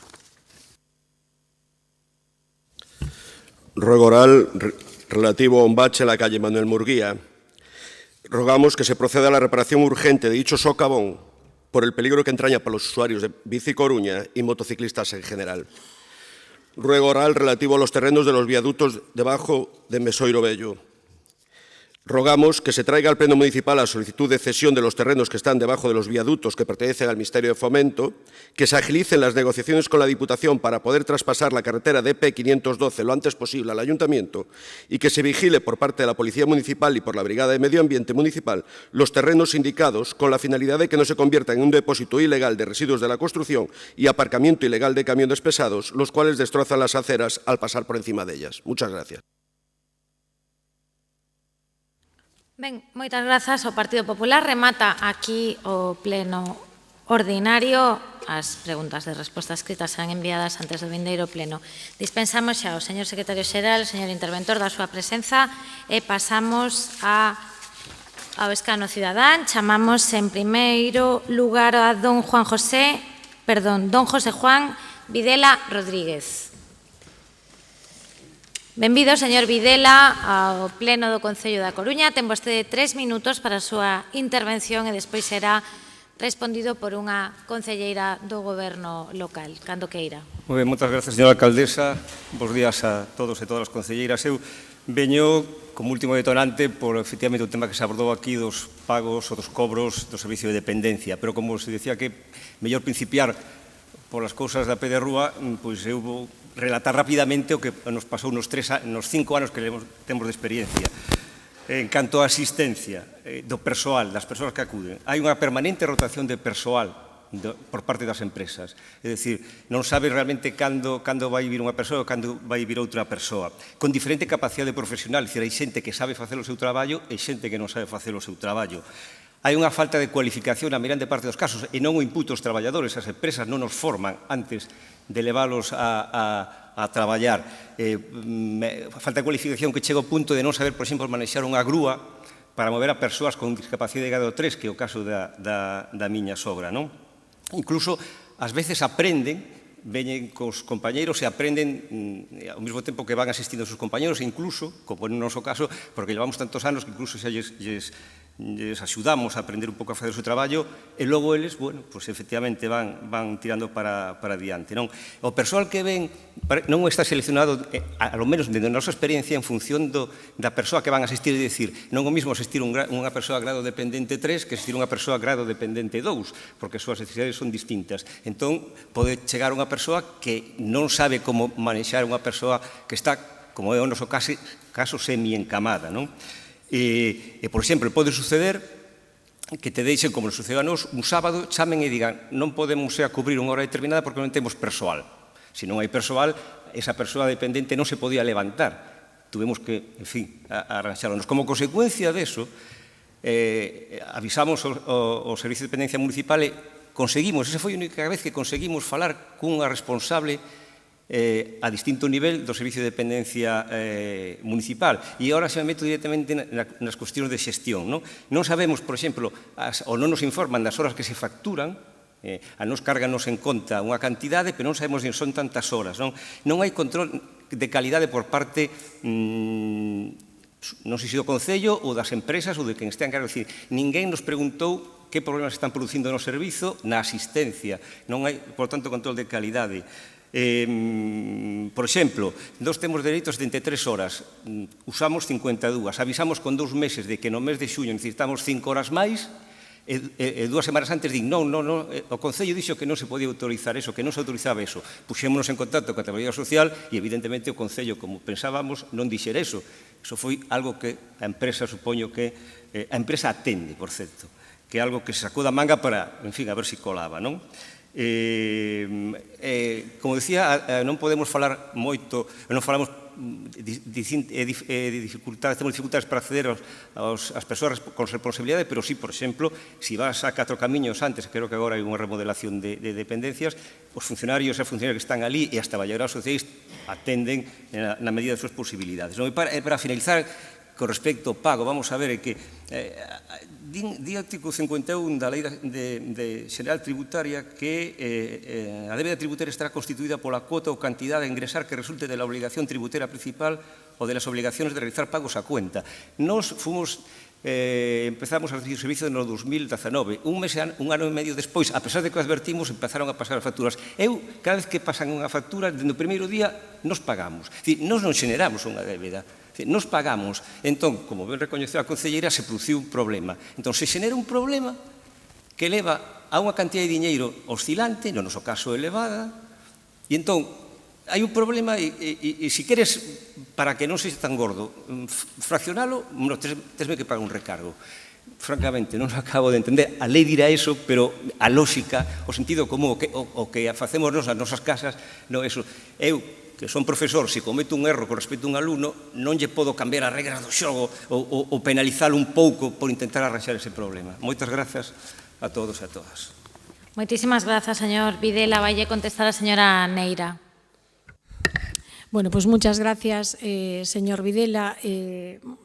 Está planteando una serie de cuestiones, además personales, relativos al caso de su familiar, que lógicamente podremos tratar en otro momento, que no vienen al caso aquí, y que son una serie de cuestiones que lógicamente le afectan. Yo voy simplemente a hacer mención, en un primer lugar, al tema de la rotación. Es una evidencia, existe y está ahí.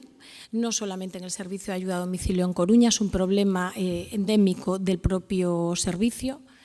En primer lugar, porque hay una tasa de absentismo que además viene derivada de lo que es la propia penalidad del trabajo que está ahí.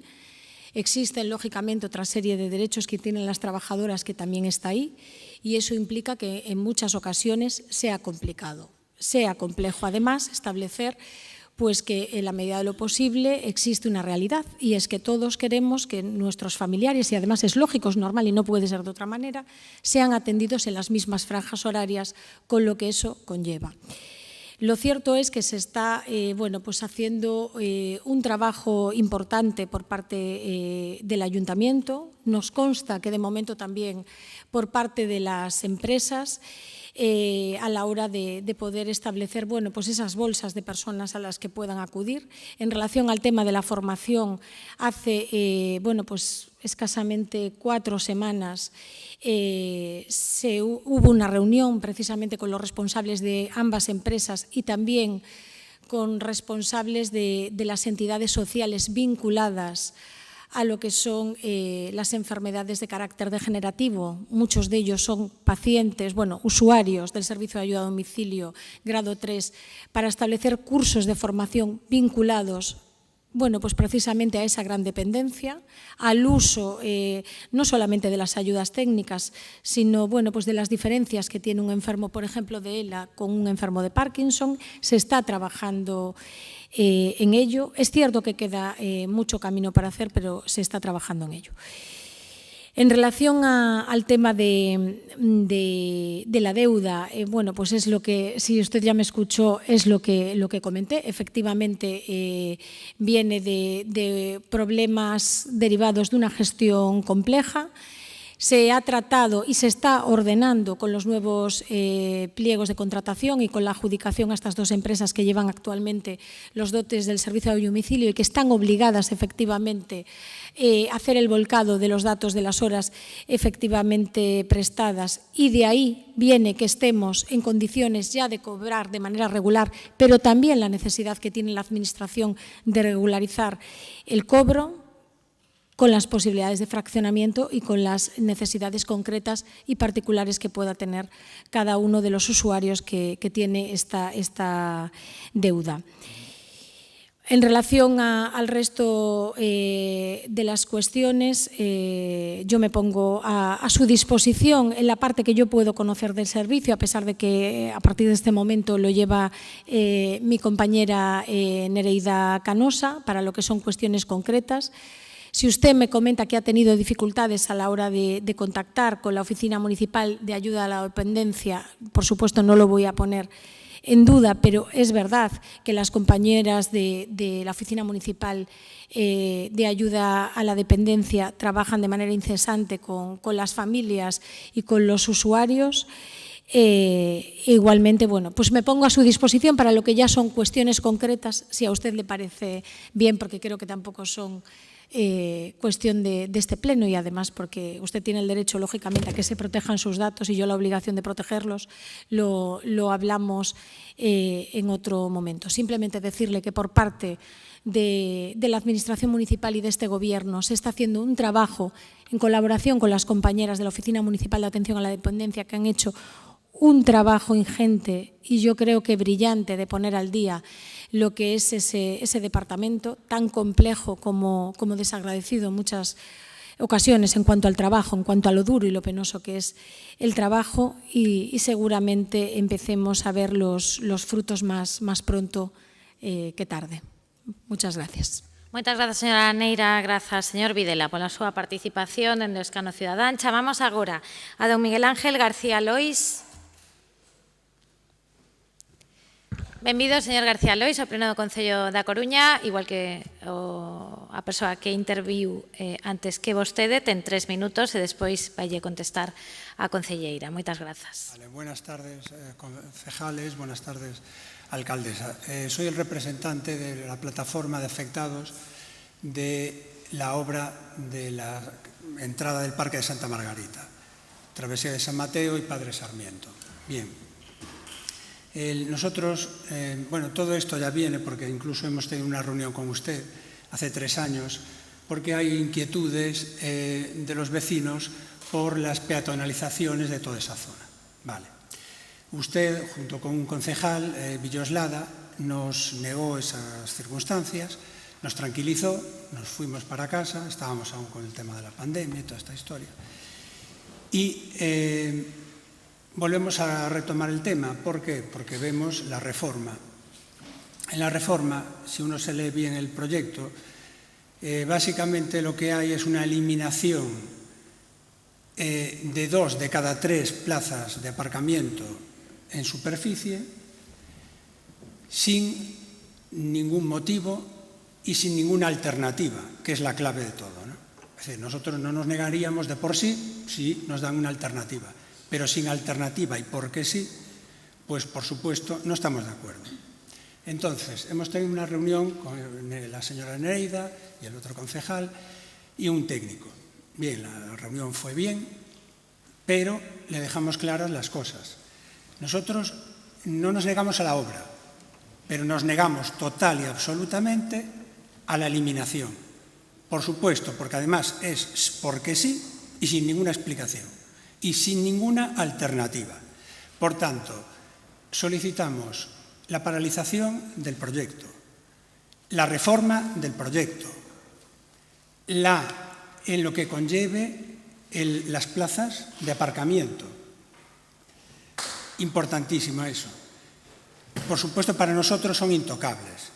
Y aunque ellos, los concejales y el técnico, nos discutían que no era un derecho, yo no estoy diciendo que haya un derecho que yo aparque aquí y sea de por vida. No, pero es un derecho adquirido indirecto. Es decir, después de 40, 50 años yo aparco en esta zona y me la han retirado. Y eso viene pues, por una circunstancia que es una ideología, que viene de otro tema, que no voy a tratar aquí, pero es una imposición. Entonces, estamos totalmente en contra de la imposición. Encontrará en nosotros, bien, diálogo y lo que viene, y circunstancias y tal. Estamos haciendo una recogida de firmas. La recogida de firmas es muy lenta, pero es implacable. Y cada día se une más gente. no lo cuento, no las tengo contadas, son una auténtica barbaridad. Entonces, la gente está absolutamente en contra, no algunos, incluso los que pueden estar a favor incluso de su partido y de que incluso hay gente que me dice, los he votado y tal, pero al final le firmo, estoy en contra. Bueno, pues esta es la realidad. Entonces, y luego, claro, esto viene de una fase 1, es decir, que esto es un proyecto que es fase 1. La fase 2 y las contiguas no sabemos lo que va a pasar. Entonces, al final, y finalmente, posiblemente, sea lo que decimos, o peatonalización o desaparición parcial de plazas en Cancela de Afuera, Vista Alegre y Eladio Rodríguez, o las sucesivas, las que haya por alrededor. Simplemente es eso. Tendrán colaboración, pero desde luego en este caso no. Y entonces, pues esa recogida se va a entregar y somos implacables ante eso. Nada más. Moitas grazas, señor García, pola súa intervención. Non, agarde, sí. Ten que sentar e agora vaille contestar a concelleira a señora Canosa, dona Nereida. Ten a palabra. Grazas, señora alcaldesa. Bo día, Miguel. Bueno, algúns matices. Non falamos de peatonalizacións, reurbanización, máis ben, das rúas Padre Sarmiento e San Mateo. Algo que xa se contemplaba no 2014 co plan director do Parque de Santa Margarita, un dos seus obxectivos era achegar o parque ao barrio. Falamos do 2014, polo tanto, ten que haber accións nesa contorna. Ben, onte falábamos, vostede pois non quería, estaba acompañado de 2 veciños máis, non quería falar vostede do que supón esta obra de 800.000 euros, non quería falar de accesibilidade, que se fala aquí continuamente no pleno, non quería falar da renovación, se me permite, da rede de saneamento, que se cambia completamente, non quería falar da iluminación, da zona, que tamén cambia e mellora. Penso que non están a considerar algúns aspectos que realmente son melloras considerables para o seu barrio. Cando chegamos os concelleiros acompañados do responsable municipal da obra, do supervisor municipal, vostede quería sacar un plano que lle enviara a alguén da corporación, neste caso do Partido Popular, que non puido imprimir, pero nos levábamos a documentación, eso nos comentou onte. Entón, pois, o tema era únicamente coches e prazas. Señor García, agarde un momento, señora Canosa. Señor García, mire, non é para que vostede interrumpa a concelleira, porque foron por ali, creo que xa falaron da Agenda 2030, das vacunas, do plano que lle fixo o señor Deus, de todo eso xa falaron, pero hoxe non é diálogo, vostede fai o escano e a concelleira lle contesta. Remata enseguida. De verdad, garden silencio, señores do Partido Popular. Continúe, señora Canosa. Nada, un minutiño solamente. Vostede o que quería era, Miguel, perdone, o que quería era falar solamente de coches, nada máis. Miren, din que ninguén falou cos veciños. Non é correcto. Cando se encargou o proxecto, se fixo un estudio, cando se encargou o proxecto, evidentemente, se fixo un estudo das distintas prazas de garaxe que tiñan os edificios. En Padre Sarmiento atopaban 95 prazas no propio edificio, nos propios edificios. Na Rúa San Mateo, 3 prazas. Domiciliados, para que saiba a corporación, domiciliados, en Padre Sarmiento hai 101 vehículos, en San Mateo 13. Polo tanto, case nas propias prazas de garaxe dos edificios xa se daba cobertura a eses vehículos, a eses residentes que teñen coche domiciliado nos barrios. Son datos obxectivos e reais. Tamén falamos onte, e tamén se contemplou naqueles momentos, que, por certo, o equipo redactor falou coas distintas comunidades, con moitísimos veciños, ninguén puxo ningunha pega a este tema, vale? Que tamén é preciso aclarar. Falamos onte, e falaron nos un momento os meus compañeiros, de ampliar a zona verde, a zona de residentes neses barrios e en toda a contorna. Isto require dunha modificación, pero como estamos a traballar xa nesa ordenanza e esta obra ten un prazo de 10 meses, podería facerse paralelamente. Polo tanto, a nosa máxima colaboración para falar con plataformas, con veciños a nivel individual, sen ningún tipo de problema, o fixemos noutras rúas, non hai ningún problema pola nosa parte. Calquera chega que vostedes queran facer, estamos á súa disposición, pero ten que haber unha premisa, é que o espazo público é de todos, ten que ser un espazo de convivencia. Vostede o que dicía onte era que teñen adquiridos dereitos de máis de 100 anos para aparcar nesas rúas. Claro, isto non é unha premisa. A premisa é que o espazo público ten que ser compartido e ten que ser equilibrado por todos e todas. Vostede falaba de que hai detrás hai outras cousas, ideoloxías e demais nas que penso que non paga a pena nin mencionar porque é froito de outras conversas, pero sí, estamos á súa disposición e a de todos entendendo esa premisa. Fora desa premisa, a verdade é que nos lo poñen moi difícil. Moitas grazas. Moitas grazas, señora Canosa. Moitas grazas, señor García, pola súa intervención. Grazas a todos e a todas. Que teñan boa tarde e bo verán.